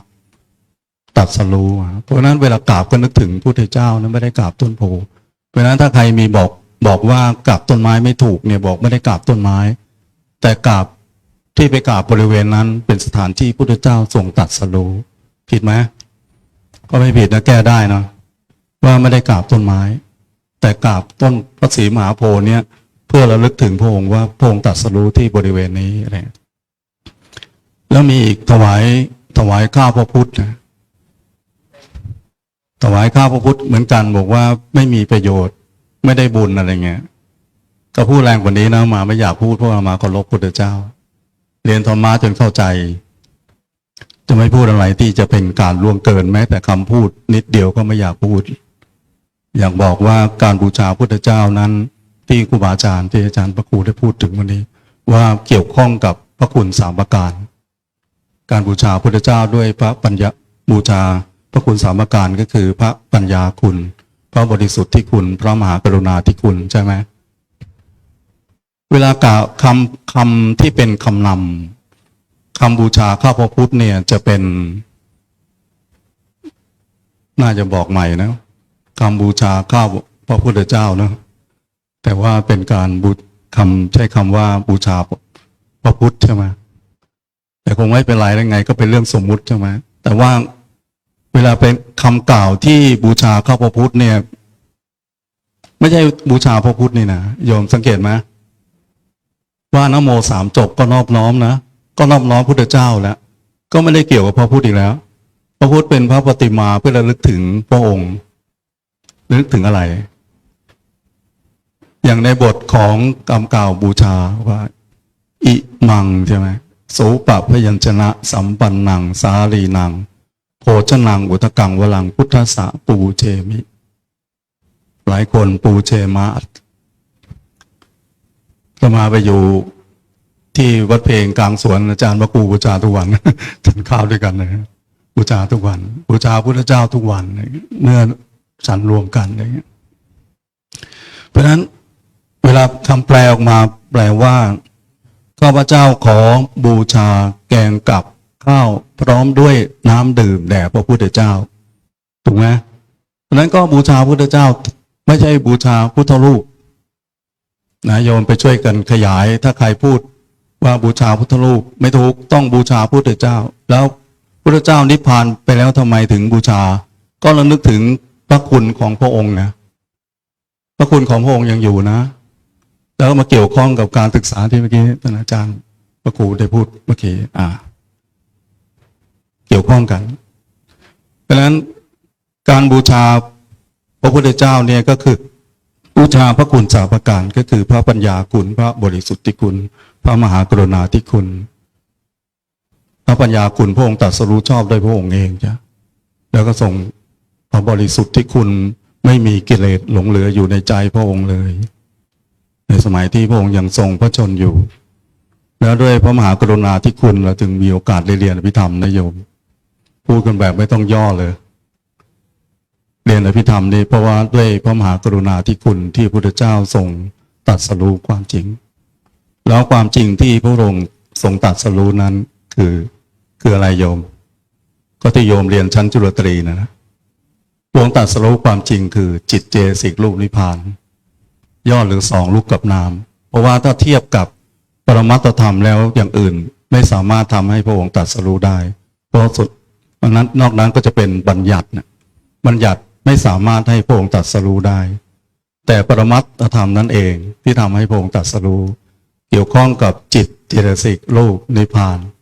ย่อหรือสองรูปกับนามรูปก็คงเป็นรูปนะรูปมีลักษณะแตกดับเสื่อมสลายส่วนนามก็คือจิตเจตสิกนิพพานเป็นนามนามหมายถึงไม่มีตัวตนมีแต่ธาตุรู้อาการรู้หรือน้อมไปหาอารมณ์ลักษณะของนามรูปมีลักษณะแตกดับเสื่อมสลายอาจารย์พระครูว่าทำไมต้องเวลาปฏิบัติธรรมมันเหมือนต้องเรียนก่อนไหมก็ปริยัติพระสัทธรรมสามนะอาจารย์พระสัทธรรมสามคือพระปริยัติสัทธรรมใช่ไหมสองปฏิเวทสัทธรรมหลวงดีจะเปิดแล้วพูดตรงนี้ก็ได้เนาะที่วัดเมยงเปิดวันที่5ที่อภิธรรมโชติกาวิสัยอันนี้สอนนานสอนในปี25นะเปิดวันที่4อะไรเงี้ยนะกล่าวถึงตรงนี้น่าจะดีเราไปค้นนะไม่ต้องพูดแล้วไม่ต้องเชื่อลองไปพิจารณาเองว่าที่พระพุทธเจ้าตรัสรู้ความจริงคืออภิธรรมนะหรือย่อมาเป็นปรมัตถธรรม4อะไรเงี้ยโยมที่เรียนชั้นจุลตรีจบแล้วต้องเรียนจุลโทนะเพื่อไปขยายความนะอย่าท้อถอยดูเหมือนยากจังเลยพระเจ้าสร้างบารมียากกว่าอีกใช่ไหมต้องเสียสงไขย100,000 มหากาพย์เพื่อได้มาค้นพบพระธรรมที่พระองค์ตรัสรู้พระธรรมนั้นก็คืออภิธรรมนั่นเองบอกได้เลยที่บอกว่าพระธรรมวินัยธรรมะนั่นคืออภิธรรมเพราะว่าอย่างอื่นก็ไม่มีเนี่ยธรรมะคืออะไรกุศลธรรมมาธรรมที่เป็นกุศลให้ผลเป็นความสุขแล้วก็องค์ธรรมก็เอากุศลจิต21เจตสิก38ไม่เห็นมีอย่างอื่นเลย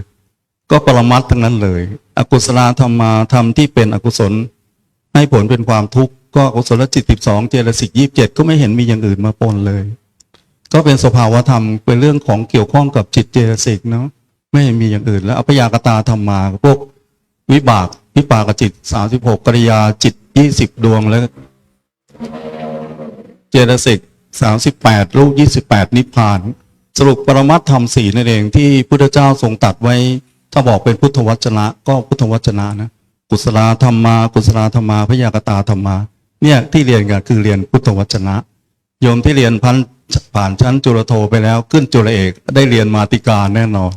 ได้เรียนเป็นคัมภีร์ที่1นะ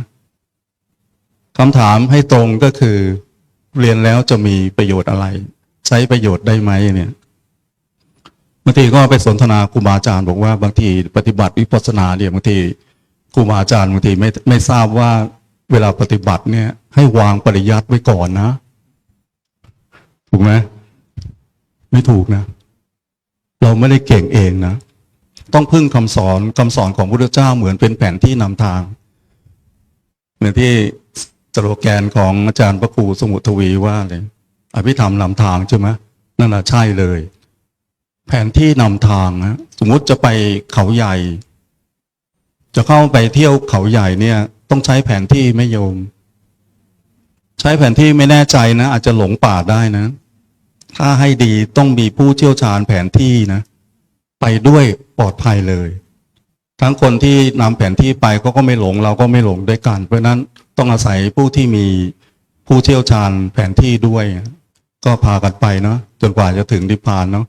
จนกว่าจะจบบัณฑิตอะไรก็พากันไปเรียนไปฟังเยอะนะฟังครูบาอาจารย์เขาสนทนากันอะไรเงี้ยบางทีก็ยังหาวิปัสสนาไม่เจอเลยพูดถึงวิปัสสนายังหาวิปัสสนาไม่เจอเลยถามองค์ธรรมก็ยังตอบไม่ได้เลยเรียนจนจบบัณฑิตแล้วก็ยังตอบไม่ถูกเลยถามที่นี่คงตอบได้นะวิปัสสนาองค์ธรรมคืออะไรเข้าใจคำว่าองค์ธรรมไหมองค์ธรรมก็คือตัวปรมัตถ์นั่นนะเพราะฉะนั้นคำวิปัสสนาองค์ธรรมคืออะไรตอบได้ไหมถ้าโยมไม่ตอบอาตมาจะตอบเองนะตอบไหมตอบดิอาจารย์ตอบดิข้างหน้าเนี่ยอาจารย์ไงตอบไหมวิเศษเสนาปัสสติติวิปัสสนาองค์ธรรมคืออะไรนะเจริญพรสาธุนะปัญญาใช่แต่นี้พอพูดถึงตรงนี้นึกถึงพระพุทธเจ้าตอนที่พระองค์ตรัสรู้เดี๋ยวเผื่อโยมไปค้นดูนะตรัสรู้ใหม่ทรงอุทานธรรมในมีบทสวดมนต์ของที่วัดเหมยงแล้วก็ที่ไปดูที่วัดเพลงกลางสวนก็มีวัดเพลงวิปัสสนาก็มีจะมีบทพระบาลีจำไม่ค่อยได้แต่จำบทแปลได้ดีประทับใจบอกว่าผู้ใดยังไม่พบญาณผู้นั้นย่อมท่องเที่ยวอยู่ในวัฏสงสารเป็นอเนกชาติใช่ไหมตอนนี้พบญาณหรือยังแล้วญาณซ่อนอยู่ที่ไหนเราจะพบได้ยังไงเราจะพบญาณได้ยังไงมีทางออกไหมที่จะไปพบญาณจะพบได้ทางไหนพบได้ทางเรียนปริยัติไงเริ่มต้นเรียนอภิธรรมให้เข้าใจแล้วก็ตอนเรียนแล้วก็ฝึกเนี่ยอาจารย์พระครูนี่เพื่อฝึกมาตลอดฝึกทั้งด้านปริยัติและก็ปฏิบัติที่วัดเหมยงเปิดประจำและที่นี่ด้วยอย่างเงี้ยก็แสดงทางด้านปริยัติและปฏิบัตินี่ขาดไม่ได้เลยเพราะต้องเรียนปริยัติก่อนทีนี้เรียนปริยัติเนี่ยเพื่อให้ปัญญาเกิดแล้วปัญญาเกิดจะไปพิจารณาอะไรเพราะว่าในวิปัสสนาภูมิมีอยู่6ภูมิก็คือขันธ์5ยตนะ12ธาตุ18อริยสัจ4ใช่ไหมแล้วธรรมะเหล่านี้อย่างวิปัสสนาภูมิ6เนี่ยใครเป็นผู้รู้ล่ะใครเป็นผู้กำหนดรู้ล่ะถ้าเรียนรู้จนเข้าใจแบบนี้แล้วเข้าใจปริยัติจำได้เลยขันธ์5ก็รู้ขันธ์5ก็รู้จักรูปเวทนาสัญญาสังขารวิญญาณอายตนะก็รู้ธาตุก็รู้อริยสัจ4ก็ท่องได้เลยทุกขสัจจะองค์ธรรมได้แก่โลกยจิต81เจตสิก51เว้นโลภะรู้28อะไรสรุปก็คือขันธ์5ก็รูปนามนั่นเองท่องได้แต่ใครเป็นผู้รู้อริยสัจล่ะตอบได้ไหมคงเหมือนเดิมที่อาตมากล่าวทีนี้ถ้าจะอธิษฐานไปแล้วนะที่ตามท่านอาจารย์มหาสมปองแล้วนะ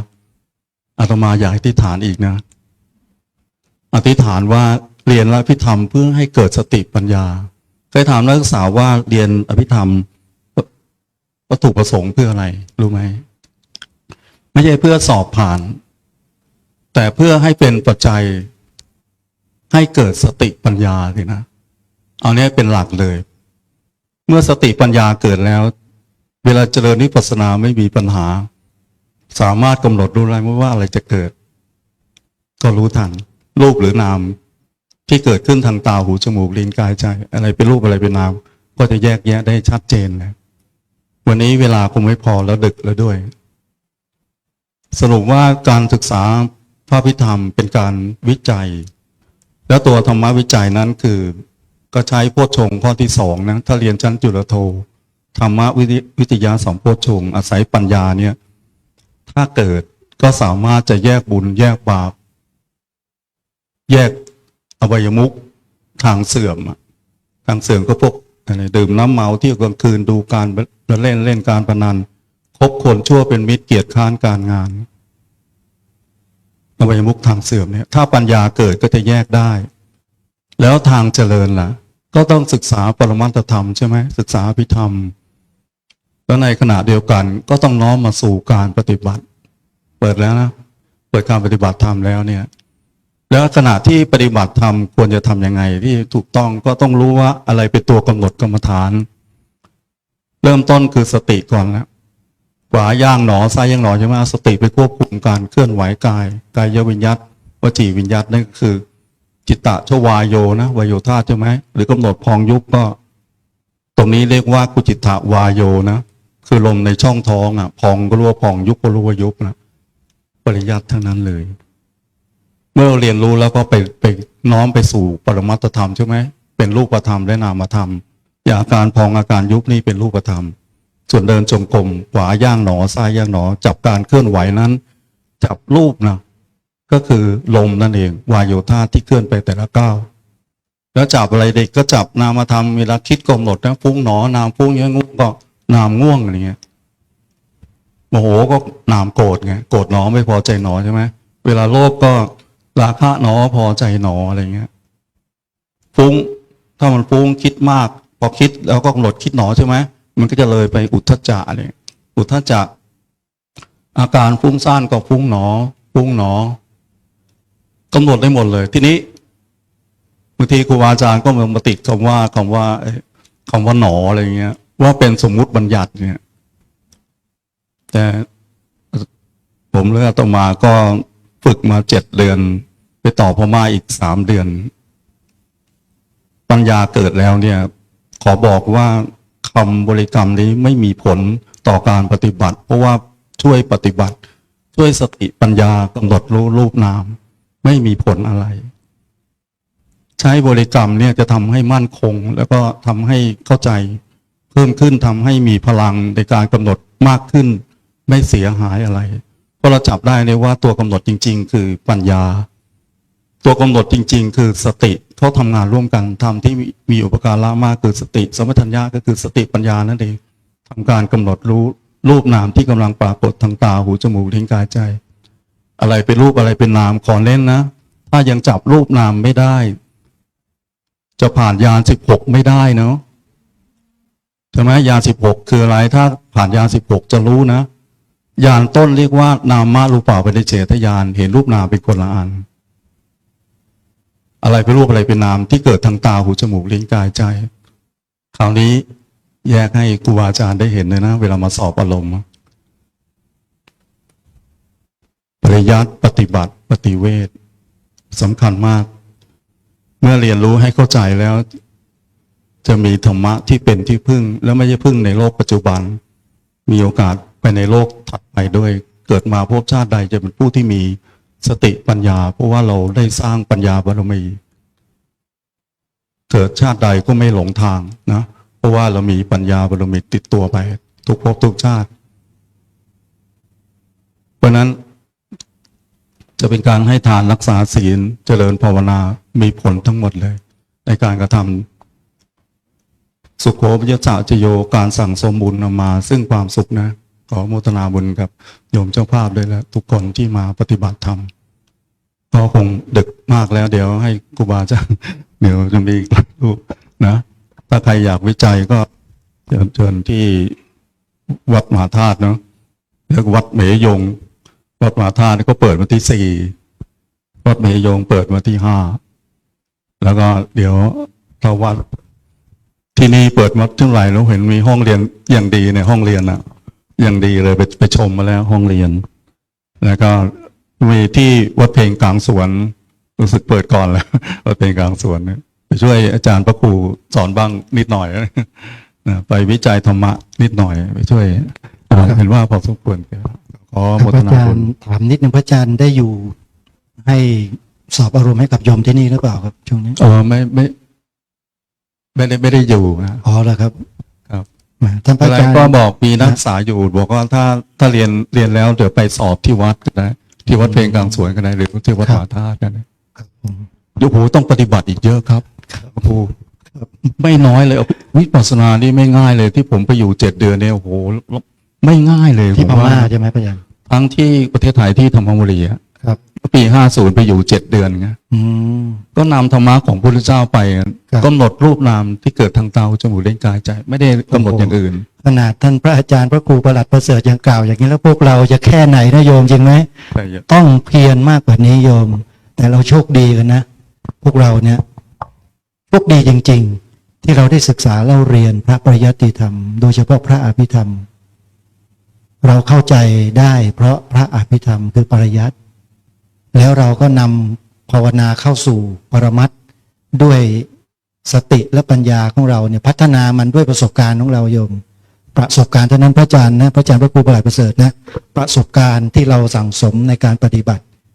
จะค่อยๆซึมเข้าไปเรื่อยๆพระอาจารย์มหาสงกรานต์ครับประเด็นเดียวกันเนี่ยเรื่องปริยัติเรื่องปฏิบัติพระอาจารย์อยากจะเสริมอะไรกับครูบาอาจารย์นิมนต์ครับผมเวลาเราก็มีอีกสัก15 นาทีตรงนี้ครับเดี๋ยวพระอาจารย์ต้นนี่สรุปสุดท้ายครับ ขอน้อมแด่องค์สมเด็จพระสัมมาสัมพุทธเจ้าพระองค์นั้นซึ่งเป็นผู้ไกลจากกิเลสตรัสรู้ชอบได้โดยพระองค์เอง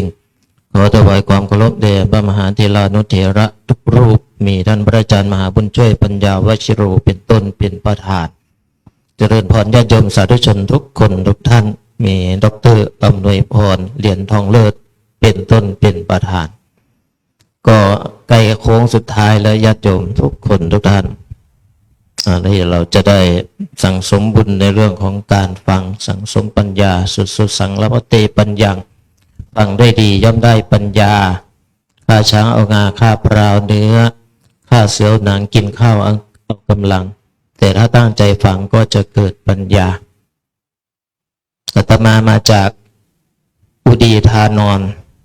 ถ้าได้ยินคำว่านอนแล้วโยมชอบใจมากเลยเพราะว่าจะเที่ยงคืนแล้วโยมก็มาจากอุดรธานีนะโยมนะตั้งใจว่าจะไม่พูดเจ้าภาพไม่พูดนะเอาขึ้นมาสงการขึ้นมา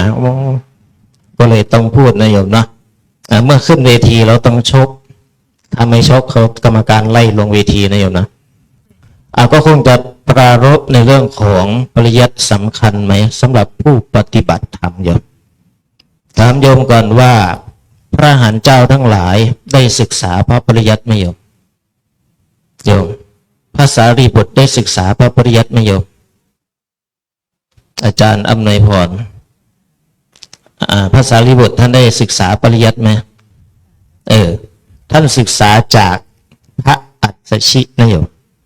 เยธรรมาเหตุปปภวาเตสังเหตุงตถาคโต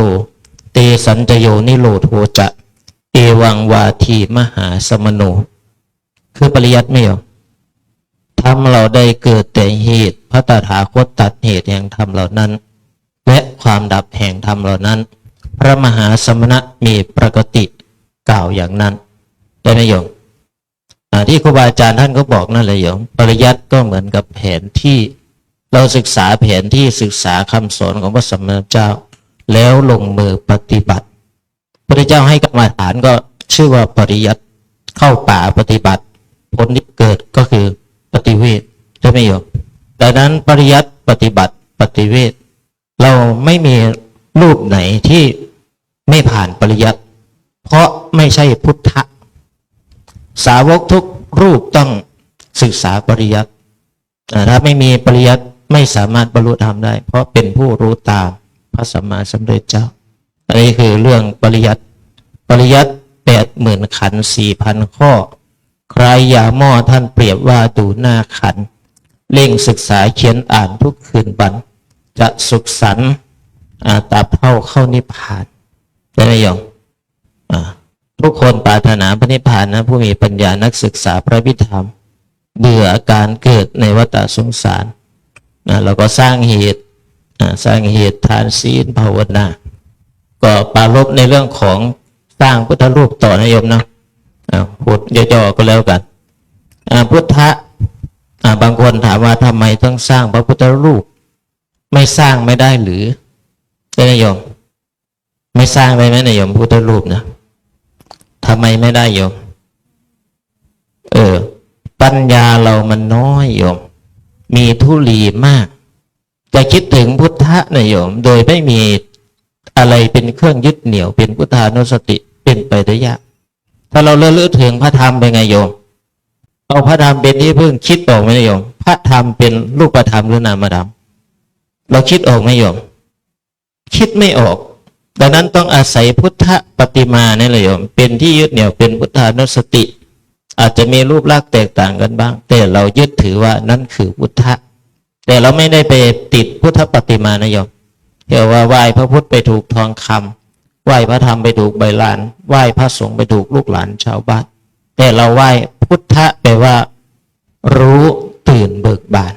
ใช่ไหมโยมเราไหว้ตัวนั้นถ้าโยมมาวัดป่าชัยมงคลแห่งนี้มาแบบผู้ไม่รู้โยมต้องกลับออกไปแบบผู้ไม่รู้เหมือนเดิมเลยโยมต้องรู้ใช่ไหมโยมถ้ามาวัดแบบผู้ยังหลับไหลอยู่ก็ออกไปแบบผู้ตื่นนะโยมแล้วถ้าออกมาวัดแบบยังเป็นผู้หลับลงไหลอยู่ก็ออกไปแบบผู้เบิกบานเราจะได้พุทธะคือรู้ตื่นเบิกบานพุทโธควรท่องไว้ให้ติดจิตความศักดิ์สิทธิ์มีคุณค่ามหาศาลเป็นผู้รู้ผู้ตื่นผู้เบิกบานถึงนิพพานสูงส่งด้วยพุทโธใช่ไหมโยม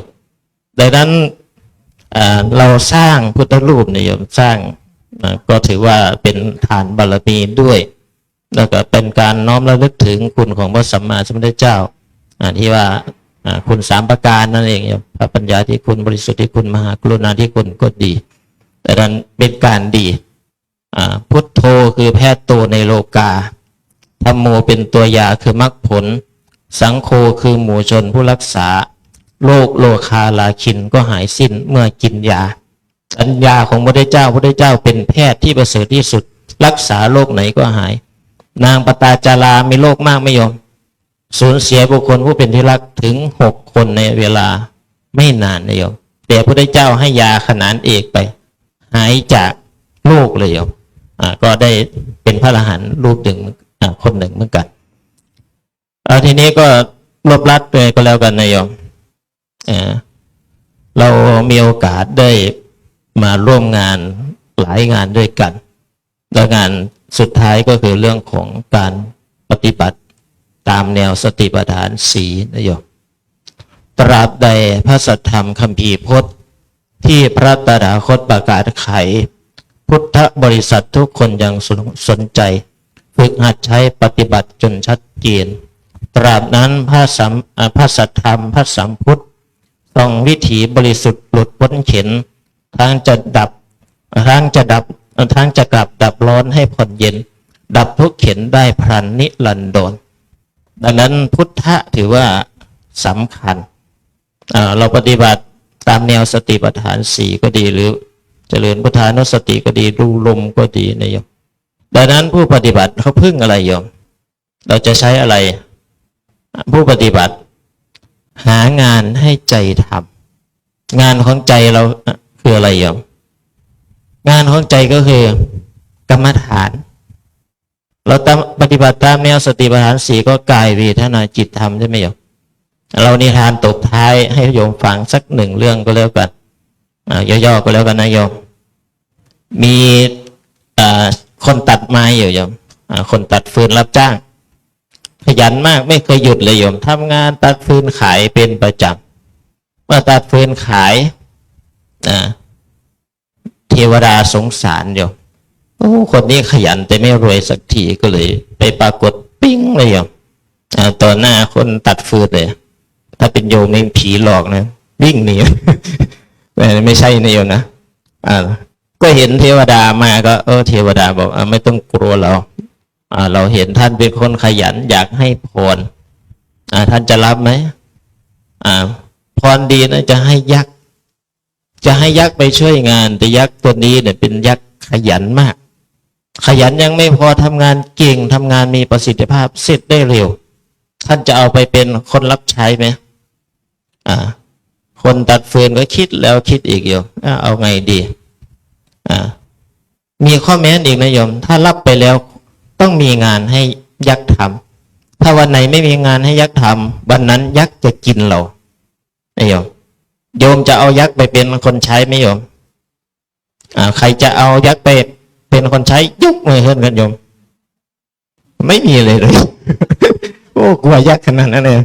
ดีนะโยมมันทำงานเก่งขยันมีประสิทธิภาพนะ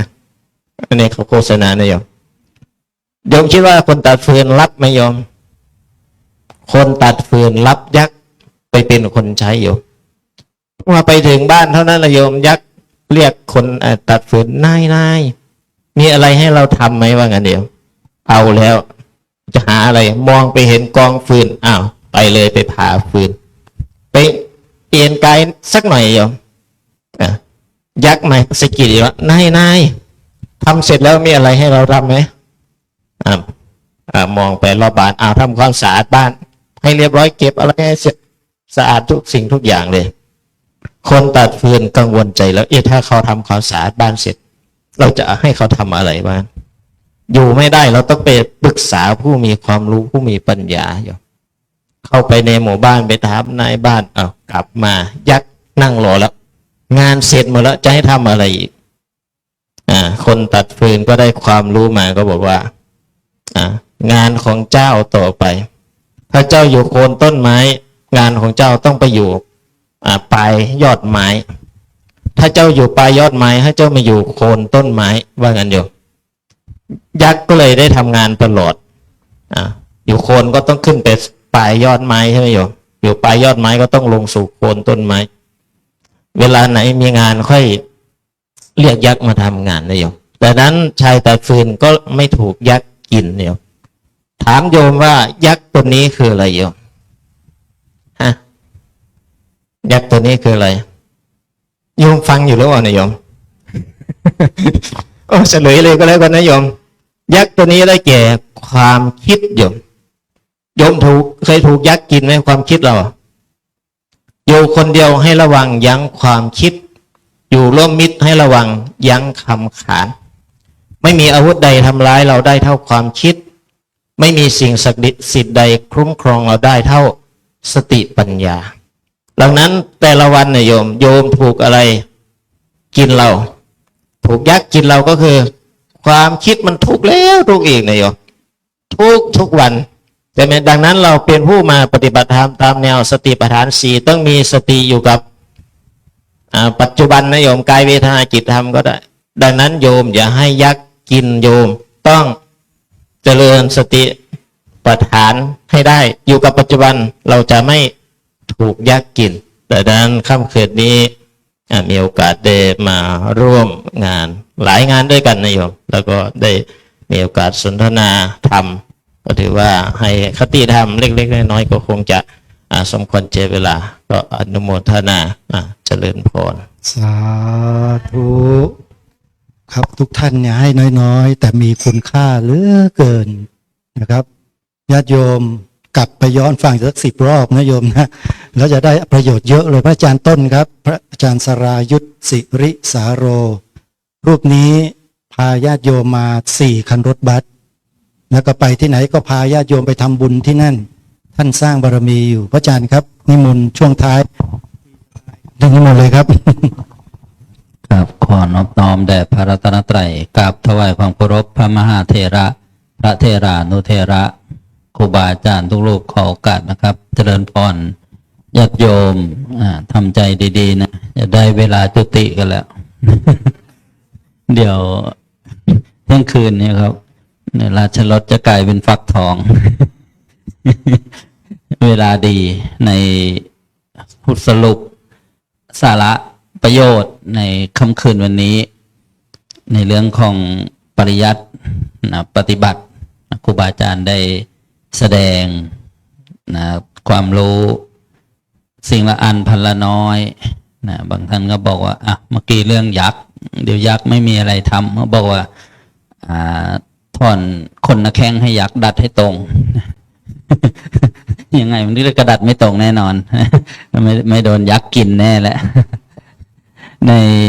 ในเรื่องของการศึกษาที่เกี่ยวเนื่องกับพระพุทธรูปพระพุทธปฏิมาพระรูปเปรียบพระรูปเหมือนงานหลวงพ่อพระครูก็ได้กล่าวความหมายของการกราบไหว้ถ้าเราไม่ศึกษาเราก็อาจจะไม่รู้เมื่อกราบแล้วก็ตำหนิ นะติพระโอ้จมูกบานมั่งอะไรบ้างนู่นนี่นั่นเนี่ยแหละจะกราบเราจะได้บาป กราบแล้วไม่เกิดประโยชน์นะคนโอ้เจ้าช่างตินะครับว่าติได้ทุกอย่างแหละนะมีช่างประติมากรคนหนึ่งเขาแกะหรือว่าประดิษฐ์ได้สวยมากก็ไปเชิญมาเชิญนายช่างตินี่มาทุกอย่างนะงดงามหมดได้สัดส่วนติอยู่อย่างหนึ่งพูดไม่ได้นะติอีกเดียว ติไปจนได้แหละนะเพราะฉะนั้นในเรื่องของการปริยัติปฏิบัติผลก็คือปฏิเวทในเรื่องของอันตรธานเนี่ยก็คือปฏิเวทจะอันตรธานก่อนการปฏิบัติก็ตามมาการปริยัติก็อยู่หลังๆเปรียบเหมือนแผนที่ตราบใดที่แผนที่ยังอยู่ผู้มาศึกษาก็จะดูแนวไปนะเหมือนจะไปหาคุ้มทรัพย์นะก็คือการศึกษาเราเรียนนะถ้าเกิดแผนที่หายไปเสร็จแล้วไม่มีร่องรอยอะไรเลยนะคนที่จะต้องการไปสู่จุดหมายปลายทางก็ลงทิศผิดทางก็เหมือนนะการไม่เรียนแนวปฏิบัติก็อาจจะผิดได้นะส่วนการศึกษาถึงแม้ว่ายังไม่ได้ลงมือปฏิบัติแต่ยังทรงการศึกษาอยู่ได้ก็ยังมีแบบนะมีร่องรอยนะบางท่านก็บอกว่าปฏิบัติเลยไม่เรียนก็เรียนแล้วไงเรียนพระกรรมฐานนะสมาทานครูบาอาจารย์ได้ให้กรรมฐานนะที่ตั้งแห่งการทำงานนี่ก็คือเรียนแล้วก็ปฏิบัติเลยเพราะฉะนั้น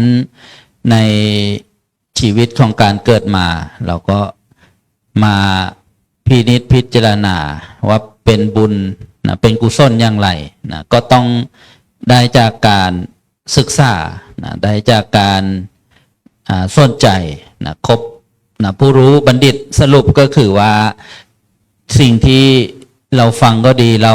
ศึกษาก็ดีเราปฏิบัติก็ดีสิ่งใดที่ทำให้อาสวะกิเลสนะความโลภความโกรธความหลงลดน้อยลงไปนะแล้วก็บุญกุศลนะจิตใจผ่องใสเกิดขึ้นมาได้นะเจริญขึ้นมาได้นะสิ่งนั้นก็ประพฤติปฏิบัติได้อาจจะเรียกว่าไม่ผิดก็ได้เพราะฉะนั้นเนี่ยการสร้างก็ดีการบูชาก็ดีเราพินิจพิจารณาเห็นประโยชน์นะด้วยสติด้วยปัญญาด้วยการศึกษาเราเรียนชีวิตของเราก็จะนะได้มีนะต้นทุนต้นบุญนะกุศลที่เราจะไปสู่ความพ้นทุกข์นะถ้ายังไม่พ้นนะเราก็จะอยู่ในฝักฝั่งของในนะที่เรียกว่าบุญกุศลวันนี้มากันเยอะนะแล้วก็บางสิ่งบางอย่างเราต้องบริหารจัดการก็เลยบอกกับคณะว่าเป็นไปตามธรรมะจัดสรรนะธรรมะจัดสรรหรือว่าผลกรรมที่เราได้ทำมาอย่าไปโทษนะคนโน้นอย่าไปโทษคนนี้อย่าไปโทษตัวเราเองเนี่ยสิ่งที่เราได้เราสัมผัสนะเราได้รับเนี่ยนะทุกคนก็ทำกันมาแล้วก็จะไปน้อยเนื้อต่ำใจตัวเองทำมาน้อยทำมามากนะนี่ก็เป็นคำสรุปหรือว่าที่ได้มาร่วมสนทนาในค่ำคืนวันนี้นะปริยัติก็สำคัญปฏิบัตินะก็สำคัญนะขันธทุละวิปัสสนาทุละแล้วก็ที่สำคัญก็คือนะเราต้องลงมือกระทำนะเอาแต่อ้อนวอนบางสิ่งบางอย่างอาจจะนะไม่ถูกตามหลักนะหลักธรรมนะหลักกรรมต่างๆก็กับขอบพระคุณครูบาอาจารย์อนุโมทนาทุกรูปแล้วก็อนุโมทนาญาติโยมทุกท่านสาธุครับขอกราบขอบพระคุณครูบาอาจารย์ทุกรูปนะครับช่วงท้ายนี้เป็นการสรุปโดยท่านพระอาจารย์พระครูสมุทวีเป็นการปิดรายการมานี้ขอนิมนต์ครับอาจารย์ครับก็ขอถวายความเคารพพระเถรานุเถระครูบาอาจารย์ทุกรูปโดยเฉพาะท่านพระอาจารย์มหาบุญช่วยปัญญาวชิโรผู้เป็นประธานฝ่ายสงฆ์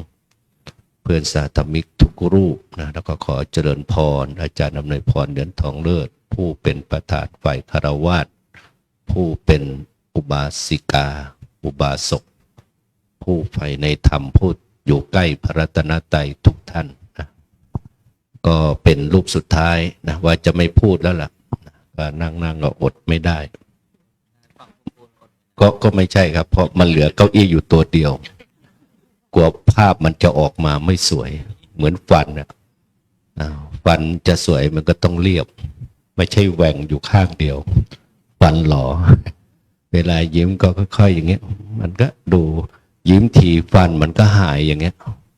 พอตอนนี้กำลังจะไปบูรณะปฏิสังขรณ์ยังไม่มีเวลาเลยอันนี้เขาเรียกว่าขันเป็นทุกข์นะฟังครูบาอาจารย์แต่ละรูปเนี่ยก็นึกถึงบุญนะบุญไม่ใช่บุญช่วย ไม่ใช่บุญมี เป็นบุญที่สั่งสมกันมาในอดีตนะที่อาตมาจัดงานทุกครั้งเนี่ยที่จะเห็นได้เนี่ยไม่ใช่มากันได้ง่ายนะโยมครูบาอาจารย์แต่ละท่านก็มีจิตแต่ละองค์ก็นะอย่างศิษย์น้องอาตมาเนี่ยมีแต่ก่อนให้ตื่นท่านก็อยู่ญี่ปุ่นอยู่ตั้ง9 ปีนะเป็นศิษย์รุ่นน้องอยู่ที่วัดเกาะแก้วคลองหลวงเป็นครูบาอาจารย์ที่มีความทุ่มเทในการทำงานนะเห็นได้จากการอยู่ที่บ้านผืออำเภอบ้านผือจังหวัดอุดรซึ่งท่านก็กลับมาอยู่บ้านตอนช่วงโควิดแล้วก็ไม่กลับญี่ปุ่นอีกเลยแล้วก็ที่เห็นได้ก็คือวัดท่านก็เป็นสปายะเป็นป่าเหมือนกันก็ประมาณเกือบ50 ไร่ใช่ไหมครับประมาณ50 ไร่ก็คุยกันว่าเนี่ยธรรมชาติดีแล้วดีต่อใจท่านก็มาร่วมงานมารถตู้1 คันนะส่วนท่านอาจารย์ประเสริฐนี่ก็ทำงานร่วมกันสอนที่วัดมหาธาตุด้วยวัดมหิยงด้วยแล้วก็ท่านก็มากับพระเดชพระคุณหลวงพ่อท่านเจ้าคุณอาจารย์ตอนแรกก็นึกว่าจะมากับท่านพระพี่ชายเนี่ยพระพี่ชายอาตมาพระครูไพรัตน์นะแต่ก่อนเป็นบัดดี้กันไปทำงานวัดป่ากับที่จังหวัดตราดบ้านหนองใหญ่ใช่ไหมครับวัดคลองใหญ่นะไปเปลี่ยนวัดบ้านเขาอีกแล้วบ้านคลองใหญ่นะท่านก็สร้างพระอุโบสถจนเสร็จนะก็ไปมาจนหน้าตาเริ่มใกล้เคียงกันครั้งหนึ่งไปบ้านท่านแม่ค้าขายกะปิปลาหมึกที่เป็นของทะเลเขาก็มองหน้าอาตมามองไปมองมาแล้วเขาก็ถามอาตมาแม่ท่านไปไหนแม่อาตมาก็ไม่มาเนี่ยอาตมาก็มีปฏิภาณว่าไม่ทราบเหมือนกันเขาก็เนี่ยก็ตั้งใจว่าจะถวายท่านเหมือนกันถวายอะไรโยมกะปิอาตมารับทันทีเลยทั้งกะปิปลาหมึกอะไรเนี่ยครบก็กลับมาก็มาบอกท่านปีต่อไปก็ไปยืนอยู่ตรงเดิมอีกเขาก็ถวายอีกเดี๋ยวจนเดี๋ยวนี้ไม่ได้ไปเพราะท่านก็ย้ายจากวัดประยูรไปอยู่วัดเพลงกลางสวนเป็นเจ้าวาดอาตมาอยู่วัดราชสิทธารามวัดประยูรวัดราชสิทธิ์ใกล้กันอาตมาอยู่วัดอุบลวัดเนี่ยเจ้าวาดอาตมาเนี่ยท่านใจดีนะก็นับถือเหมือนพี่ชายเหมือนกันท่านให้มาอยู่ด้วยที่วัดอุบลวนาไปถามปรึกษาท่านเหมือนกันจะไปดีไม่ไปดีเพราะธรรมดามีแต่ก็จะเข้าวัดอารามหลวงใช่ไหมนี่ออกจากวัดอารามหลวงมาอยู่วัดลาดท่านก็แนะนำดีว่าไปเถอะไปทำงานไปทำงานก็ไปก็ได้ไปอาศัยบุญท่านพระอาจารย์มหาวัฒนาเนี่ยท่านก็ให้เมตตาได้เปิดทำการเรียนการสอนอภิธรรมจนจบอภิธรรมบัณฑิตไป3 รุ่นแล้วนะก็ได้ครูบาอาจารย์ที่ท่านเมตตามาอาจารย์ประเสริฐก็มากับหลวงพ่อนะส่วนท่านอาจารย์ประหลัดณรงค์ฤทธิ์ที่เป็นพิธีกรนะก็จะไล่ไปทีละคนนะโยมนะ2 องค์นี้เรียบร้อยแล้วอาจารย์ประเสริฐนะอาจารย์ประหลัดณรงค์ฤทธิ์เนี่ยท่านก็เป็นพิธีกรดีทีวีโยมดังไปทั่วโลกมาหลังๆนี้ท่านก็ปีกจากงานพิธีกรดำเนินรายการดีทีวีก็ไปที่บ้านเกิดท่านก็คือจังหวัดสุรินทร์ไปทำเอาที่ของท่านเอาไปทำสวนไปทำป่าปลูกป่าก็คือสร้างป่าเป็นสถานลานบุญสถานลานธรรมตอนนี้กำลังตั้งเสนาสนะในเรื่องของอาคารเหมือนกันก็ชวนกันก็ทำงานร่วมกันมานานก็เห็นก็รู้จักก็ท่านก็เมตตาร่วมเดินทางมาในงานนี้ด้วยโยมก็ถือว่าเป็นบุญของอาตมาส่วนพระครูไพรัตน์หรือพระครูภาวนาธีระวรคุณเจ้าวาดวัดเพลงกลางสวนปัจจุบันนี้ท่าน เป็นวัดทั้งปริยัติปฏิบัติปฏิเวทอาจจะเกิดก็ได้ท่านทำงานนะโยมนะอาตมาก็ถามก็เห็นท่านทำท่านพูดกับอาตมาอยู่คำหนึ่งตอนที่ทำงานร่วมกันถึงไม่มีใครทำบุญท่านก็จะทำเองใจใหญ่องค์นี้ใจใหญ่พึ่งได้แล้วก็ท่านก็ให้ธรรมะหลายอย่างเช่นบางสิ่งบางอย่างเนี่ยท่านก็บอกว่าไม่เป็นไรไม่มีปัญหาเวลาเกิดอะไรขึ้นก็ไม่เป็นไรไม่มีปัญหาไอ้คำนี้มันฟังแล้วมันสบายใจไม่เป็นไรไม่มีปัญหาอาตมาก็เลยมาเติมสร้อยว่าสบายมาก ไม่เป็นไรไม่มีปัญหาสบายมากถ้าสองตัวนี้ไม่เป็นไรไม่มีปัญหาความสบายมันก็จะเกิดคนเราเนี่ยก็เนี่ยการที่เราได้อยู่ใกล้บัณฑิตใกล้ครูบาอาจารย์เนี่ยมันก็เลยทำให้เรานั้นเติมเต็มความรู้เขาเรียกว่าตัวปัญญาท่านพระอาจารย์พระครูไพรัตน์ก็อาตมานับเป็นพี่ชายวันนี้ท่านอานนท์เรียกอาตมาว่าพี่ชายมาแล้วพี่ชายเราลูกชายคนเดียวทำไมมีพี่ตั้งแต่เมื่อไหร่ก็เห็นท่านก็เรียกว่าหลวงพี่นะนับถือท่านเป็นพี่ชายส่วนองค์นี้โยมองค์ที่นั่งเนี่ยอาจารย์สลายุทธสิริสาโรบุญยเกตผอ.สถานีวิทยุคลื่นธรรมะสาธุรีดิโอ FM 101 มิกะเฮิรตซ์นะองค์นี้ถือว่าเป็นผู้ให้แสงธรรมท่านพระอาจารย์บุญช่วยเนี่ยท่านก็เป็นผู้ที่ให้การสนับสนุนไปทำวีซ่าด้วยกัน3 องค์ผ่านได้10 ปีเท่ากันไปทำแล้วก็ไปฉลองการทำก็สัมภาษณ์ยากเหมือนกัน2 องค์นี้สัมภาษณ์เยอะแยะดังลั่นเลยโยมอาตมาไม่ค่อยถามด้วยอาจารย์บุญช่วยกลัวไม่กลัวกลัวอะไรกลัวตกเครื่อง พอไปตกเครื่องด้วยกันที่ออสเตรียอาจารย์สรายุทธจะไปกลัวทำไมก็พูดไปพูดมาสงสัยไอ้คนที่ทำให้อาตมาได้ยินเสียงเขาเลยไม่ถามอาตมาสักคำเขาก็ถามว่าเอาหนังสือเดินทางมาเอาหนังสือเล่มเก่ามีไหมไปทำอะไรไปประชุมแล้วเขาก็ยื่นแล้วก็ไม่พูดอะไรพูดการศึกษาก็ไม่ถามอะไรก็ไม่ถามก็เลยผ่านพอผ่านเสร็จก็เลยไปจะบอกว่าไปฉลองเลยนะโยมอาจารย์นยพรก็นิมนต์ไปทานฉันภัตตาหารเพลวันนั้นไปพอฉันไปฉันมาอาจารย์นยพรก็ไม่ได้ไปเป็นเจ้าภาพให้คนขับรถต่อมาเนี่ยฝั่งเขาทำหน้าที่แทนเสร็จแล้วอาจารย์ต้นก็บอกว่าไปทำสถานีตรงนู้นตรงนี้อาจารย์บุญช่วยก็บอกว่าผมจะทำบุญนะอาจารย์ต้นก็บอกว่าผมมีอะไรนะที่ QR code ครับ ผมมี QR code ว่างั้นนะอาจารย์บุญช่วยไม่รู้ผีเจาะปากหรือเปล่าผมทำ100,000พอพูดปั๊บแล้วท่านรู้ตัวกูทำจริงหรือเนี่ย ก็เลยทำกับอาจารย์สลายุทธเพราะอาจารย์ท่านให้การสนับสนุนการให้ธรรมะอยู่แล้วท่านเห็นประโยชน์อยู่ให้เห็นแสงสว่างคนเราถ้าไม่มีแสงเนี่ยอาตมาเนี่ยถ้าไฟดับคนหาไม่เจอนะโยมนะ3 องค์ 4 องค์อาจจะหาเจออาตมาอาจารย์ทวีหายไปไหนนะเพราะว่ามันอาจจะพกกาแฟมากไปหรือเปล่ากาแฟดำแม่ขี่วัดกลางบางปะมาในถามอาตมาถามพระองค์หนึ่งองค์นั้นขาวมหาฉลาดอาตมาดำถวายกาแฟดำ3 วัน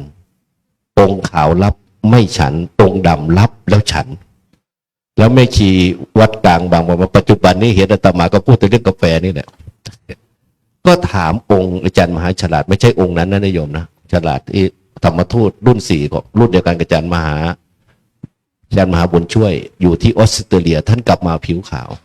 แล้วท่านก็รับกาแฟแต่ไม่ฉันแล้วแม่ชีก็ไปถามอาจารย์มหาฉลาดว่าอาจารย์ไม่ฉันกาแฟใช่ไหมท่านมหาฉลาดก็ว่าใช่แล้วโยมถ้าแม่ชีหันไปที่อื่นอาตมาก็จะไม่คิดมากแม่ชีหันมาที่อาตมาแล้วก็พูดเสียงดังว่ามิน่าล่ะแล้วจะให้อาตมาคิดยังไงโยมถ้าหันหน้าไปหาองค์ขาวก็จะไม่คิดอะไรแล้วหันมาที่อาตมาแล้วก็พูดให้อาตมาได้ยินเต็มๆบอกว่ามิน่าล่ะว่างั้นอาตมาแสดงว่าเราคักๆเลยเนี่ยคักๆแน่ๆเลยอาตมาอีก3 วันรับไม่ฉันเหมือนกันก็ตั้งใจว่าจะให้เขาถามสรุปแล้วก็ถามไม่ยงไม่ถามเลยเหมือนอาจารย์บุญช่วยคุยไปคุยมานี่มี QR code ยื่นไป ให้เขาจริงๆโยมทำบุญมา100,000โยมอนุโมทนาอาจารย์มหาบุญช่วยฮะหมดแล้วครับมาบอกว่าท่านหมดแล้วเดี๋ยวอาจารย์ในพรยื่นนะอาตมาก็เราก็ลูกศิษย์นะอาตมาเหมือนลูกเมียน้อยท่านนะท่านก็มีลูกศิษย์คนโปรดคืออาจารย์ยอดธงอาตมากระปุกเขียวเนี่ยลูกกำพร้าท่านไม่ค่อยสนใจอาตมาก็เห็นอาจารย์ต้นได้100,000เราก็อาจจะได้100,000บ้างนะแต่มันแสนสาหัสท่านก็พูดมี QR code ไหมถามอาตมานั่งคุยกันนะมีครับทำไปทำมาก็ทำแทบไม่เป็นนะท่านก็บอกอาตมาทำไปให้อาตมาเท่าไหร่รู้ไหม1,700 บาทเอามาทำอะไรนี่มาซื้อเรื่องอาหารเลี้ยงคนชวนวันนี้ทำบุญวันนี้เป็นทำบุญหลายอย่างทั้งไก่ย่างทั้งอะไรทำเพราะอยากให้คนมีบุญเนี่ยเพราะว่าบุญมันไม่ได้ทำตลอดหรอกโยมยิ่งบุญอย่างเงี้ยเลี้ยงคนมีบุญที่เขาเหนื่อยเขาล้ามาก็ได้ทานเนี่ยอะไรมันถ้าเรามองด้วยปัญญาเนี่ยมันยากโยมแล้วคนมีบุญจะมารวมตัวอย่างครูบาอาจารย์จะมาเนี่ยอย่างพรุ่งนี้มีนะมีไก่ย่างมีอะไรก็มีขนมจีนมีอะไรพยายามสั่งมานะก็เลยได้ 1,700 บาทพูดแล้วก็ชื่นใจนะโยมนะองค์หนึ่งได้เป็นแสนอีกองค์หนึ่งได้เป็นพันนะแต่ก็เคารพอาจารย์อยู่เหมือนเดิมแต่คนนี้น้อยใจจะไม่ไปเยอรมันด้วยแล้วแล้วสุดท้ายอาจารย์สลายุทธนิยมทำงานสร้างสถานีวิทยุนะอาตมาก็ดูนะแต่อาตมาไม่มีเวลาไปออกกับท่านหรอกแต่ก่อนท่านนิมนต์บ่อยเพราะช่วงนี้สอนอภิธรรมแทบจะไม่มีวันหยุดจันทร์ถึงศุกร์ก็วัดมหาธาตุเสาร์อาทิตย์ก็วัดมเหยงแล้วสอนสูงอยู่3ชั้นจุลตรีจุลโทจุลเอกปัจจุบันนี้ก็ต่อยอดมาจนถึงมัชฌิมโทนิมนต์จันทร์บุญช่วยมัชฌิมตรีจันทร์ในพรช่วยมัชฌิมโทแล้วก็จะมีมัชฌิมเอกสัตปริยัตินี่ถือว่ามีความสำคัญถ้าไม่มีความสำคัญจะไม่มีอยากจะประพฤติปฏิบัติปริยัติปฏิบัติพอเราปฏิบัติถึงจุดหนึ่งเนี่ยไม่ต้องทำอย่างนี้นะไม่มีอะไรอยู่ในใจเสมอไม่ต้องทำเพราะว่าการศึกษาเนี่ยมันทำให้เราเห็นความจริงอย่างเราเรียนอภิธรรมจริงมี2แบบจริงโดยสมมุติกับจริงโดยปรมัตถ์นะจริงโดยสมมุติก็แบบชาวโลกจริงแบบที่พระองค์ทรงแสดงไว้ในพระวินัยปิฎกกับพระสุตตันตปิฎกแต่ในอภิธรรมมีทั้งจริงโดยสมมุติกับจริงโดยปรมัตถ์ใช่ไหมถ้าปรมัตถ์จะมีความจริงอยู่2แบบสภาวะสัจจะกับอริยสัจจะเนี่ยที่ท่านอาจารย์ประเสริฐท่านพูดได้ชัดเจนนะฉะนั้นวันนี้ก็เลยเห็นครูบาอาจารย์ที่ท่านมาเนี่ยโยมอาตมาว่ามันเป็นบุญอาตมามีปีที่พูดแล้วก็น้ำตาไหลเนี่ยปี4-5น้ำท่วมครูบาอาจารย์มาอาตมาไม่มีโอกาสจัดงานอย่างเนี้ยรู้จักเข็มขัดสั้นไหมคาดไม่ถึงไม่มีเวลาเดินทางมาจัดงานปล่อยให้ชาวบ้านเขาจัดแล้วครูบาอาจารย์ไม่รู้ใครจะมาก็แล้วแต่แล้วมีครูบาอาจารย์มาเยอะ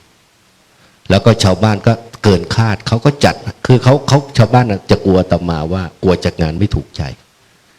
อาตมาว่าอย่าไปคิดเรื่องนั้นเลยทำไปเถอะเพราะว่าอย่างน้อยๆก็เป็นบุญเป็นกุศลจนก็ทำออกมาดีมากก็เลยพูดจนบางครั้งมันเกิดปิติมันเกิดความรู้สึกสะเทือนใจนะเวลาเราทำอะไรมันสะเทือนขึ้นมามันเห็นสภาวะน้ำตามันออกมาเองพูดไม่ออกมันจุกแล้วมันแน่นนี่ก็คือการทำงานที่ผลจากปริยัติปฏิบัติปฏิเวทเนี่ยเขาเรียกว่าพระสัทธรรม3เนี่ยอยู่ในหลักของคาถาปนามและปฏิญญาเห็นไหมสัมมาสัมพุทธมัตตุลังสัตธรรมเห็นไหมสัตธรรมมัคคนุตตมังคนุตตมังก็คือพระอริยสงฆ์4คู่8บุคคลก็อาศัยอะไรสัตธรรม3นะปริยัติปฏิบัติปฏิเวทโดยอาศัยสัมมาสัมพุทธังก็คือพระพุทธเจ้าพระอนุรุตตจารย์จึงต่อท้ายด้วยอัตตุลังหาผู้เปรียบปานไม่ได้ให้ไปอ่านตรงนี้ท่านอธิบายเรื่องคำว่าหาผู้เปรียบปานไม่ได้อย่างพุทธเจ้าเกิดได้แค่1ใช่ไหมปัจเจกอาจจะเยอะแต่ไม่สามารถสอนใครได้สาวกก็มากแต่พระพุทธเจ้านั้นมีแค่1เดียวนะฉะนั้นวันนี้ก็ถือว่าขอบคุณครูบาอาจารย์นะครับที่มาให้การสนับสนุนแล้วก็มาส่งเสริมให้ความมั่นใจแก่เจ้าภาพโดยเฉพาะอาจารย์อวยพรเหรียญทองเลิศเนี่ยตัวเล็กจริงโยมแต่ว่าใจใหญ่แล้วก็พาครอบครัวสามีลูกชายลูกสาวลูกชายคนโตคือหมอเบนลูกสาวคนกลางคือน้องโบหรือก็เรียกว่านางฟ้าน้อยแล้วก็ลูกชายคนเล็กที่มาช่วยงานแม่แล้วตอนนี้มาช่วยจัดการบริหารก็คือน้องบอลแล้วก็สามีคือคุณโยมสมชาย นะก็ถือว่าครอบครัวสัมมาทิฏฐิแล้วก็ยังไม่พอยังพาแม่ทองอยู่พาพี่สาวคือพี่น้อยแล้วก็น้องชาย2 คนมาช่วยยกกันมาพี่สาวต้องปิดร้านเพื่อมาดูแลผู้ปฏิบัติธรรมอาตมาพูดว่าขอนะว่างานเนี้ยถ้ามาทำได้การให้อาหารชื่อว่าให้กำลังถูกไหมแล้วให้กำลังแก่ใครผู้เห็นภัยในวัฏฏะนะฉะนั้นก็ขออนุโมทนาแล้วก็ขอบคุณครูบาอาจารย์อย่างยิ่งเพราะว่าเลยเวลามาแต่นั้นก็กล่าวคติธรรมว่าอย่าปล่อยวันเวลาฆ่าชีวิตโดยไม่คิดทำสิ่งใดให้ภูมิเพิ่มสร้างความดีทิ้งไว้ให้สร้างความดีทิ้งไว้พระอาจารย์บุญเถิดไว้ต่อเติมชั่วอย่าเสริมสร้างเลยเสวยกลับนะก็ขออนุโมทนาสาธุบุญกุศลใดๆก็ขอให้ครูบาอาจารย์จงมีส่วนเสมอกันแล้วก็ขอให้โยมทุกคนทุกท่านจงมีบุญเสมอกันกับเจ้าภาพแล้วก็เป็นเหตุเป็นปัจจัยให้ทุกคนทุกท่านเห็นภัยในวัฏฏะเห็นภัยคือความเกิดแก่เจ็บตายว่าอย่าได้กลับมาเกิดมาแก่มาเจ็บมาตายให้ปรารถนานิพพานปัจจโยโหตุด้วยกันทุกคนทุกท่านเทินปิดรายการค่ำคืนนี้เดี๋ยวให้เจ้าภาพพูดนิดหนึ่งนะขอโอกาสแล้วถ้าไม่ให้โอกาสเดี๋ยวจะมีปัญหาอีกนะเจ้าภาพขอบคุณครูบาอาจารย์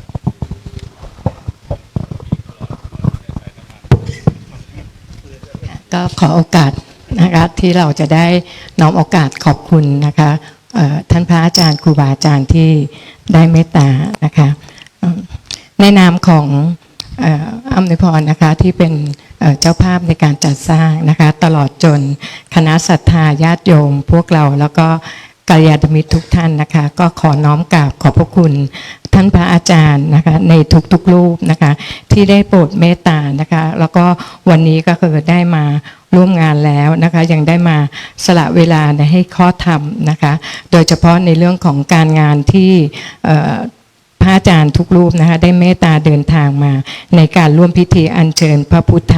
ไตรรัตนญาณแล้วก็พระสมพุทธประธานพรขึ้นประดิษฐานณวิหารพระบรมธาตุเจดีย์วัดป่าชัยมงคลพร้อมกันนี้ก็ได้เมตตาแสดงธรรมแล้วก็ร่วมเสวนาได้มอบข้อคิดข้อธรรมและแนวทางการดำเนินชีวิตตามหลักพุทธศาสนาให้กับพวกเราคณะญาติโยมแล้วก็กัลยาณมิตรในที่นี้ได้มาร่วมรับฟังที่สำคัญก็คือให้เราได้ใคร่ควรได้นำข้อธรรมอันสำคัญได้มาประพฤติปฏิบัติให้เกิดความเจริญงดงามในชีวิตตลอดจนครูบาอาจารย์ก็ยังได้เมตตากล่าวถึงคุณค่าแห่งการสร้างพระพุทธรูปว่าการสร้างพระไม่ใช่เพียงการสร้างรูปเพื่อความเคารพหากแต่เป็นการน้อมระลึกถึงคุณขององค์สมเด็จพระสัมมาสัมพุทธเจ้าอีกทั้งเป็นการร่วมกันสืบทอดพระพุทธศาสนาให้ดำรงมั่นเป็นศูนย์รวมแห่งศรัทธาและเป็นที่พึ่งพาเป็นที่พึ่งทางใจแก่ผู้คนตราบนานเท่านานนอกจากนี้ท่านพระอาจารย์ยังได้เมตตาได้แสดงอานิสงส์แห่งการร่วมบุญในการสร้างพระประธานและก็ร่วมบุญในการที่จะได้มาการงานในครั้งนี้ที่จะอัญเชิญพระประธานว่าเป็นมหากุศลที่เกิดขึ้นได้ยากผู้ที่มีโอกาสได้ร่วมแรงร่วมศรัทธาร่วมอนุโมทนาหรือแม้เพียงได้มาร่วมในพิธีด้วยจิตเลื่อมใสด้วยใจศรัทธาย่อมเป็นเหตุเป็นปัจจัยแห่งความเจริญรุ่งเรืองเป็นกำลังแห่งบุญที่ช่วยเกื้อหนุนให้ชีวิตพบความร่มเย็นความสิริมงคลและเป็นปัจจัยแห่งปัญญาในภายภาคหน้าพระธรรมเทศนาในครั้งนี้เปรียบเสมือนสายทานแห่งธรรมที่ฉลุมจิตให้ผู้ฟังให้เกิดศรัทธาในคุณพระรัตนตรัยมีกำลังใจในการสร้างความดีและเห็นคุณค่าของการสั่งสมบุญกุศลเพื่อประโยชน์ตนและประโยชน์ท่านโดยรวมในโอกาสนี้ขอน้อมกราบขอบพระคุณในความเมตตาธรรมของครูบาอาจารย์ในทุกๆรูปเป็นอย่างสูงและขออาราธนาคุณพระศรีรัตนตรัยจงอภิบาลรักษาให้ท่านทุกรูปได้มีสุขภาพธาตุขันธ์ที่แข็งแรงเป็นร่มโพล่มไทรของพุทธศาสนาและเป็นแสงสว่างนำทางแห่งปัญญาแก่พุทธศาสนิกชนสืบไปตราบนานเท่านานน้อมกราบขอบพระคุณท่านพระอาจารย์ด้วยความเคารพอย่างสูงค่ะเดี๋ยวเราน้อมกราบพระอาจารย์โดยพร้อมเพรียงกัน3 ครั้งนะคะค่ะกราบค่ะกราบค่ะ กราบพระอาจารย์โดยความเคารพเจ้าค่ะสาธุเจ้าค่ะ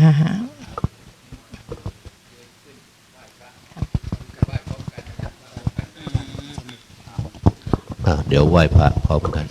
อะระหังสัมมาสัมพุทโธภคะวาพุทธังภคะวันตังอภิวาเทมิสวากขาโตภคะวตาธัมโมธัมมังนามัสสามิสุปฏิปันโนภคะวะโตสาวกสังโฆสังฆังนามามิสัพเพสัตตาสัตว์ทั้งหลายที่เป็นเพื่อนทุกข์เกิดแก่เจ็บตายด้วยกันทั้งหมดทั้งสิ้นเวลาจงเป็นสุขเถิดอย่าได้มีเวรแก่กันและกันเลยอภยาปัชชาจงเป็นสุขเถิดมีซึ่งกันและกันเลยอานิคาจงเป็นสุขเถิดอย่าได้มีความทุกข์กายทุกข์ใจเลยสุขีอัตตานังปริหารันตุจงมีความสุขกายสุขใจรักษาตนให้พ้นจากทุกภัยทั้งสิ้นเถิดข้าพเจ้าขอตั้งสัจจะอธิษฐานขออานุภาพแห่งบุญกุศลที่ได้บำเพ็ญแล้วในวันนี้จงเป็นพระวปัจจัยเป็นนิสัยตามส่งให้เกิดปัญญาญาณทั้งชาตินี้และชาติหน้าตลอดชาติอย่างยิ่งจนถึงความพ้นทุกข์คือพระนิพพานเถิดสาธุอนุโมทนาครูบาอาจารย์ทุกรูปต่อไปโยมก็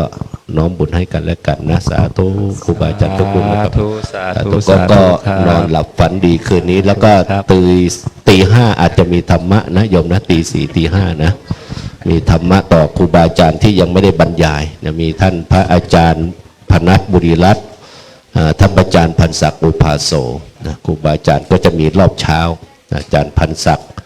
กับอาจารย์พระครูพนัสบุรีรัตน์ซึ่งก็เป็นครูบาอาจารย์ที่ร่วมเดินทางมาที่ยังไม่ได้พูดนะก็ฝากเอาไว้ตีสี่มาเจอกันที่นี่และได้ฟังธรรมะในยามเช้านะครูบาอาจารย์มาเยอะไม่ให้ท่านพูดไม่ได้เดี๋ยวท่านจะมาอีกนะเอานิมนต์พักทุกรูปนะครับนิมนต์หลวงพ่อบุญช่วยอาจารย์นมเนยพรมีQR Code ครับ